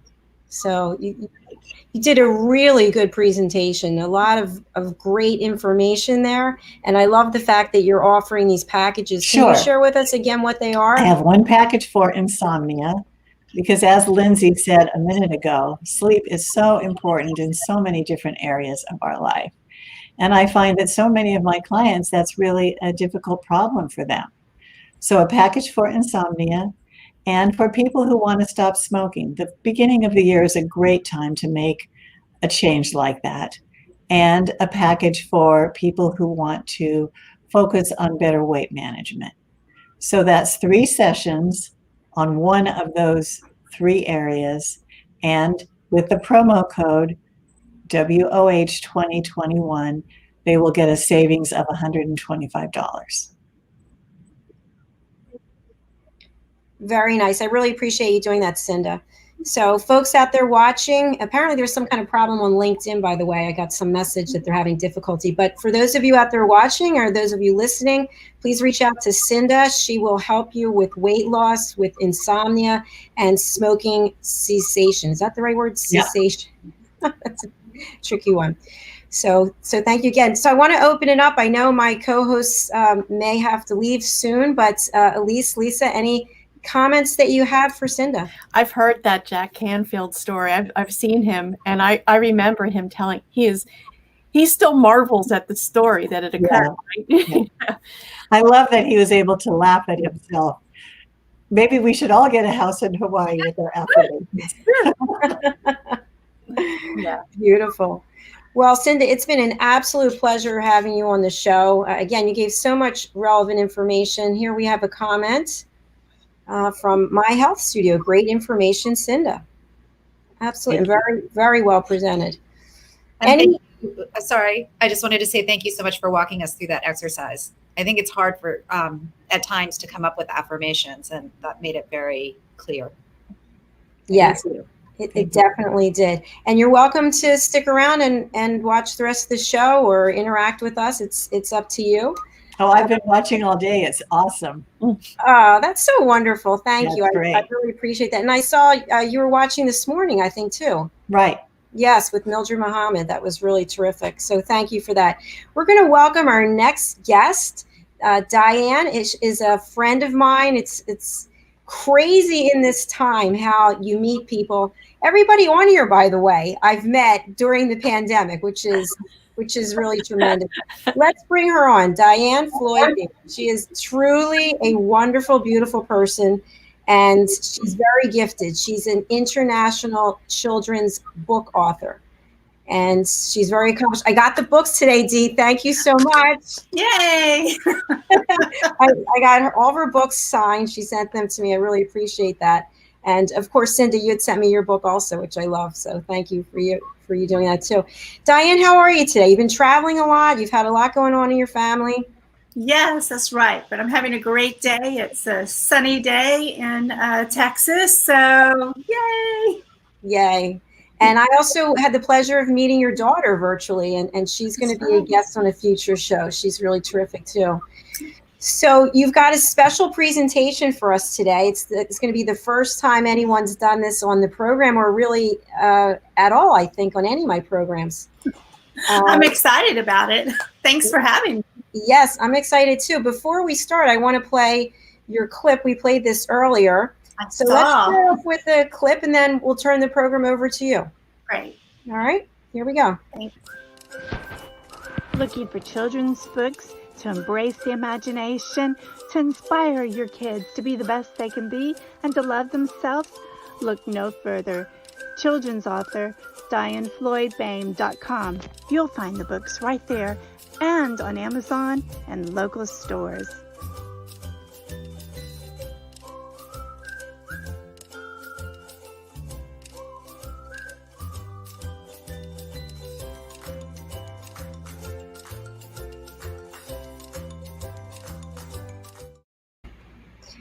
One of the things I really love about your books are the illustrations, which are just magnificent. And I love the fact that each one of your books has a message that extends so much further than just what's read on the paper. And I hope you'll share more about that with us.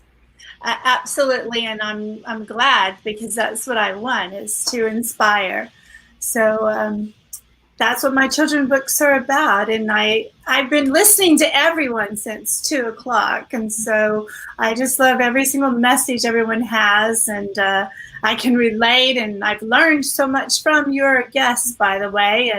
And I'm hoping that my books kind of do some of the same things that theirs does, and the mindset and so forth, to be positive.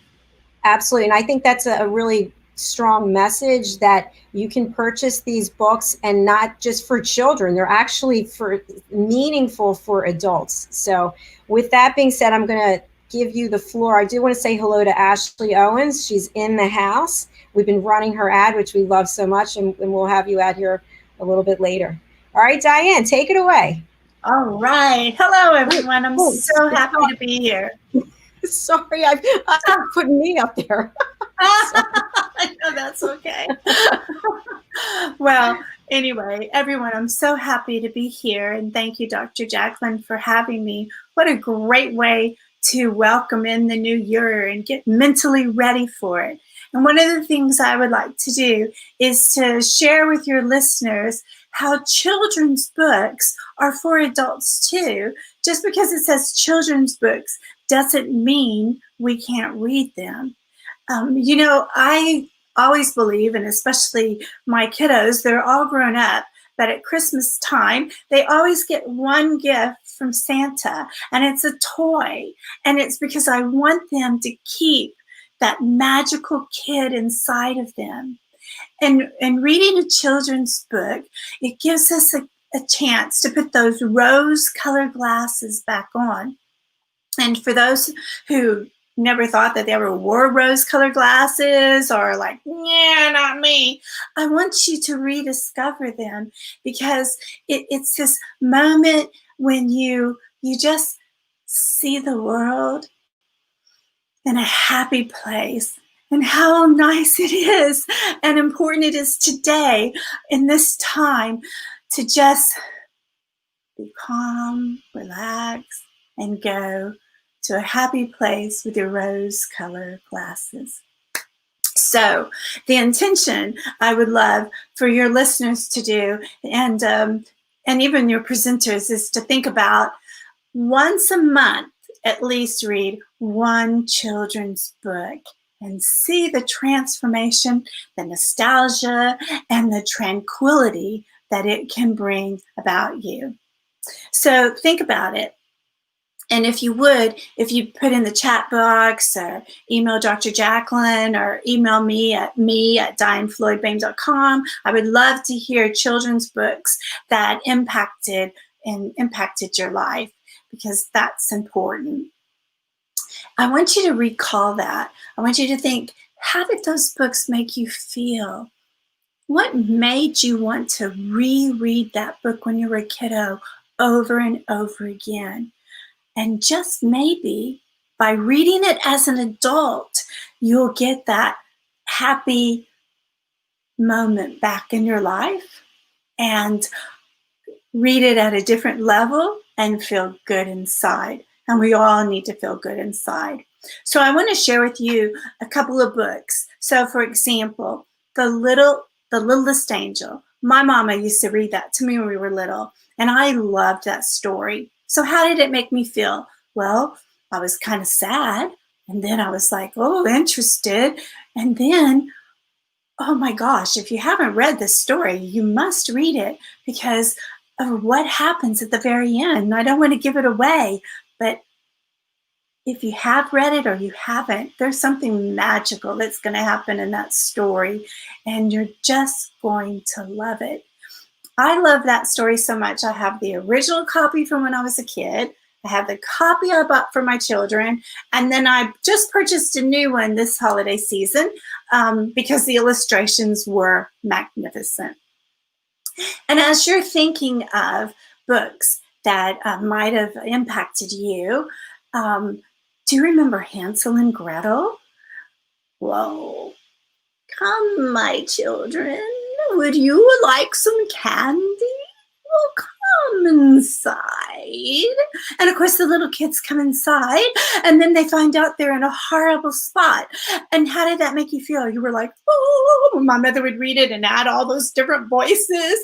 And in the end, though, it's all happy, but you learned never to talk to strangers.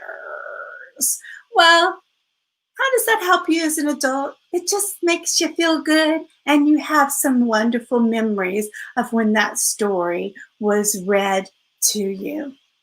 And my mom was so good with those different voices.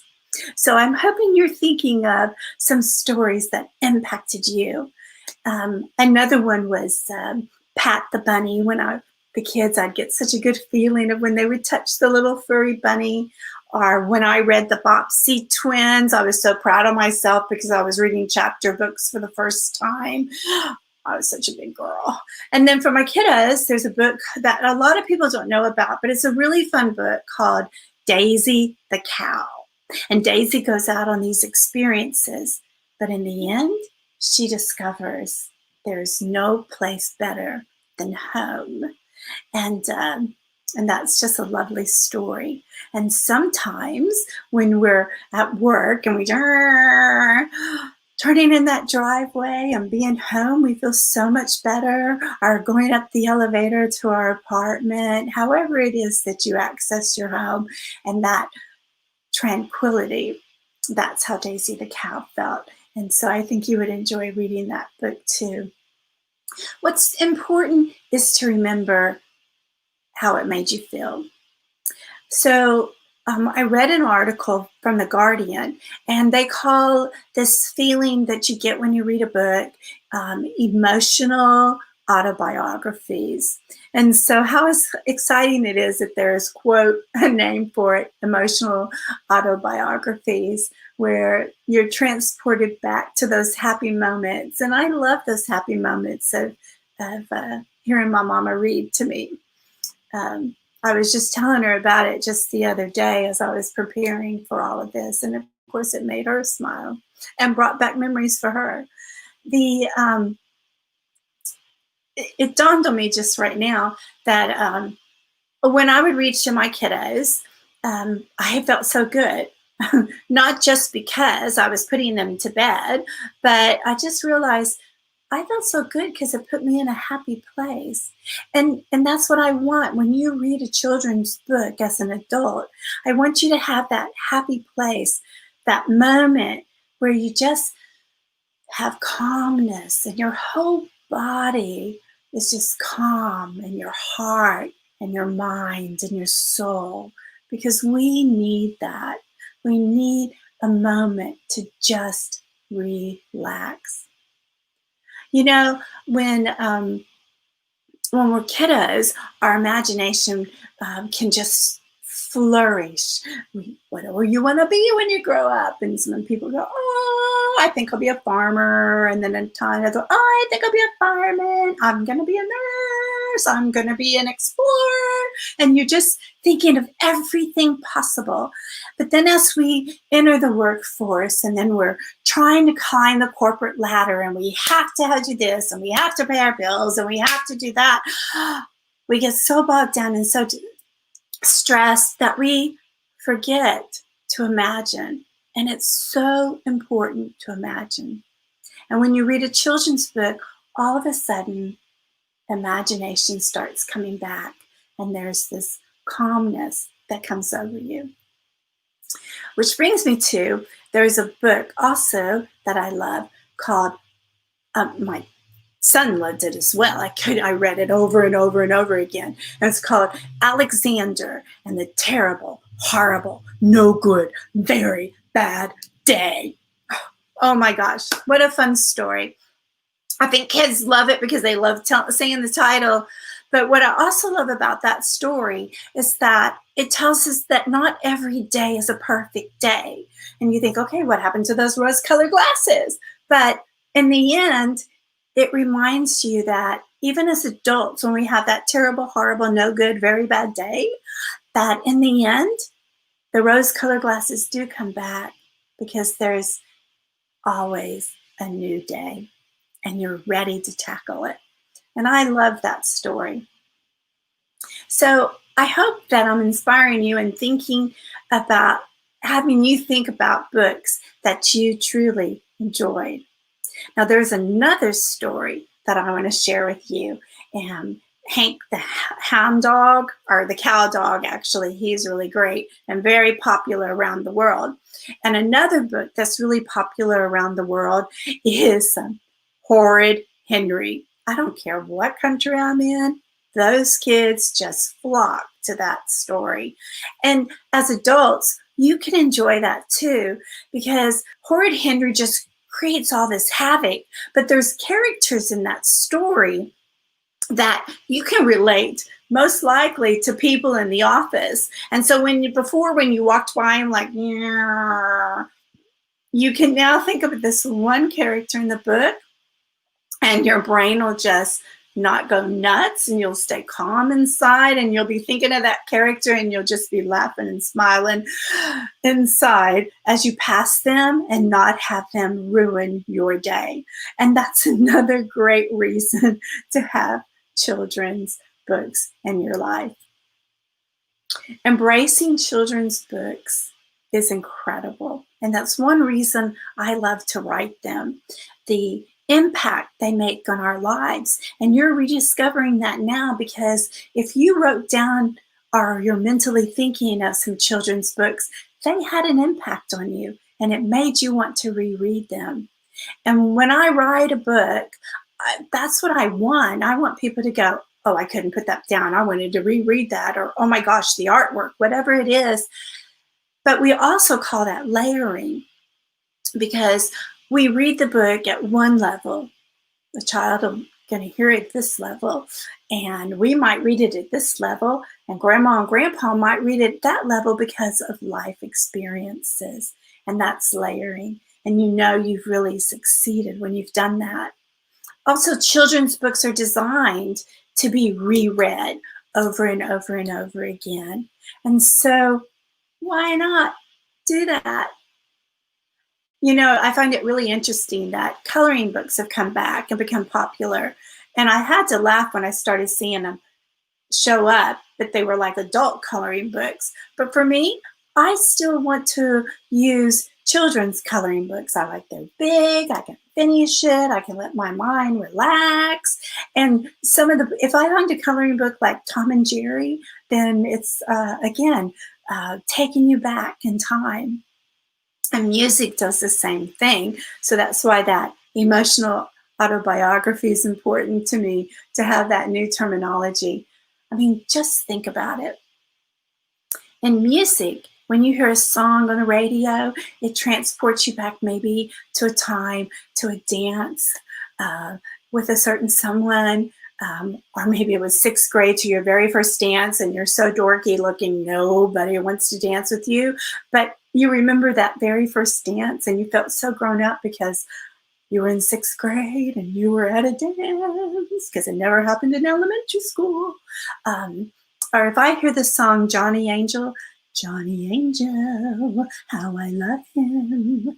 Remember that song? Well, I'm transported back to sixth grade, my first slumber party, and we're all bouncing and dancing on the bed and just doing all these dance moves or pretending Johnny's there. The nostalgia is incredible, and children's books can do the very same thing. And how exciting to think about when you've had a rough day. Why is it that kids get to have the children's books? Why can't we? Why can't we start going back and picking up those old children's books and having tranquility and calmness back in our life.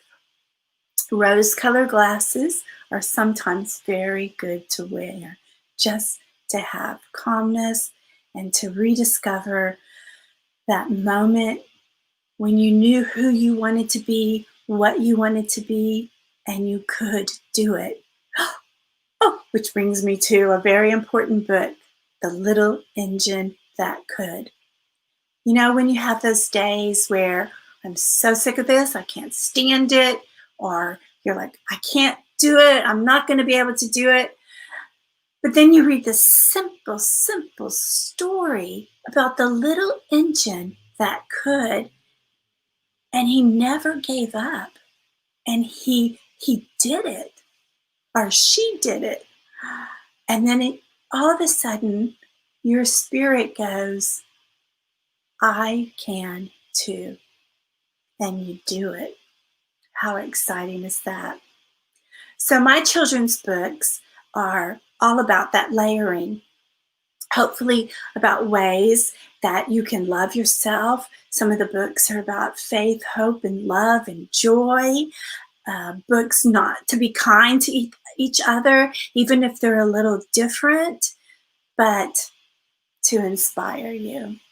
And I never use the same illustrators. Some of the books, my daughter has done all the illustrations in the brand new one. It's incredible.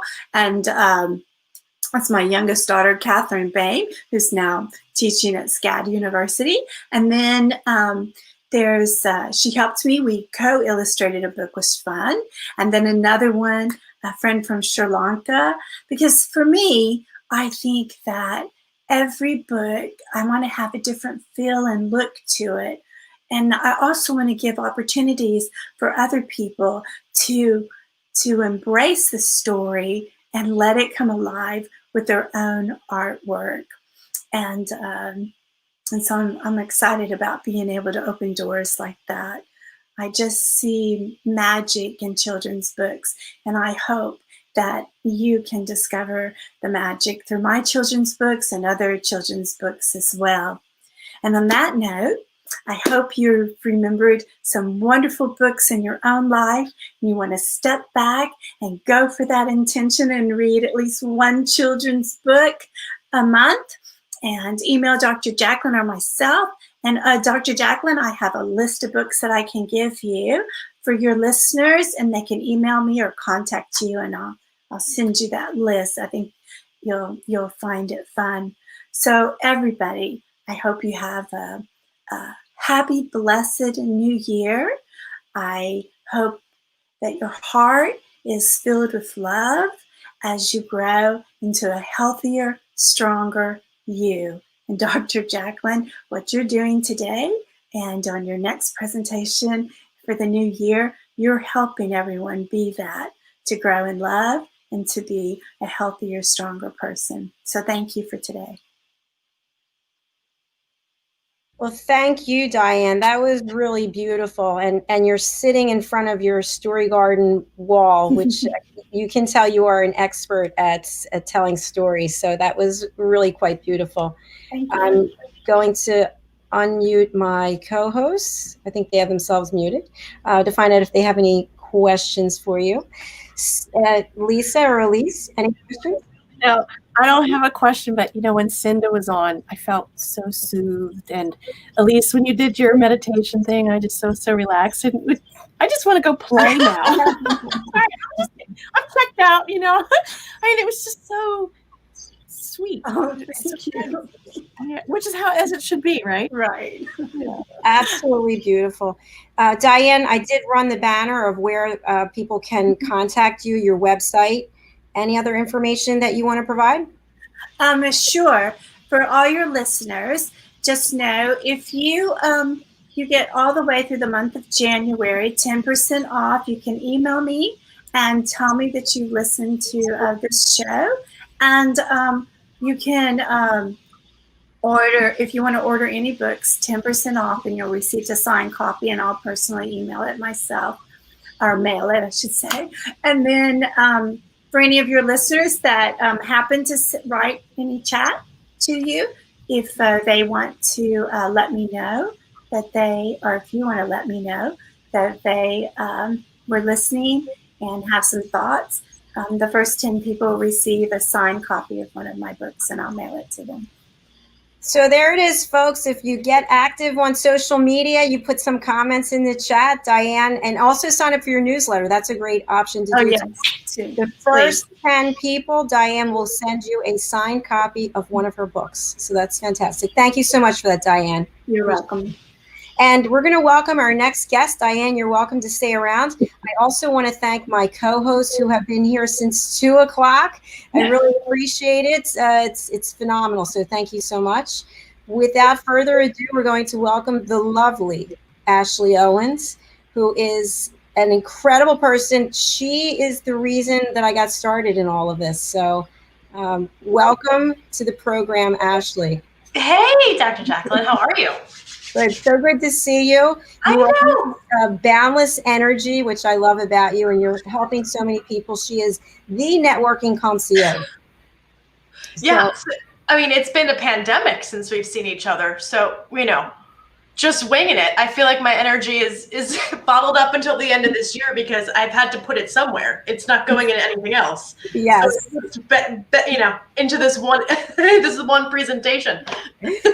So Ashley is the networking concierge, but she's also a show host at RVN TV. And we met because of Nancy Kovler, who introduced me to you, the lovely Nancy.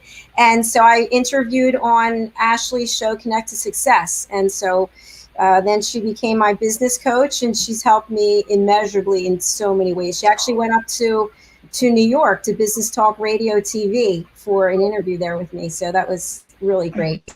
I mean, I've done nothing except tell you exactly what you're doing is the right thing, which is why you've got 17 shows now. Sometimes we just need the permission to do the things that we know need to be done. And Jacalyn, when you came on the show as my guest, I think I immediately, as soon as we cut, I looked at you and said, you need your own show. Because it was unlike any interview I had up until that point, because you just know how to communicate effectively with people and ask the right questions, and you're genuinely interested in people. So I'm just so thrilled. I'm thrilled to be here. This is so exciting. Thank you. I appreciate it. And I'm going to start off playing your ad. I love this ad, by the way. It's just so you, and I just love it. Let's play it, and we'll talk about it afterwards. Here we go. You. Okay.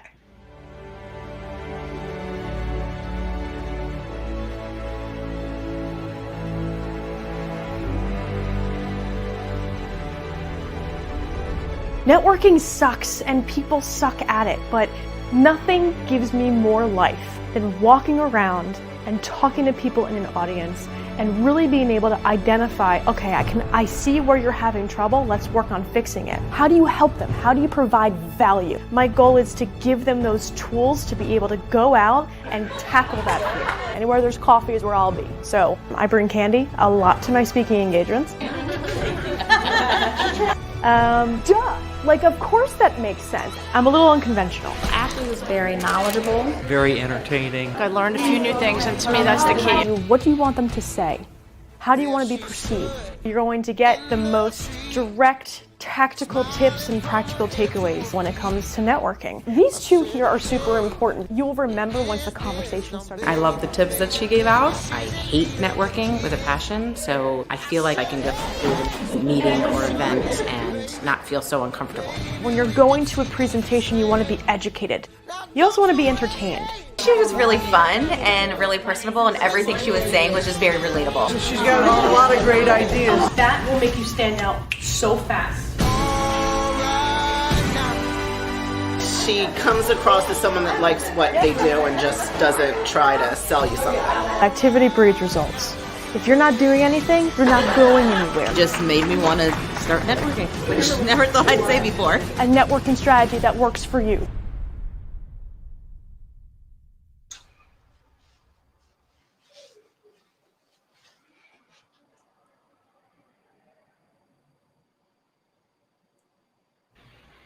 Oh God, that's what I couldn't afford highlights.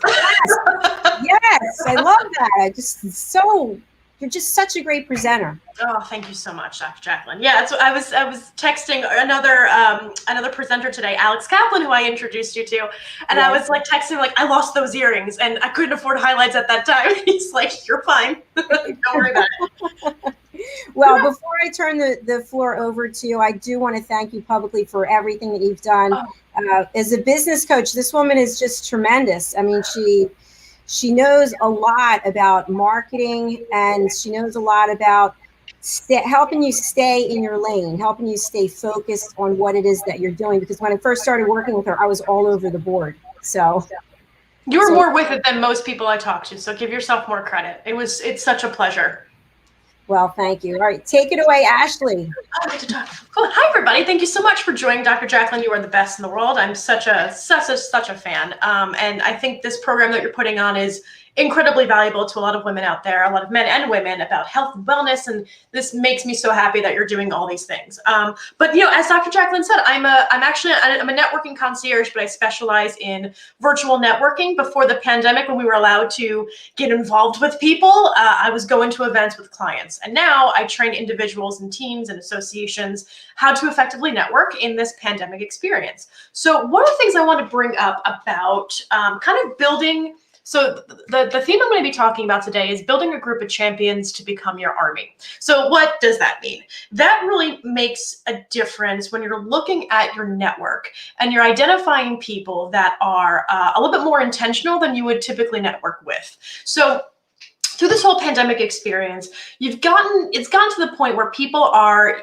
kind of going involved more within the quantity over quality. We're going on a bunch of networking calls. We're talking to as many people as possible. We're going on different networking groups, and the goal within networking is not to just build up something called the know, the like, and the trust factor. But what you're trying to build is not a support system, not an audience, not a fan base, but what you're building is an army. And when you build an army, they fight for you. But if you're going to lead that army, you have to fight for them tenfold before you can even think about them fighting for you. Obviously, this is all, theoretical, but the goal would be to identify people that will back you up when you're not in the room, that will talk positively about you when you're not in the room. So, just as this analogy I'm talking about is who do you want as your soldiers? Who do you want as your lieutenant? Who do you want as your number two? In the analogy sense of that. The goal is to understand how to actively champion those people, to nurture that network, and to build a army around you that will be there for you when either you need help, support, or anything in that capacity. So how do you do that, right? I'm a very tangible and tactical person. I'm not very high level, as you can tell with all the things that come out of my mouth, but I've had 14 cups of coffee. So strap in, folks, because we're going to be talking a lot about networking. So the first thing I want to bring up is, when you build a network, a lot of people always go over quality or quantity over quality sometimes. So think about it this way. There is a theory by Robin Dunbar, who's a British anthropologist. So according to this theory, the tightest circle has just 5 people. Those are loved ones. That's followed by a successive layer of 15 good friends, 50 friends, and then 150 meaningful contacts, 500 acquaintances, and 1,500 people that you could recognize. The reason why a network is important is because in those 150 meaningful contacts, the goal is you're going to have people migrate in and out of those layers, but the idea is that the space has to be occupied or carved out for any new people to come in. So if you exceed 150 people, a network is unlikely to last long or cohere well. So again, 150 may sound incredibly large for some people, or it might seem incredibly small. The goal is to understand that you cannot talk to every single person, nor is your time allocated to talk to every single person. When you build a network, you want to build a group of champions to become your army. So now that you know they can only hit 150 people, who who the heck, and I'm not supposed to curse, Dr. Jacalyn, who the heck are you supposed to be networking with? So there are the top 3 categories. The top 3 categories are strategic partners. These are people that you could share clients with. So think of a real estate agent and a divorce lawyer. Those people will share clients because if you're getting a divorce, sometimes either downsizing or upgrading, depending on the agreement and how good you got it in the divorce. The goal is to figure out and identify 5 industries that are complementary to your field. When you figure out those 5 industries that you could share clients with on both ends, not just one way, those are the kinds of people that you need to network with because it allows you to share referrals. I want to go into the difference between an introduction and a referral. An introduction is somebody that you can collaborate with, and a referral is somebody that you put your reputation on the line for. So I'm going to repeat that. An introduction is somebody that you can collab with, and a referral is somebody that you put your reputation on the line for. So as you start to kind of build up your own network, are you giving an introduction or are you giving a referral? And that way you can identify the level of communication between those 2 people. So first group of people you want to be networking with are strategic partners. The second group that you want to be networking with are subject matter experts. And let me tell you why. So right now, there are people that know more than you. I mean, it happens. Sometimes you're in a business, sometimes you kind of wing it. It all happens in that way. But if you are going to be networking with people that are better than you, look for the subject matter experts in their field. I am not talking about the self-proclaimed subject matter experts. I'm talking about the SMEs that are referred to you by a trusted partner. So for example, I love LinkedIn. I'm very good at LinkedIn. I have best practices. I am not by any stretch of the imagination a subject matter expert on LinkedIn because I do not live, breathe, and work for LinkedIn. But my very good friend Bryn Tillman, who I have no referral agreement with, is the best at LinkedIn because she provides value on a daily basis and she connects people just in the best way possible. And she's a very big giver and always willing to collaborate. This woman works with LinkedIn on I think a quarterly basis, and she ends up talking to them about different use cases and how to optimize LinkedIn more effectively because of her knowledge. She specializes in that and she's amazing. If I have questions on LinkedIn, I ask her, or we do a collaborative webinar together. When you work with subject matter experts, you identify the people that can also help you figure out better ways to connect because their network is very niche. So it's a great way to learn. And guess what? There's no gatekeeper now because everyone's at home in their pajamas drinking wine at 3 o'clock on Wednesday. So if you talk with the subject matter experts, you're more likely to get more information about who they are, what they do, and their field that can also optimize your perspective on a certain topic. The last is current network. How many times have you gone through your emails and say, oh no, I should have talked to that person. I should have reached out, and you forgot, or life gets in the way like a pandemic. So your current network still needs to be nurtured. How do you do that? Well, you can give kudos on LinkedIn. You could give them a call. You can have a one-on-one for a half an hour and say, all my job today is to help you find the people that you want to be introduced to. And that's your job to reach out and be of service to them. When you are a networker, when you are a power networker, you are of service to other people. So it's very, very important that you use these top 3 groups to build a network because they will advocate for you when you're not in the room. So thanks, Dr. Jacalyn. Just let me know how much time I have. I'm looking at the private chat notes, guys. You can't see that. Okay, great. I can go on for days. So just, cut me off when you want me to wrap it up. Okay, so the other thing I want to talk about is tactically and tangibly how to build up a reputation on LinkedIn. And again, I'm not an SME, but this is what I use for my own practice, is to identify, again, your I hate the word power partners, but everyone uses it. Basically, your A team and your B team. Here's a really great tip. Just talked about this with my client today. So an A team is your ride or die people. These are people that you could call right now in different industries and say, pick up the phone from a number you don't recognize and trust me, right? Basically, you could put 2 people in an email and just write trust me in the subject line. And they're like, I gotta trust you because you've done that and I respect and admire your introduction. So your A team are the people that you know, that you like, and that you trust. The way to grab that tactically is to go on Google and grab and search for all of the industry names on LinkedIn.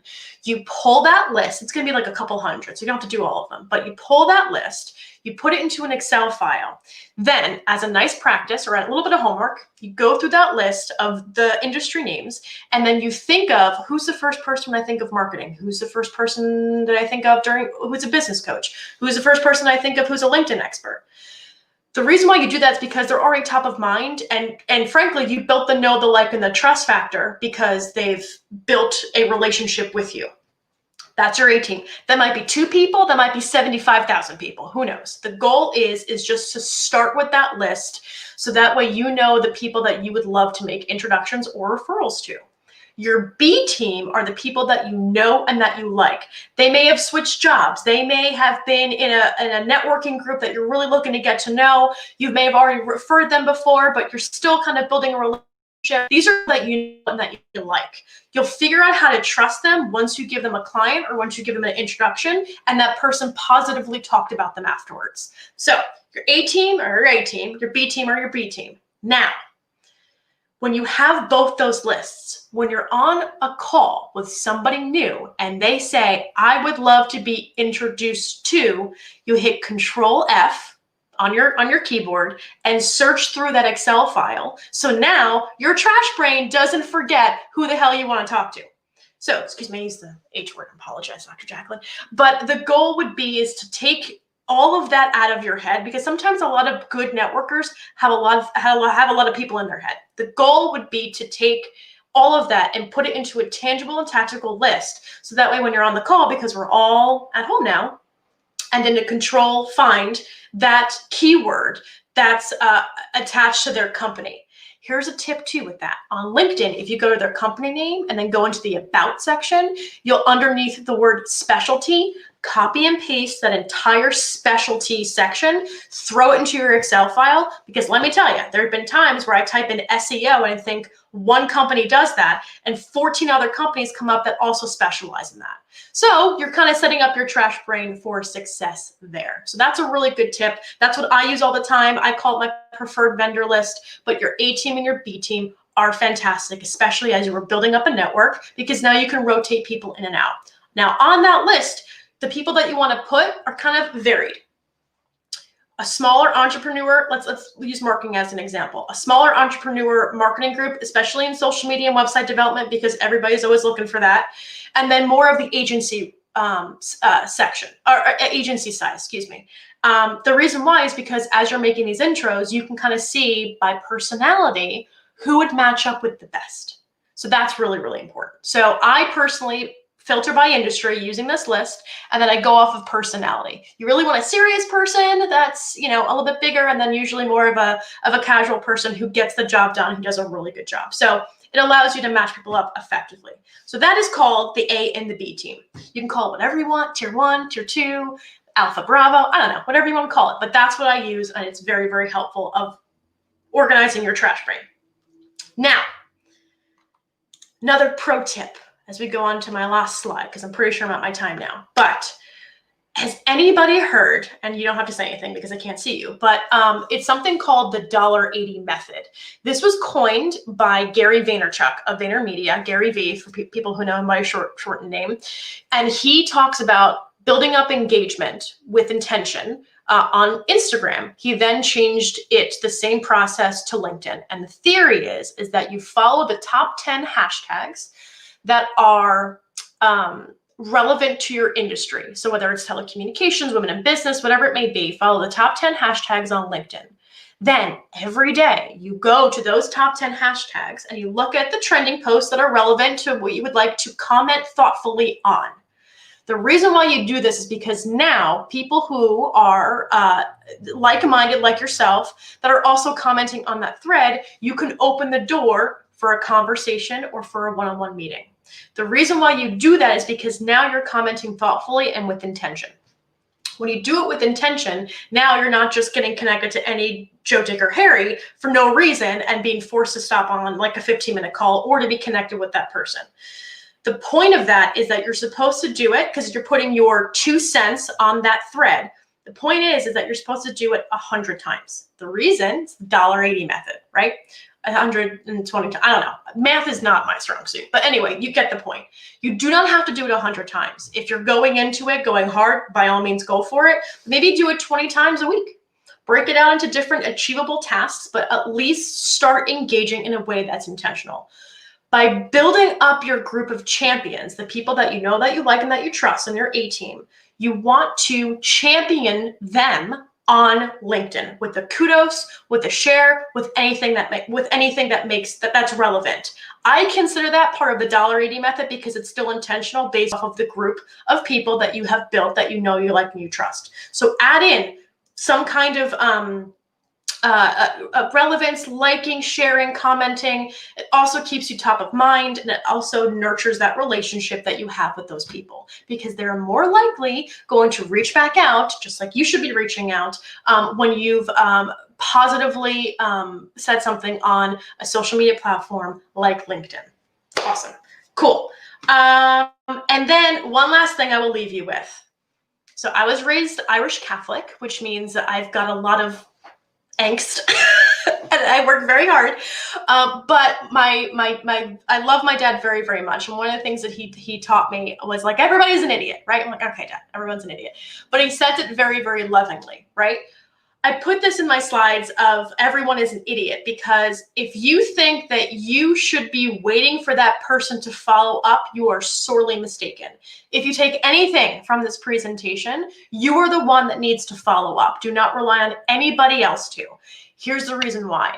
There have been times where I completely forget talking to a person, but until I go back into my emails and look at the thank you email that I sent with a recap of a little bit of what we talked about, does that spark the conversation and the relevance to that relationship to nurture? It's helping your trash brain. It's being the person to follow up, and also reminding that person, hey, by the way, you had mentioned you were going to make introductions to these 3 people.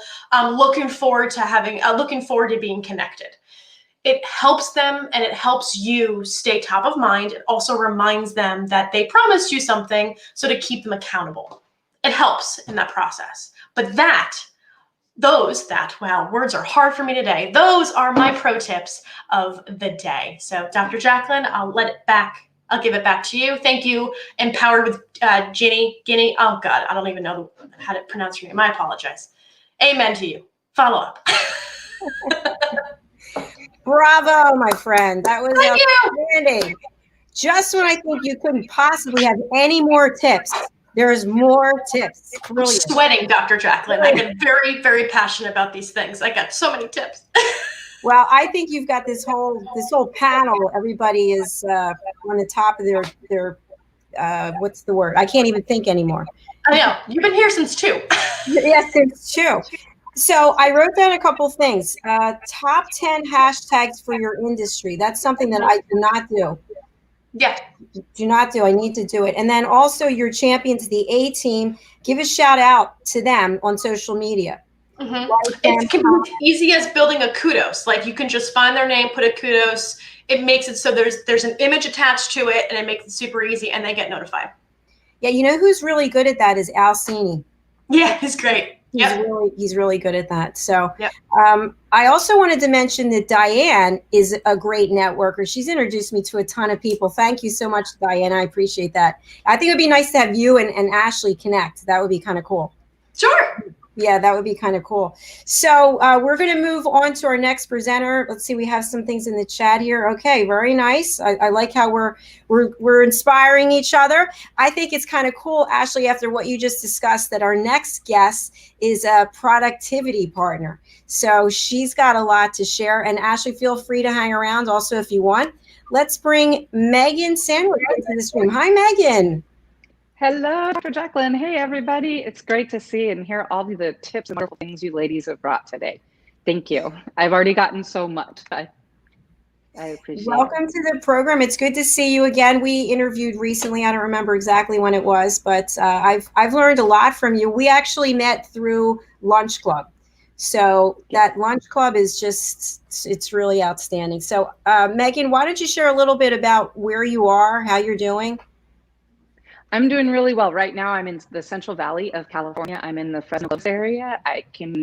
I bubbled. I merged my bubble with my sister and her husband's bubble for the holidays. And so I've been enjoying some time with them because I live in San Diego normally and I live alone. So it's been nice to have some people around. I like that, merged bubbles. Very nice. I haven't heard that one before. That's terrific. Okay, so Elise and Lisa, thanks for hanging in here. I know you had a time frame you have to go. Elise, you're out? Yeah, you've got to go. Thank you so much. It's been amazing. Really, really wonderful day. I've learned so much. Well, thank you for being here and for going the distance. Go cook dinner. So yeah. Well, stay safe in New York, and I look forward to seeing you again. Thank you very much. All right, take care. And Bye. Diann, thanks for staying with us too. Okay, Megan, I'm going to turn it over to you, and you've got the floor. Take it away. All right. Well, I want to spend a few minutes talking about my very favorite topic, and it's productivity. And what I want to talk a little bit about is setting intentions for productivity, and the intentions you set and the focus that you make with productivity. Because when you think about it, productivity and productivity habits deal with time. And time is one commodity that everybody has the same of. It doesn't matter who you are, where you live, how much money you have, power, anything like that. We all have 24 hours a day, 7 days in a week. And so when you think about it, the question is, what do you do with your time and how are you able to be effective with your productivity habits? And so I, for the past couple of years, I'm a strategic productivity partner, as Dr. Jacalyn mentioned. And so I work with entrepreneurs and business owners on taking control of their habits that help with their time. So that's what I want to talk a little bit about today, because again, we all have the same amount of time in a day. It's the habits that we use. And part of the reason I'm so glad to be here today is because being intentional with your productivity habits is the best way to take control of your time. When you think about it, again, we all have 24 hours in a day. Studies have shown that we actually repeat the same tasks about 10 to 11 hours a day. Or in other words, about 40% of our day, we're doing repetitive tasks that we do every single day. And so my goal in working with people and myself is, how can we be strategic and intentional with that time so that we're saving and we're sourcing our energy in the best place possible. So to get started, what I'm going to ask everyone to do for just a moment is I'm going to have you close your eyes in a few minutes because I want you to think about productivity. Before you close your eyes, I'm going to ask you to, one, have something you can write things on, because at the end, I'm going to ask you to write down, ask you to write down words. And I want you to write down the first 4 words that come to your mind. Okay. So what we want to do is we're going to think about productivity and we're going to take some time to be intentional with it. So I'm going to ask you to close your eyes for just a moment. When you close your eyes and you start to breathe and calm down, I want you to think about productivity and your productivity habits. What does your mind think when you think of how you get things done? Is your mind spinning? Is your mind going all over the place? Our goal is, as we're thinking of productivity habits, our goal is to stop our mind. And I want us to get to a place where we have a blank canvas or a blank screen. So I'd like for you to stop your thoughts as much as possible and take 3 breaths in and 3 breaths out, and just slow your mind and stop thinking and just imagine a plain canvas. So take in 3 breaths.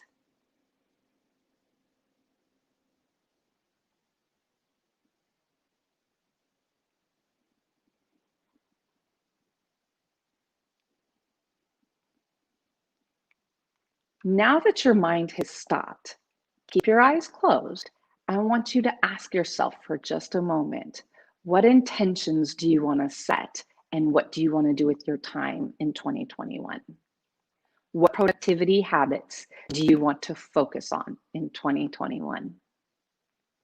As you open your mind and open your eyes, what I would like for you to do is stop the spinning and write down the first 4 productivity habits that came to your mind. I want you to keep those because those were the intentions that with productivity that you set with a blank mind. And so I want you to think about those because those are habits you want to invest in your time in. And so as we're talking about productivity and what habits we develop, I want you to start thinking about what is it that you do each day? What are the organization tools? When we talk about productivity, what does that mean? What are the organizational tools that you use? What are the tools that you use with your time? What is the mindset that you set?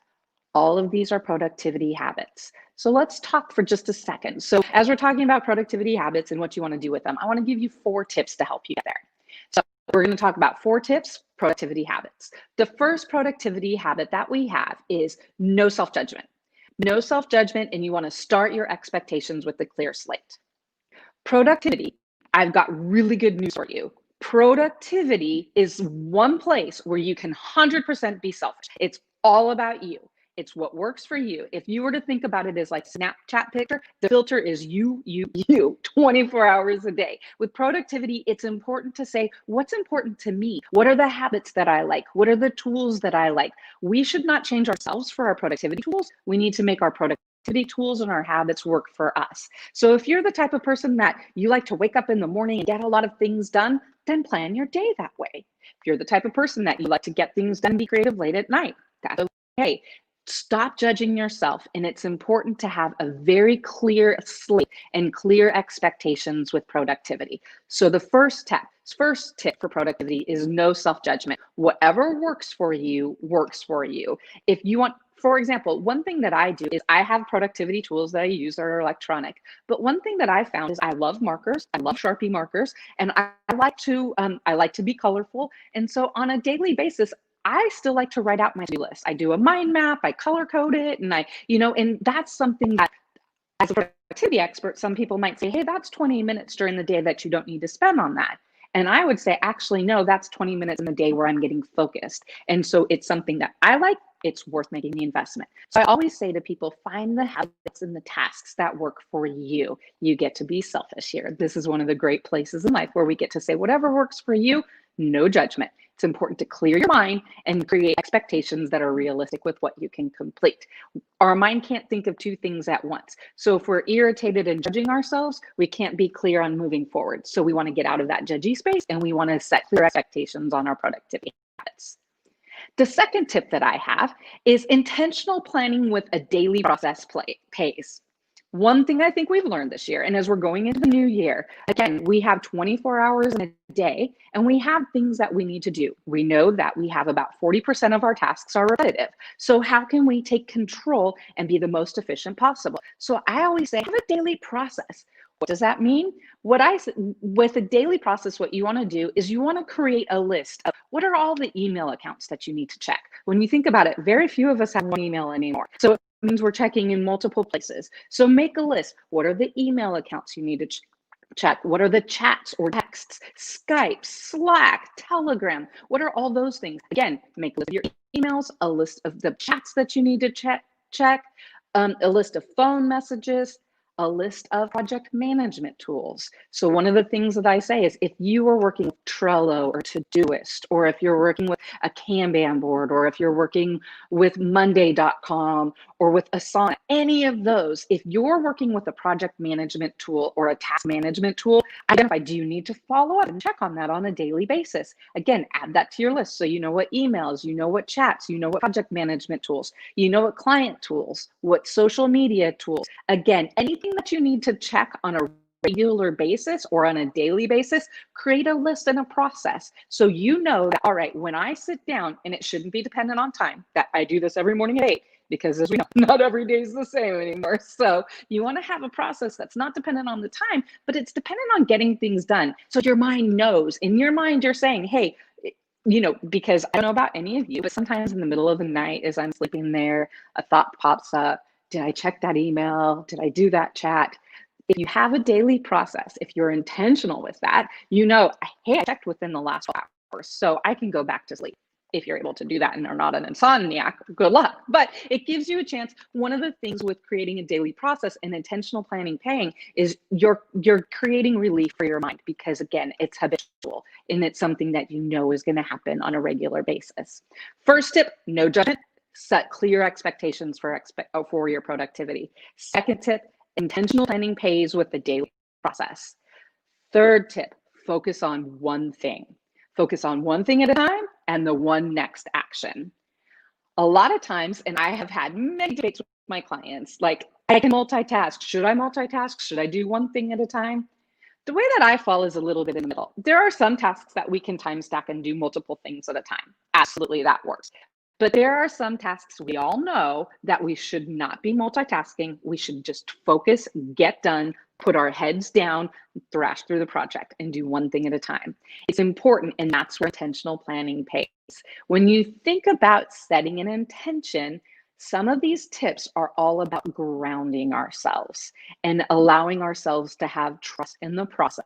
And that process is our process.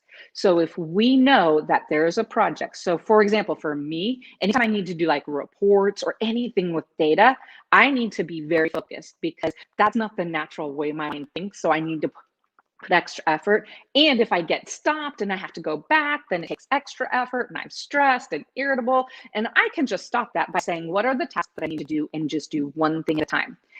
Gary Keller wrote a great book called The One Thing. Highly recommend it if you have questions about doing one thing. The other thing with being intentional with your productivity habits is not only just to focus on one thing, but to be clear with the one next action. So, you know, when you're finishing a task, like for example, every month there's a reporting I do, and it's done on specific days. One of the things that's important is not just to finish it, but when you're ending a task, identify what's the next task you want to do. Because think about it, you're in the mode, you're in the zone right there, you know what's going on. And so very quickly, I like to call it leaving breadcrumbs for yourself. So leave a few breadcrumbs and say, okay, here's the next things I want to do. Here's the next step I wanted to take or something. That way, because again, we already know so much of our mind has to think about where am I, what am I? So if we leave some breadcrumbs for ourselves, again, that helps us do that one thing. So 3 tips: no judgment, set clear expectations. 2, intentional planning with the daily process pays. 3, focus on one thing. Focus on one thing at a time. Focus on the one next action. 4th and final tip. This is the focus tip. This is something that I highly recommend. It took me a while to get used to. Not everybody likes it, but it's one of these things that will benefit you in the long run. I always say as a focus tip, add time next estimates when you're adding a task, like if you're adding it to a Trello board or an action board or even a to-do list that you're writing in hand. I always say estimate how long that task is going to take for a couple of reasons. One, it helps you get into the mind and be realistic. Like, is this an hour task or is this a 15-minute task? Because as we know, we need to be able to be prepared. 2, it helps you when you're planning your day to be able to know how much time is on your calendar. There will be a lot of times when I set this, when I've had clients do this, and then we look at their tasks and they'll say, okay, I'm going to do these 4 things each. I'm going to do these 4 things today. And each of the actions might take 2 hours. So there's 8 hours of work. Then we look at their calendar and they have 4 hours of meetings. And then we also know that every day has emails and calls and just random things. If you've already planned 12 hours in your day and you want to be in the office or working online or wherever you might be working from home, or maybe a beach, but anyways, wherever you want to work, if you don't want to work 12 hours a day, don't assign yourself 12 hours worth of tasks. And so again, one of the benefits of the focus tip is saying, how long do I want things to be? Because it gets your mind thinking and being intentional with your planning on how much time do I have today for meetings? How much time do I have for family activities? How much time do I have for productivity and for work or actions and projects that I need to complete? So the focus task, that will help you. It also helps you, like, so for example, let's say after this and let's say there's a day when you're like, oh, I unexpectedly have 15 or 20 minutes or I have an hour. If you look at your task list, you'll be able to see the tasks that fit into that time really well. So it's being intentional. One of the things to remember with productivity is that it's not going to be perfect. You're always going to, and what worked yesterday might not work today. So it's very important to, again, be intentional. One of the reasons I wanted you to write those thoughts down when we very first started is to get your mind being intentional, right? To setting an intention, to saying, no, I am going to be proactive with my productivity habits because I know we all have 24 hours in a day. I want to use mine to the best and most effective that I can. So those are the four productivity tips that I had. No judgment. Again, whatever works for you, make it work and dive in. It's okay. 2, be intentional, and intentional planning pays when you have a daily process. 3, focus on one thing at a time. One task, focus on what the one next action is. And 4, a focus tip. Add a time estimates when you're adding tasks to your to-do list so you know how things are. Productivity is incredibly personalized. And so I recommend for you to look at what works for you and what support you need, and then find those resources. I am a strategic productivity partner, and I love talking about this with people. If you have any questions, please feel free to email me at megan@downwithspp.com. Thank you so much, Jackie. Dr. Jacalyn, I hope that this gave you some useful information and tips.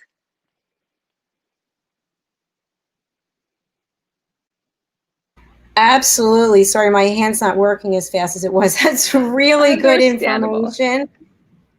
Yes, really great information. You know, I want to bring our next guest on to talk with us about this. Welcome to the show, Ginnie, Empowered with Ginnie. Good to see you. I'm so happy to be here with you girls. Thank you, Jacqueline. Yes, it's a pleasure to see you. And you were listening to the presentation, so I wanted you to be able to comment also. Megan, I'm looking forward to reaching out to you because you and I have discussed there's some areas that I need to streamline more. So I'm going to be reaching out to you soon. Comments from anybody?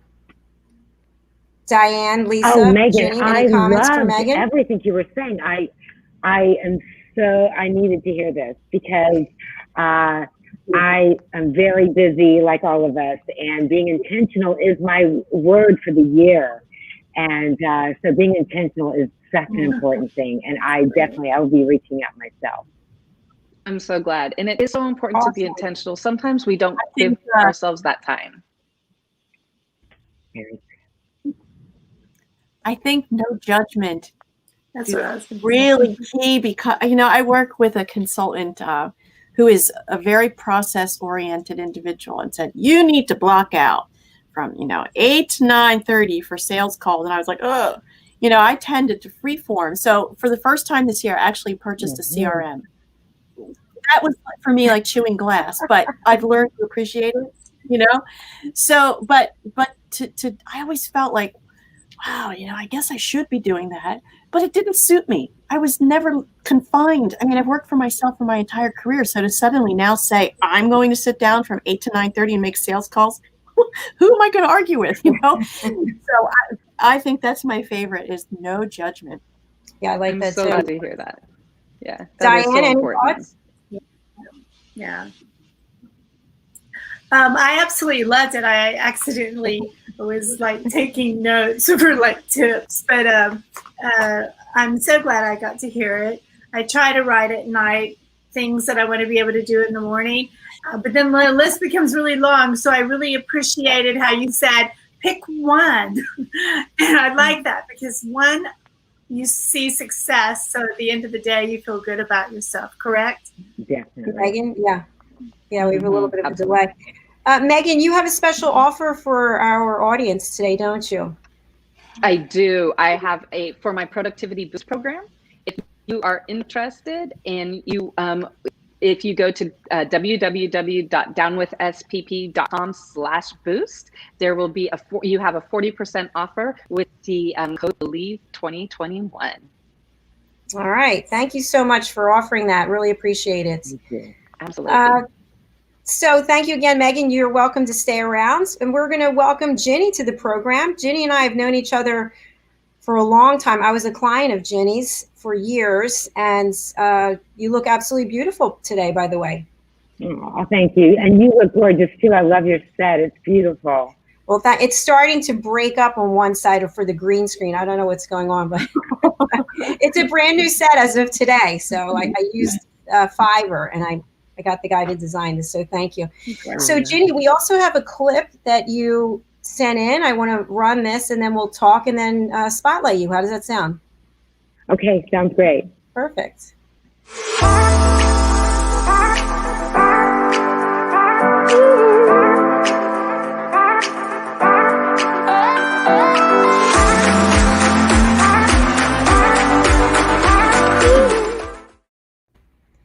It's really great. A lot of positive energy, and since I've known you, you've really evolved. You were always doing more than one thing, but you took what you were doing, you took all of your talents, and now you've built this brand, which is really terrific. So I'm looking forward to hearing your presentation.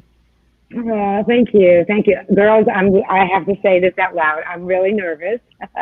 I've never been on a radio, all of this kind of thing. So bear with me if I get a little excited and stumble over my words. I've been styling hair for 40 years, and, you know, I feel so blessed that I'm able to touch so many people's lives from the inside out. And what I've developed into that also is helping the busy woman slow down so she can speed up success in her business, her relationships, and her self-care. And all while tackling the daily chaos that steals her joy.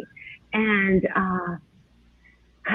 you know, I don't have to say how much this time has been for all of us, and our joy and all the things that are important to us, we now look at quite differently.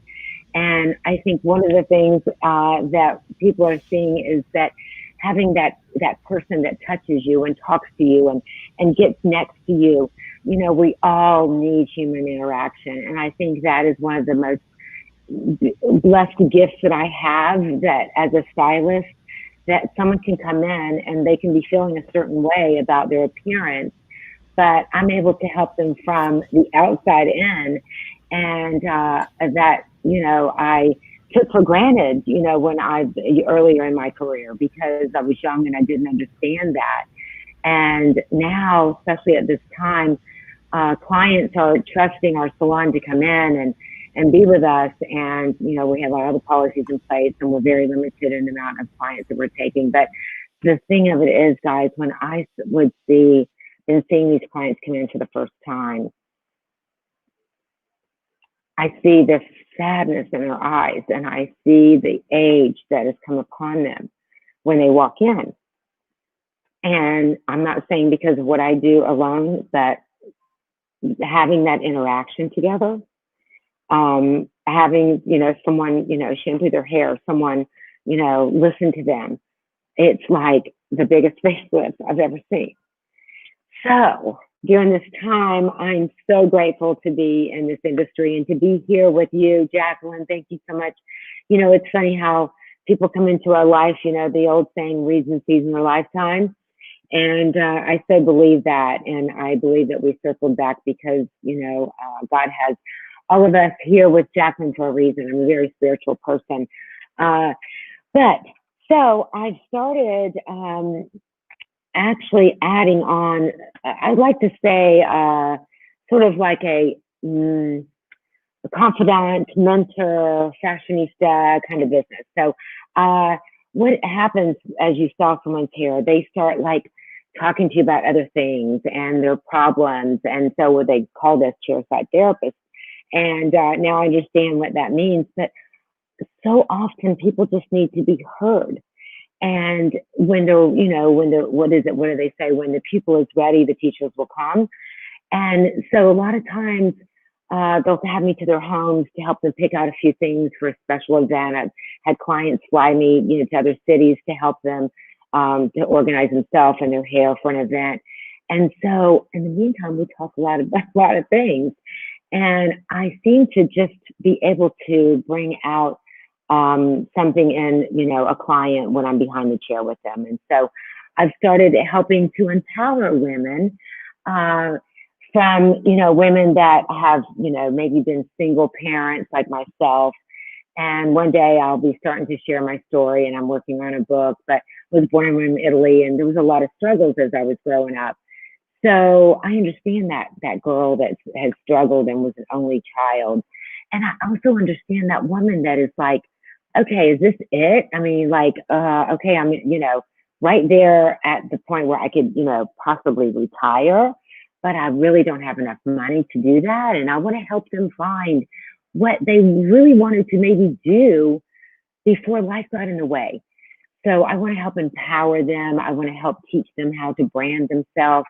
because I've learned a lot about branding over the last 6 years. I've been in networking with, others outside of the hair industry.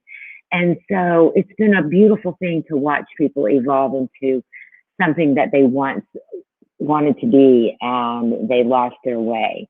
So I know I'm probably rambling a little bit. So is everyone following me?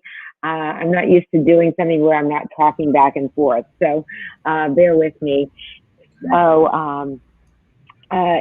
one of the ways that I help someone behind my chair to look good, feel good from the inside out has been, helping me so much with, skin, because a lot of times women feel depressed, as we were talking about earlier, about not being able to do all the things that they would like to do. And so I'm able to make recommendations about things that not only help the outside of their hair, but from the inside. And it helps with collagen, has hyaluronic acid and all of those kind of things. And a lot of times, when we aren't healthy and we're starting to not be able to be as mobile as we once were, that also causes a lot of depression. So I'm able to help them in several different ways with, products that they can, not necessarily get from, the mainstream because it's not affordable to them. So I'm love that I'm able to do that, and help others feel good and look good from the inside, but not just emotionally, but actually physically as well. So I'd love for Jacalyn to get back on and share with me some of the things that, you have, that you've experienced and what has changed some of the ways that you take care of yourself, have you noticed in the last few years? Absolutely. And, I just wanted to mention, I've confided a lot in you over the years. It's so funny because you are so easy to talk to, and, you're getting your hair done, and all of a sudden it's like, well, this guy did that, and I don't know what I'm going to do about this. And Ginny was always there listening with good advice. So thank you for that. We're not in the same state anymore. So, but yeah, so you brought up something really important, which is skin. And I'm 57. I think it was this year, and I think I mentioned it to you. At some point this year, my skin changed, and there was no warning. It was like all of a sudden it was here, and now it's over here. So one thing that I've done that's really helped, it might sound ridiculous, is I got a trampoline. And I'm telling you, the jumping on the trampoline has brought the skin back up. It's the strangest, I don't know how to explain it, but I don't know. Anybody have any thoughts on that? Oh, I have everyone muted. I'm sorry. Go ahead, Jen. Ginny, are you there? Yeah, it's energy inside. So all that blood, can you hear me? Yes. Can you hear me? Okay. Yeah, for sure, because all that blood is rushing to, all of our cells. And so, that's what, really keeps our skin youthful, is that collagen and hyaluronic acid. And we start depleting that at the age of late 30s, and it just gets, more and more and more. Now, collagen is a big rage right now. So, and just know that it's important that you take the highest quality of collagen. And usually the powder's not able to be molecularly small enough to enter to the cells. And also, when you take something in your mouth and you let it sit in your mouth and underneath your tongue for a little while, it goes right into your skin. So there's digestible collagens, which take longer to build. Doesn't mean they're not active. It just takes a longer go of it. And then there's the liquid collagens, which are, like we were saying, you want to make sure that the absorption rate is very high. Because if you think about it, I don't know if any of you girls have done anything, but I'm full 100% open, honest to everyone, that, I've had injections, and basically that's what they're putting in is hyaluronic acid and a collagen. And so, using a collagen for your body, that you're taking, it helps everything last longer. So, whether you're, applying collagen topically or, you're getting collagen injection. But collagen helps your hair, your skin, your nail, your joints, your ligaments. And so that has been, transformational. I mean, I have a lot of women that, are experiencing thinning hair as well. And it's always around the hairline. because that's where we're washing it. And that's the other thing I want to explain too about healthy hair starts from in the bulb. Okay, it doesn't start from the outside. This is basically dead. So whatever we're doing out here to keep it calm and soft and all that is, exterior. But the bulb, where the hair starts to grow up out of, is where you want to be nourishing it. And now we're learning that healthy scalp is the way to healthy hair. So once again, feeding that body all hyaluronic acid and collagen, it's feeding that bulb, because when thinning hair starts is when that bulb starts to shrink. And so therefore then it shrinks and it's smooth like skin, and there's nothing that can be done for that. Now, there is a therapy that you can go, and it starts around $500. It just launched, and it's like a hydrofacial, except it's for the scalp. And what they do is they put growth hormones into the collagen. My dermatologist just launched it. And then the same with, taking the supplements, the biotin. It's great, but you got to take a lot of it. And once again, it's digestible. So that's why a lot of people are going, I'm not really sure if biotin helps or not. But, we've advanced in science, since all of this time. So we're learning so much about, the hair and from the bulb of it. I mean, you can even give yourself, how they've had that vinegar wash, because a lot of times the oil sits on the sebum and it blocks the follicle. Diann, you're nodding. Are you at beauty? You have beauty curls too? Are you doing No, beauty? I live at the beauty parlor. Wait, girls, I just want to interrupt for 1 second. I want to continue the conversation, but our guest, Alex Kaplan, is backstage all by himself, which seems really cruel. So let's bring him into the stream. Hi, Alex. How are you? I didn't see that coming. Hi, everybody. Hi, ladies. Yeah, it's not nice to have you back there by yourself. And so welcome to the program, Alex. Thank you. Thanks, Dr. Jacalyn. It's great to be here. This is so cool. It's a lot of fun. One comment I had, Ginny, was I've been getting Botox injections, and I got some, what else? I didn't get collagen. I got something else. What else is there? Oh my gosh, there's so much. There's Sculptra, there's Sculptra, there's threading, there's Voluma, and the injections, the fillers are different types for different areas, and I'm not, I don't remember what area for what, but I know that Sculptra is, pure collagen, and that helps you make your own collagen. So it flushes your skin with the collagen and of course hyaluronic acid. And then all of a sudden your skin is all starting, and you can leave. You look fine. There's no downtime. And then it's just, it's building up. You see yourself a little fuller than your normal. And then it lasts about a year. So that's a very, very long lasting collagen. Yeah. And then the Voluma, I think that they do some around here, but you gotta be careful. We have to have, marks in our face, for God's sake, please. It's just not, it doesn't look good. So it's scary. And Alex will be like, oh my God, Well, because of the pandemic, I haven't gotten anything done. I think the last time was July, but I have a quick story. I think it's kind of funny. I was dating this guy, and I was living back and forth between Boca and up here in Philly. And long story short, this guy said, hey, what do you want to do about getting your face done? And I said, well, I need a few things done. He said, well, I'll go with you. I'll get some services and you can have some services. I said, okay, great. So needless to say, we leave there, we meet my mom and a friend of mine over at Town Center Mall, and it's dark in there, right? And he's looking at me and I'm looking at him. I'm thinking, it doesn't look quite right. I can't figure out exactly what it is. Well, the next day I have a huge presentation. My senior vice president's flying in. I wake up and I'm thinking, I don't look so good. Like my face was literally not moving at all. And my lips, I had my lips done here where they inject. It was literally a duck lip. It was flipped up. So my boss gets in the car and he said, what the F happened to you? He said, you look ridiculous. So anyway, we had to go to this meeting down at Fort Lauderdale, and the two clients, I had never met them before, and they come into the restaurant, and I start sweating. The sweat is literally dripping down my back because I was so nervous, and there were two young, hot guys.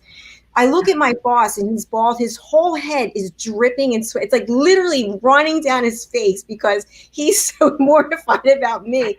So I actually have to excuse myself immediately, go into the restroom, put my wrists underneath the water to try to calm myself down. I'm like, Jackie, you need to get it together.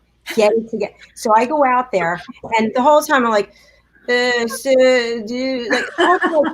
don't even know if anyone can understand what I was saying. So fast forward. I never had my lips done again, and I need them done desperately.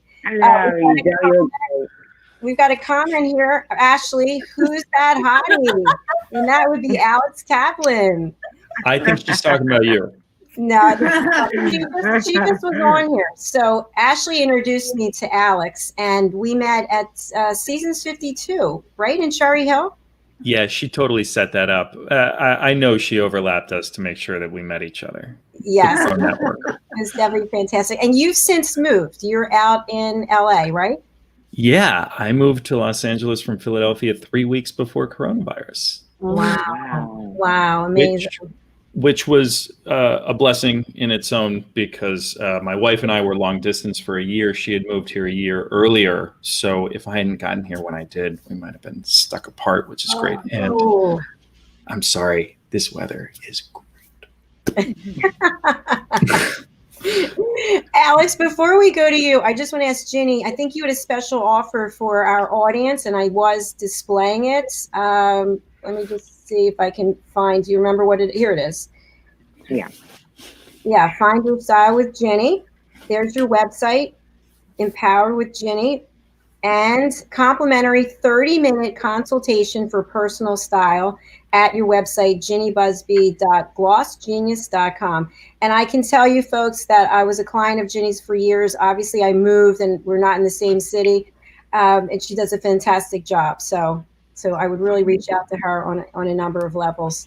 So thanks for being here, Ginny. You're welcome to stay. Alex is our special guest because he is the last guest, and he has an incredible story. We've done some interviews together before, I think two interviews.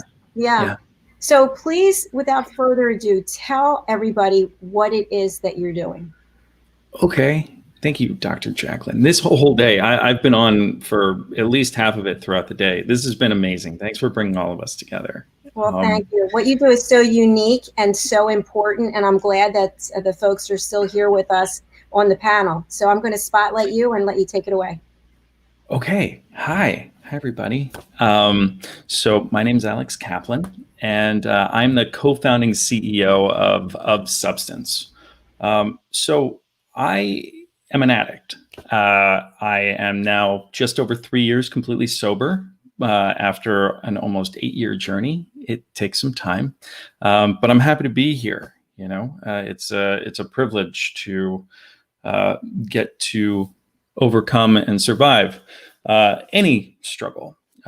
So I also happen to be a filmmaker. I studied acting in college, and I was an actor in New York for some time.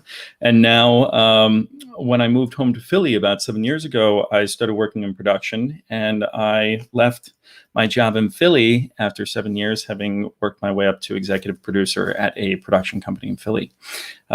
So I've left to start this nonprofit called Of Substance.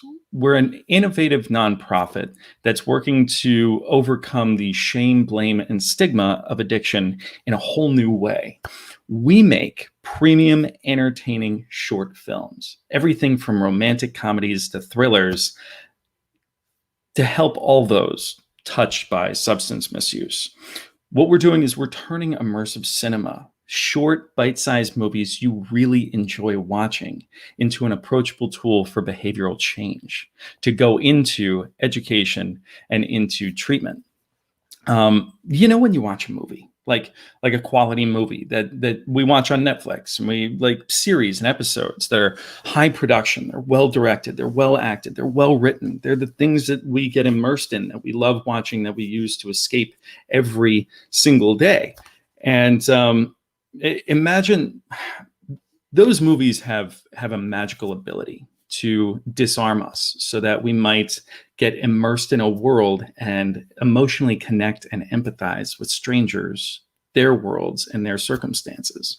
It's a momentary opportunity to walk a mile in somebody else's shoes. And so that's what we're doing. We're using that magical ability. We're using that magical tool of immersive cinema as a tool to trigger vulnerability in people who might have their guards up. We're a nonprofit, right? Our mission is to facilitate or to foster vulnerability, combat isolation, and create community by connecting people through the power of story.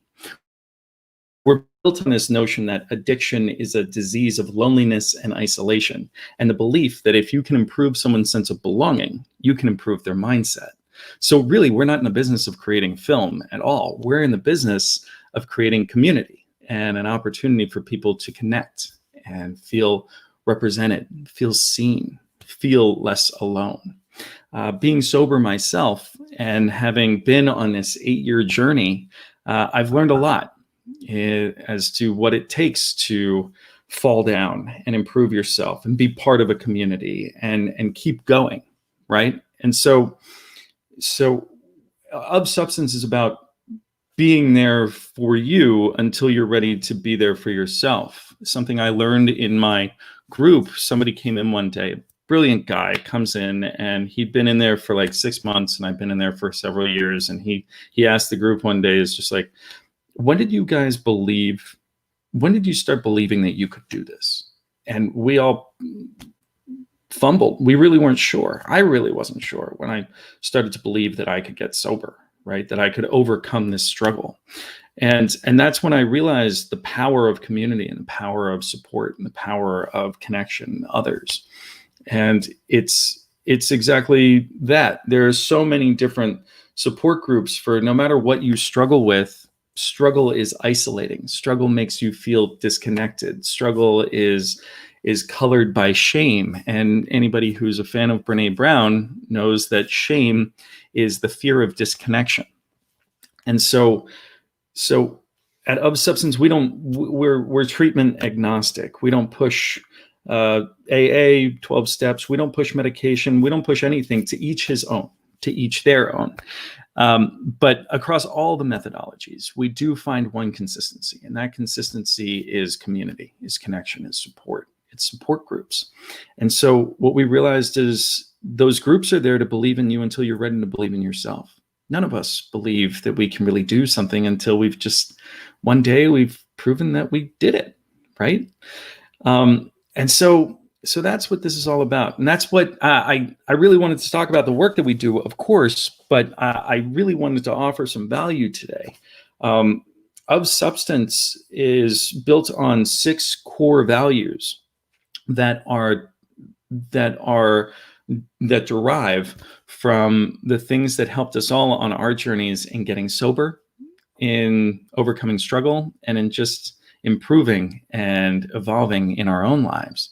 And those core values, I hate that they're core values. I hate to say those words because it sounds so corporate, but really it's just like, these are the things we picked up along the way on our journeys that are the most important things that we put in place each day to help us show up in this world the way we want to every single moment. And so what those are vulnerability, community, generosity, integrity, grit, and diversity and inclusion. And the one I'd really like to talk about most today is vulnerability, right? In everything we do, we lead with vulnerability. As we're all moving into 2021, we're trying to set up an intention for who we want to be and how we want to make this year the best year it could possibly be, especially coming out of whatever this year was. And what we do at Of Substance is we make these movies that are authentic, right? Our rules are that they have to be as entertaining, immersive, and engaging as they are challenging, insightful, and authentic on some perspective of addiction. And that's what that's about. It's about sharing your own truth, really openly being brave enough to say, this is what I believe, this is how I feel, and being ready to be misunderstood, be ready to be hurt, but be ready to be seen, you know? And until we actually have the strength and courage to be seen, we stunt ourselves from our true potential for growth, right? And so vulnerability is about showing up every day, just giving it your all, being who you really are, being your authentic self, and practicing sharing, practicing being open. And when we do that, we create an opportunity for ourselves to be our best selves, but also to fall fast and pick ourselves up and move forward and learn. But the other thing that's cultivated by practicing vulnerability is when you lead with vulnerability, you create that safe space for others to feel as though they can be vulnerable, which most people don't experience often. And when you create that space for others, you allow others to feel encouraged to try, to speak up, to make mistakes, and to change our perspective on failure, right? Failure is simply a part of life. I had this epiphany to myself in January of this year, right before everything went to COVID. And that was that I will never fail again. And that's not an egotistical statement. Instead, it's just I've shifted my relationship with failure, finally, where I realized that failure and struggle is just a part of growth. And life is about, we cannot avoid struggle. We cannot avoid failure, but we can choose our struggle. We can choose what we want to fail at, because we know that that failure is just a step on the path to growth, right? And so if you cultivate an environment of vulnerability, of comfort, of trying your best, and knowing that everybody is just giving their best every single day, then you cultivate a world where we can all become the best we can be. And I my wish for everyone this year is that we practice vulnerability. We show up and we trust that we can do it, right? James Joyce said that in the particular lies the universal. And to me, what that means is the more honest, the more genuine, authentic, and open and vulnerable we are in the way we share what we believe, what we think, and what we feel, the more surprised we'll be that the majority of people agree with us. And it allows you to connect and grow on a deeper level. So that's what I thought I might talk about today, is honestly encouraging everybody to lead with vulnerability, to lead with courage as we go into this new year. Just so I can give my little plug. Of Substance is thriving. Somehow we figured it out in COVID and during isolation. Something we do is we make mini movies, right? And so these mini movies are triggers for vulnerability. They're wonderful catalysts for deeper conversation. What you watch a 4-minute film and you're just like, oh, that was really good. It's a Judd Apatow 4-minute film, right? Oh, that was hilarious. Oh, wait, that's why I do it. Right. I'm okay. I'll go back to work. I'm over my urges, but not before sharing it with my mom and sending it to my mom and being like, hey, mom, watch this comedy about what it's like for me every time I fall off the wagon. And she's just like, oh my God, that was great. Is that really what it's like for you? I'm like, yes, that's what it's like for me. And I go back to work, but not before she sends me a thriller from her perspective of every time I fall off the wagon. I'm like, oh my God, that was great. I never realized how much I was burning down your world. What these are an opportunity to show the things that are hardest to say, while also triggers that are inviting, that don't turn people off, that allow people to experience a deeper vulnerability. So these are tools that will go into enhancing personal therapy, professional therapy, one-on-one and group therapy. They'll go into treatment centers, hospitals, universities. They'll go into fraternities and sororities and high schools. These will go into corporations for empathy and compassion training. And the thing is, we all struggle with something. If we're built on the notion that addiction is a disease of loneliness and isolation, and the belief that if you can improve someone's sense of belonging, you can improve their mindset, what we realize is that struggle and isolation is not unique to addiction. We all struggle with something we feel shame around, and that isolates us. And so what we hope is that our films don't focus on addiction, and addiction just happens to be the circumstance of the film. And our film's focus is on our characters' emotional journeys and their human experiences. It allows us to connect and identify with people we think we have nothing in common with.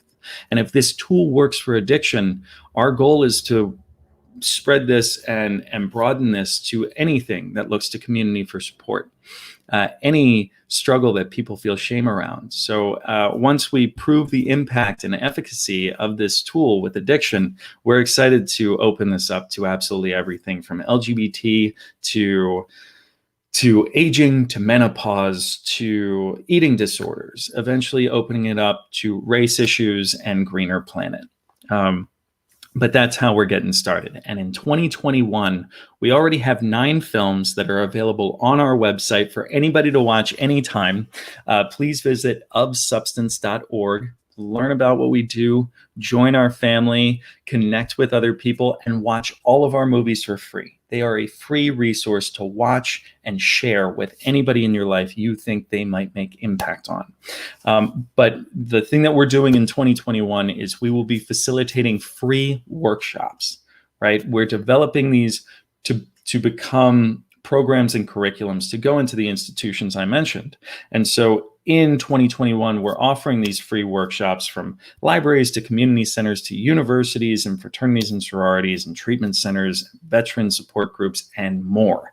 If anybody has any inclination to host one private for your friends and family, host one for your community. If you are a part of a synagogue or a church or a mosque and you'd like us to come, we would love to come. It's a 60 to 90 minute program, free, where people show up virtually on a platform that we have partnered with a company on that allows us to facilitate face-to-face conversations while also then broadcasting our films so we can all simultaneously, from the comfort of our own homes, sit on the couch, watch films together, come back here, and have an open chat.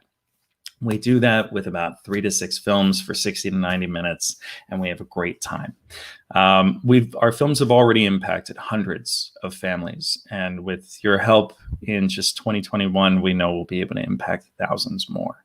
So please do visit ofsubstance.org. Please reach out to me. We're looking to meet everyone and make all the friends we can and get on this journey together. So with that, happy 2021.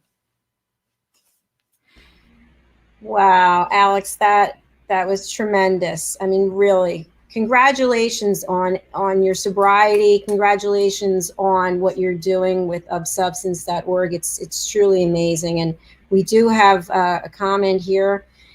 Congratulations. Yes, there is something special in knowing that there are others going through the same thing. Thank you, Facebook user. And also from Ashley, how can people donate? Thank you, Ashley. Great question. I really appreciate it. So we've just launched our end of year campaign. We're really just launching everything right now. And in just 2.5 weeks, we've just raised over $18,000, which is amazing.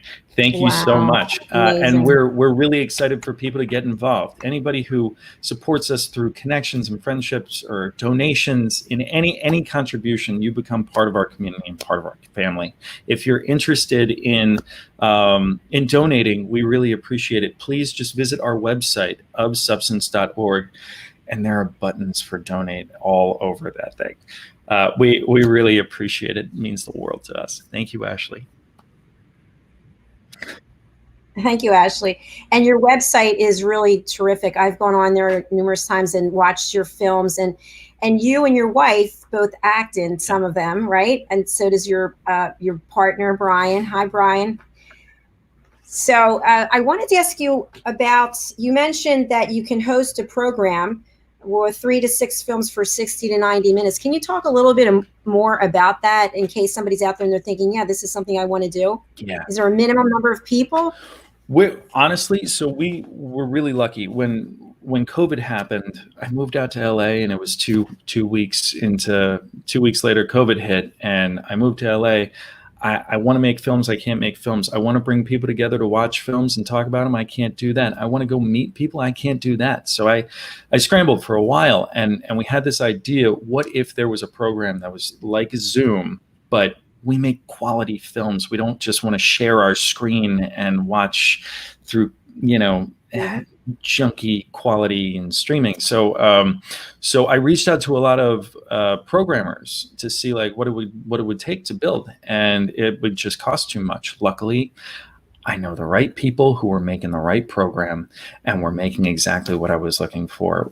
Marquee.io has made a platform that allows us to have a conversation just like we're having right here, and then allows me to broadcast and stream something so we can all watch and simultaneously and come back in. So we have this shared experience remotely, connecting deeply about very serious, deep topics and challenging ideas after watching an engaging short film together remotely. It's amazing. It's so cool.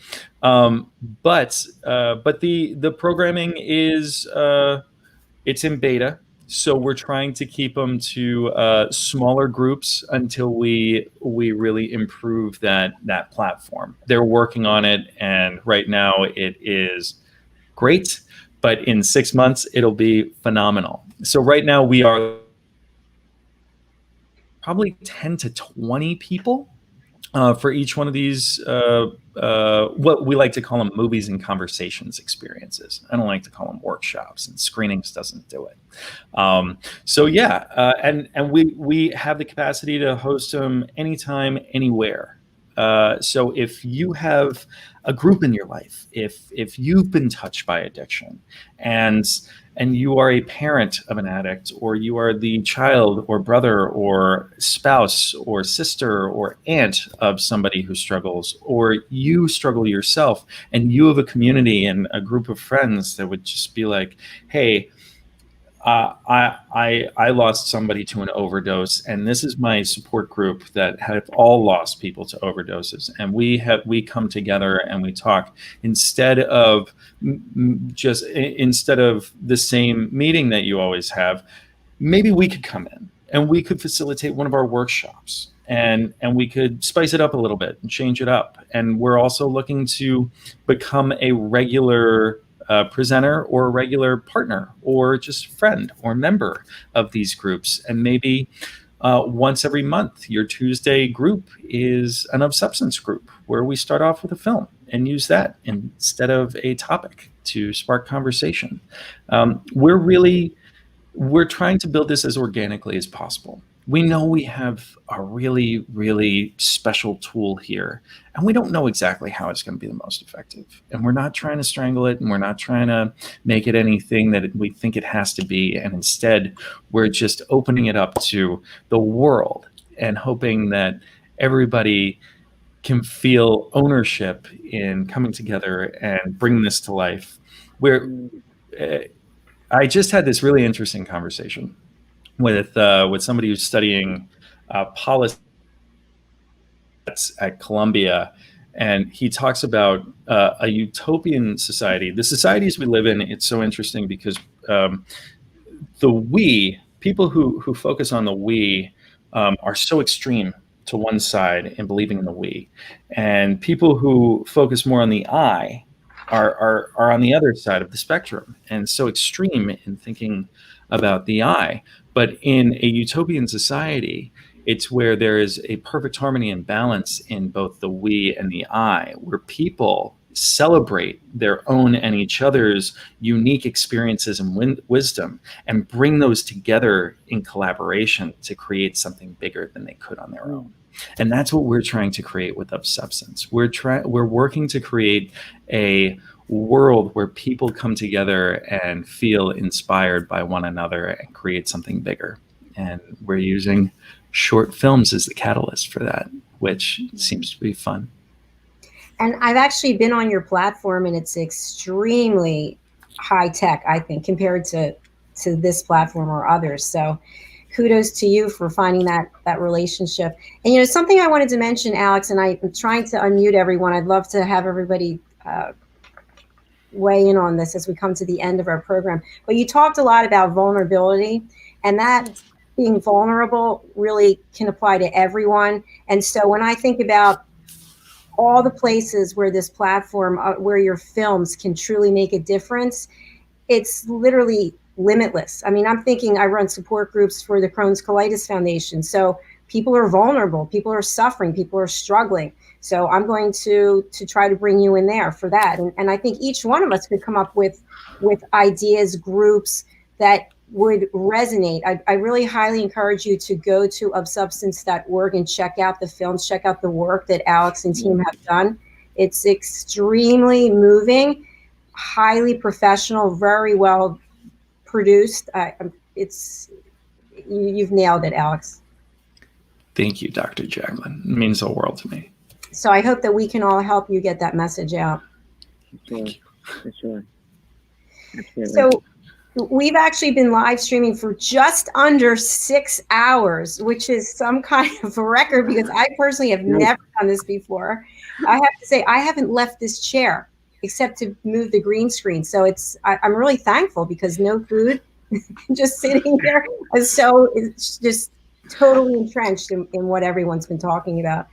So as we close out the show, I just wanted to say we do have another one on New Year's Day. And I myself don't even remember what time it's starting. I think it's at 12:30. And some of you have signed up to come back and some have not, which is totally fine. But we're going to be doing this every quarter. We'll have 2 shows every quarter. And if you're interested, I'd love for you to come back because things change. We'd like to hear, how you're progressing with what it is you're working on, with the services that you're offering, and just to hear cool stories and see your face and just stay in touch. That would be really wonderful. Thank you. Yeah, thank you. So we'll go around and everyone, if you want to give some final words to our audience about setting an intention or focus for 2021, I'll start off to the right of me, Lisa, but go ahead. In every presentation, I think thematically these themes repeated was that no judgment, the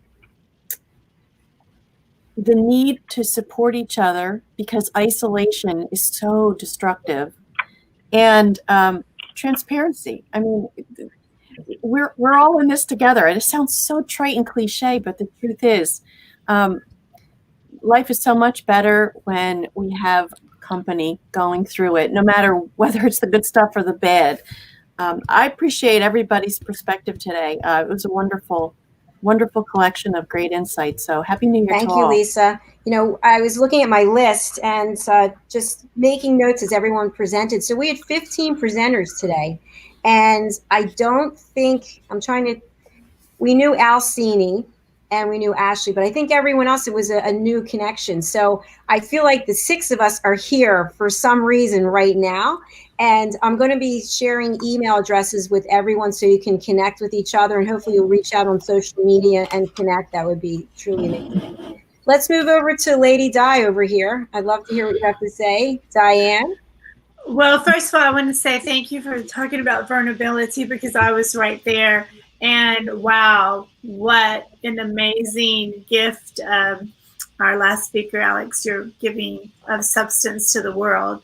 I'll have to talk to you privately how I wish some of my brothers were still alive. You would have changed their world. So thank you for doing that.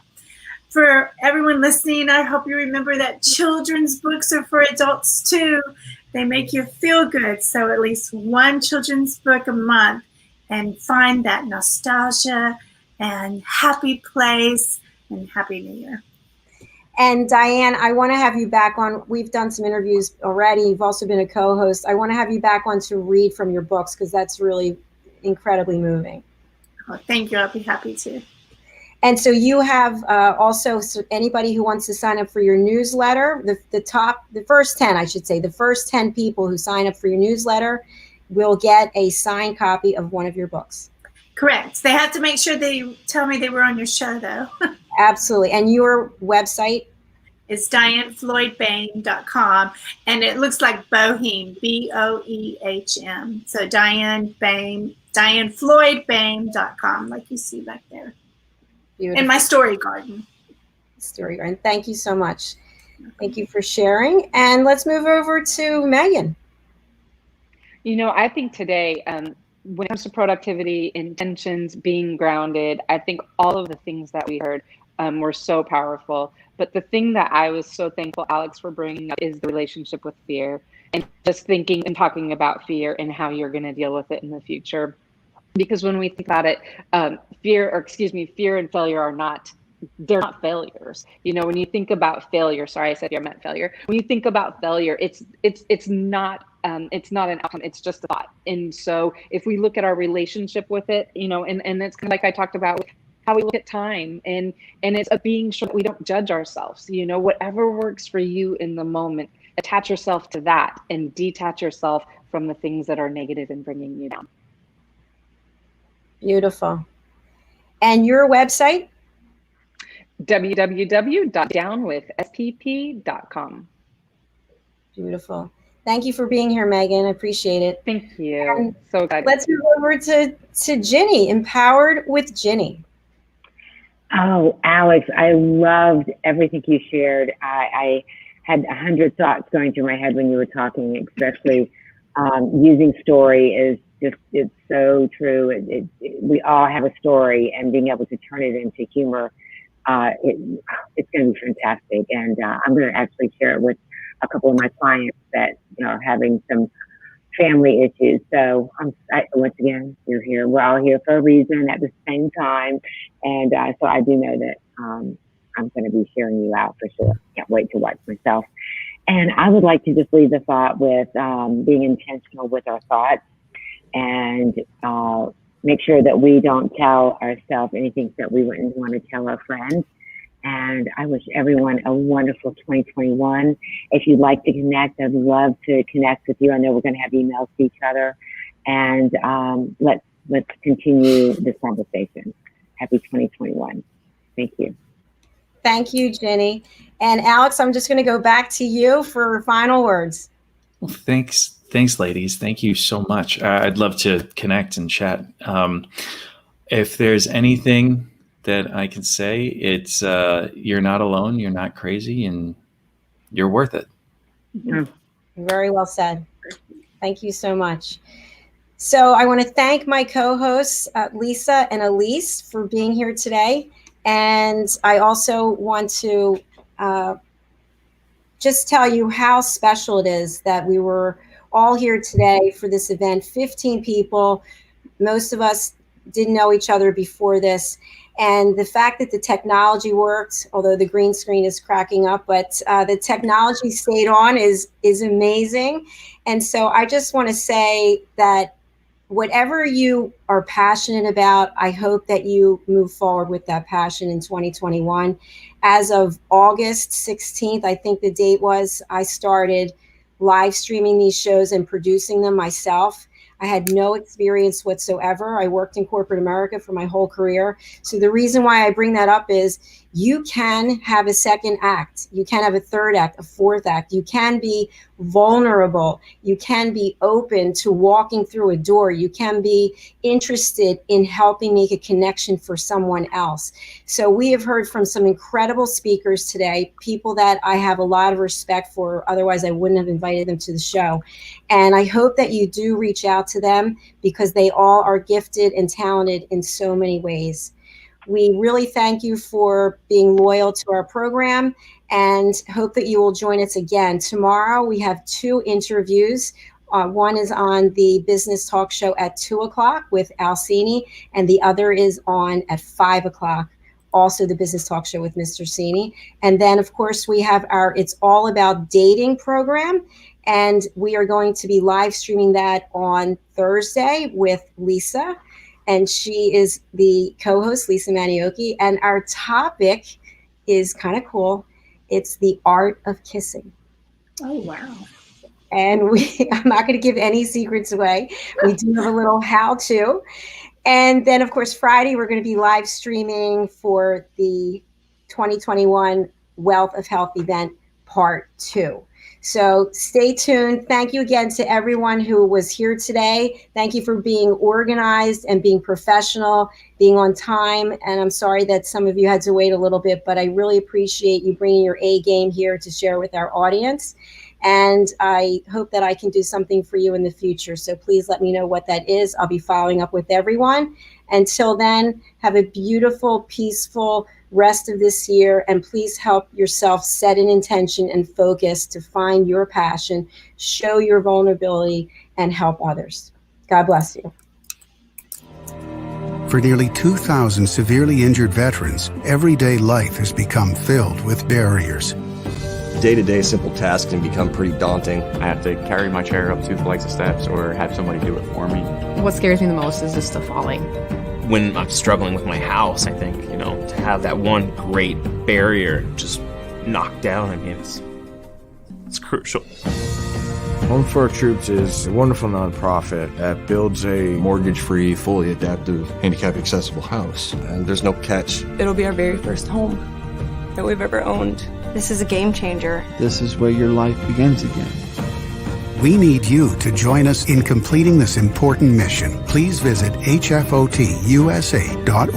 and help build homes and rebuild lives. Because of you, everything's going to be okay.